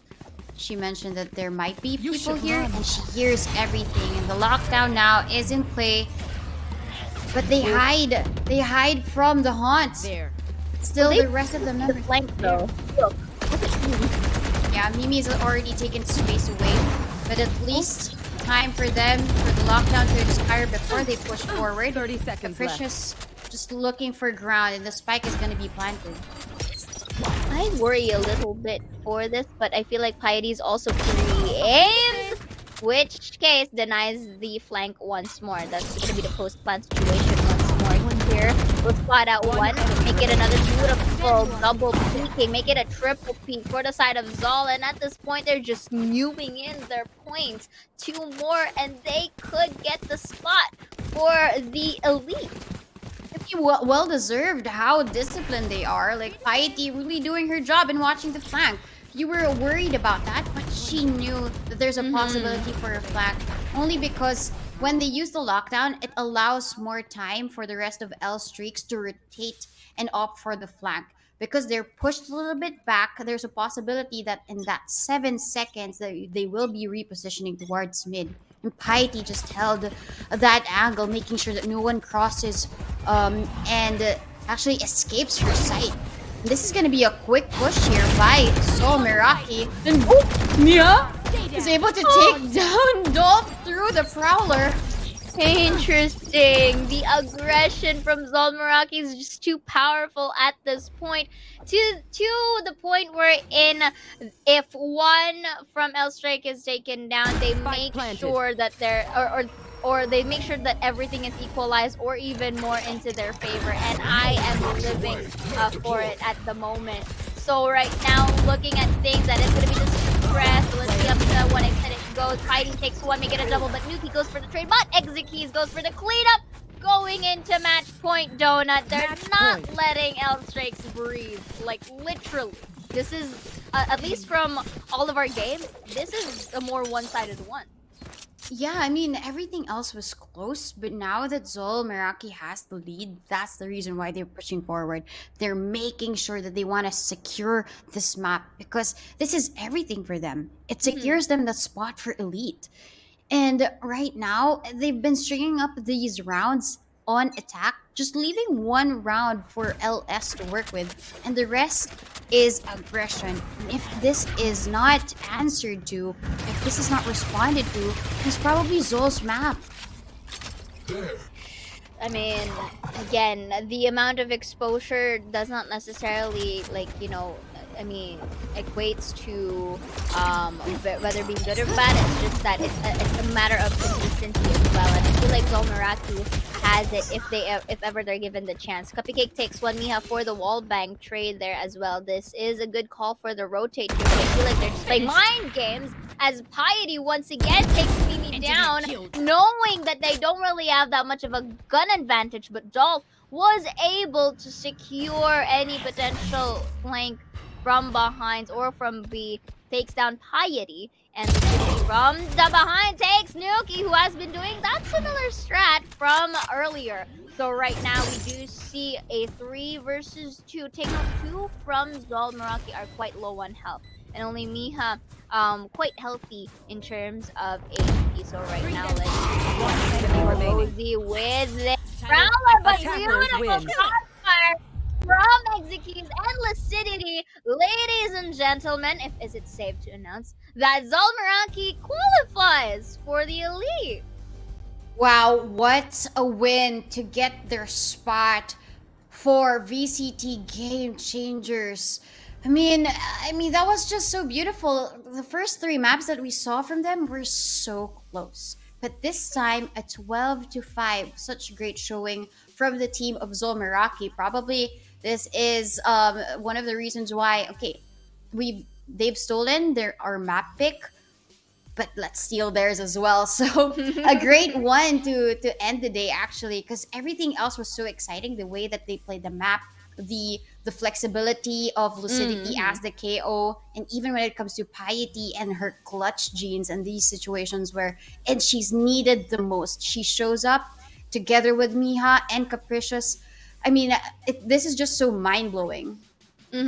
I agree with you on that, and the fact that ZOL Meraki, despite the odds, despite having a bit of a rough road in the early stages of their rounds in each game, if you noticed, they were able to still thrive. They were able to equate their efforts with scores, and just like that, they were able to pop up in the most, in a manner. Even though that it's leading into their demise, they still managed to find a way for things to go into their advantage. And with that being said, Donut, it really pulled through. All of their hard work, all of their efforts has been equated for their spot into the Elite. But before anything else, let's look at the stats real quick right here, Donut. Why don't you give us a quick rundown? Although Nuki did pop off for the team, still, I mean, the balance isn't really there. Piety is at 22 kills with almost 300 in terms of her ACS, but her KDA seems so healthy at 3.0 together with the rest of her teammates. Exekeys at 2, Miha at 1.7, Lucidity at 1.5. Everything else was healthy on their end. But for the side of LS, yes, Nuki did the job for them. I mean, she showed up most of the times that the team needed her. But at this point, you mentioned the stamina has to be there, and I think it wasn't really shown for the rest of the team members. Mimi has at 0.4 KDA and Cupcake at least with 0.9. So Ascent was really something that is proof that ZOL Meraki is ready. Throughout all of the overtimes, it's built their stamina, it's built their way to really tip the balance in their favor every time there is going to be a map. And at this point, LSF, again, with a high headshot percentage, it doesn't really amount to the damage dealt by ZOL Meraki. It's at 12.9k, frag wins 10, and even when it comes to the objective wins, it's at 3. mean, most of the teams would really score higher in terms of objective wins because they want to use all of the utilities and play the time when it comes to the spike. But Zol Miraki Mm. on attack, or sorry, on the defense, just really played ham. Every time it's gonna be a clutch, it's gonna be a kill for Miha, and leaves Elstrix nowhere to hide and nowhere to go to even plant the spike. Indeed, and Zolmaraki was able to really go for outplays as well, and of course, we did see some amount of highlights as well from Elstrix. So you gotta GGWP to them as well. You gotta commend them because they were able to really push throughout into the 3 games. It just so happens that Ascent maybe wasn't their cup of tea, at least for this specific round, and you have to consider again that was game number 4, so they kind of underwent a lot as well. So you can understand that. But that was still kudos to Elstrix. They were able to at least shed some limelight. They were also, they didn't really want to go down without a fight. But in towards this highlights, however, we will get to see how things really started to take a good turn for the side of Zol Meraki. So at the very start of the game, notice how it was mostly Nuki and the gang, but Miha with these taps was able to open up for the crew. Capricious and Piety were already there, really having some amount of being toned down at first, but then as they were able to find their groove, especially with the 3rd round, them being able to possess their weapon, they were able to really pop off from there. And Miha is again one of the crucial members for the team, simply because they were or Miha was able to open up a huge amount of space as well with the intel. Piety, however, being so much versatile, not just being a sentinel of her own, was able to really get those skills going. And just like that, it escalated all throughout for Zol Meraki to really claim the spot into their name. And so with that being said, Donut, that this was actually a very intense game. Imagine having it to a 3-1 scoreline. It's not really that bad. And the way that, again, we've mentioned this at the very beginning, they are a fresher teams that we've seen already in the upper brackets. So this was a good opportunity for us to also know them on how they are able to behave in terms of different situations with different maps. And I guess it's safe to say that the stats will be adding a little bit more limelight in there, and I'm pretty excited to see how things are gonna go up as the elite moves forward. But we still do have 2 more days, if I reckon, to see who gets to qualify for elite here at the open overtime. Actually, out throughout all of the days, for tomorrow and for Sunday, there's only gonna be one spot open. So yesterday, OG already took one spot, and Zomeraki took theirs as well for tonight. And I think there's gonna be an interview with the queens Ooh. of Meraki. So I think we're just waiting for them to come on. But I think it was really a well deserved win. They might have It lost was. their first map, which was their map pick. Mhm. But still, for them to be able to strive on and push forward and push further and put a little bit more pressure to L streaks along the way, that goes to show that they really do deserve this VCT game changer spot in Elite. I do agree with you on that regard, Donut. And again, there's plenty more of actions to come from here, especially for tomorrow and on Sunday. But right now, we have witnessed that another team to qualify for Elite, and I'm so excited to see how they are going to perform. But we're just going to have to wait for the player, if I'm not mistaken, from Zolmeraki to enter. And, maybe you can get the floor to interview them a little bit, Donut. Just again, we are in the getting to know phase, and what better way to get to know them with an interview.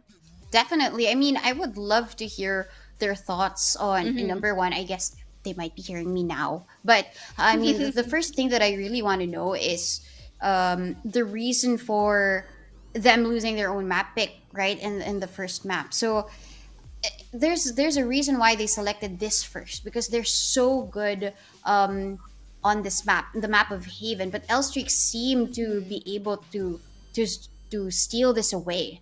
But probably Okay. before we get to the interview, we'll just show you the results of tonight's games, because it's not just going to be the mainstream that you will be seeing here, but it's an updated one for the sub stream as well. Yes, indeed. And of course, huge shout outs to our casters as well. In towards the sub stream, you guys doing amazing jobs there. And they were able to bring in the action in towards the lower brackets semifinals, if I'm not mistaken. So, right now, or at least in the lower brackets, round three. If I'm not mistaken, but right now in toward the upper bracket, we do see again Orangutan securing their spot for the elite, and of course ZOL Meraki with a 3-1 scoreline. So right now, if I'm not mistaken, is the interview ready and up for running right now? So okay, let's wait until one of the members from I think is Almaraki. Is he there? Hello? Can you give us a sign?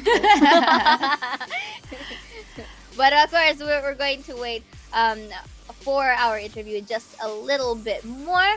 And right now, again, it was really an amazing fight for both sides of the team. But you gotta really hand it for ZOL, Meraki. They were able to really thrive into their synergies and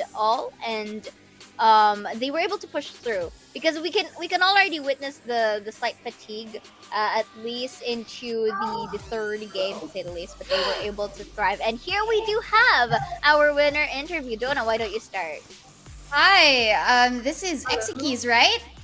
Yes. Hi, Execute. Donna. And Hello. hello. Hi, Exekis. I love your background, your setup. Very, very gamer. I mean, that's the reason why you guys won, right? You took your spot in Elite. So how are you feeling right now? Very, very happy. Actually, I'm with my teammates right now. We're in the boot camp, and it's very ecstatic. It's a very ecstatic feeling, and of course there was pressure, but I'm really happy that we qualified for it. Did you expect the reverse sweep to happen because you lost map number 1? How were you able to get through it and get the reverse sweep? I actually did.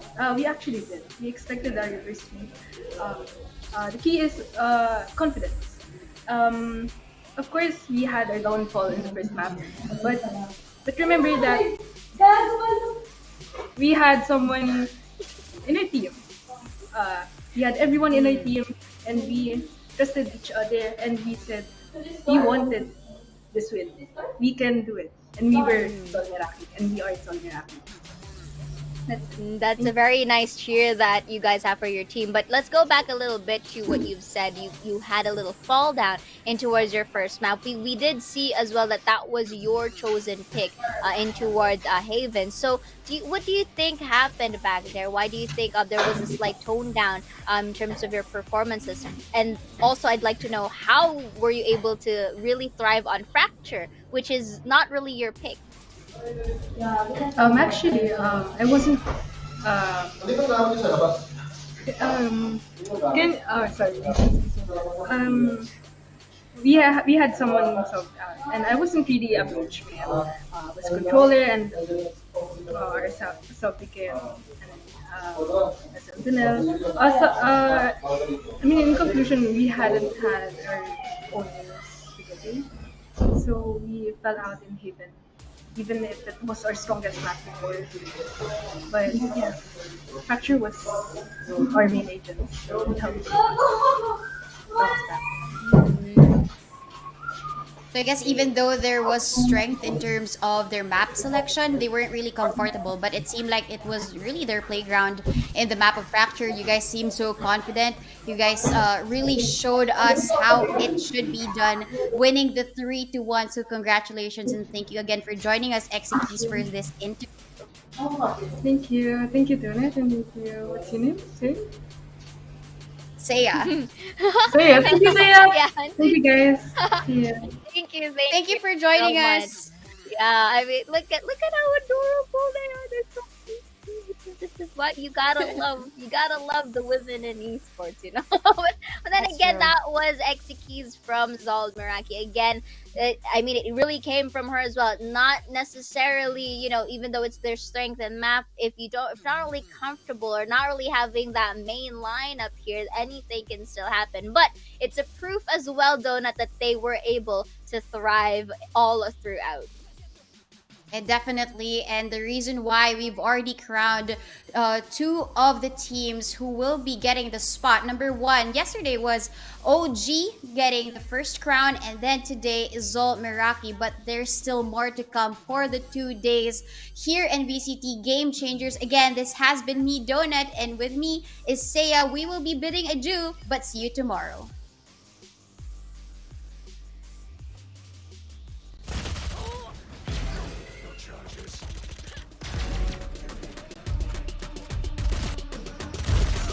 One enemy remaining. Spike down. One enemy remaining.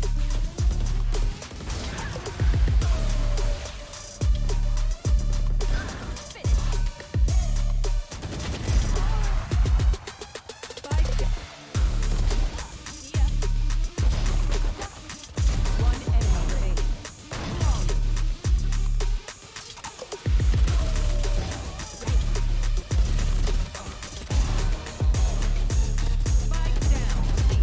One enemy remaining.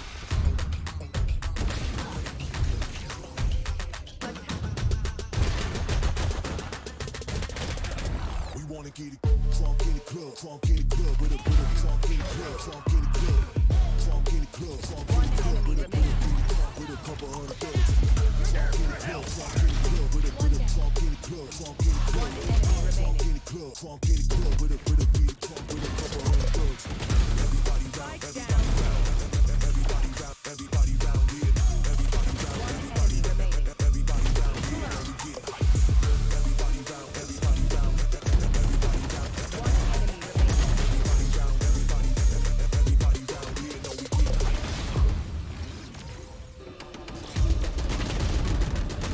Spike down A. Last player standing.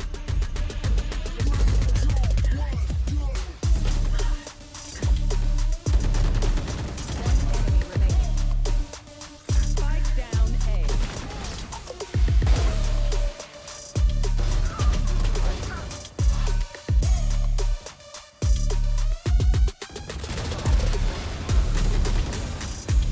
One enemy remaining. One enemy remaining. One enemy remaining.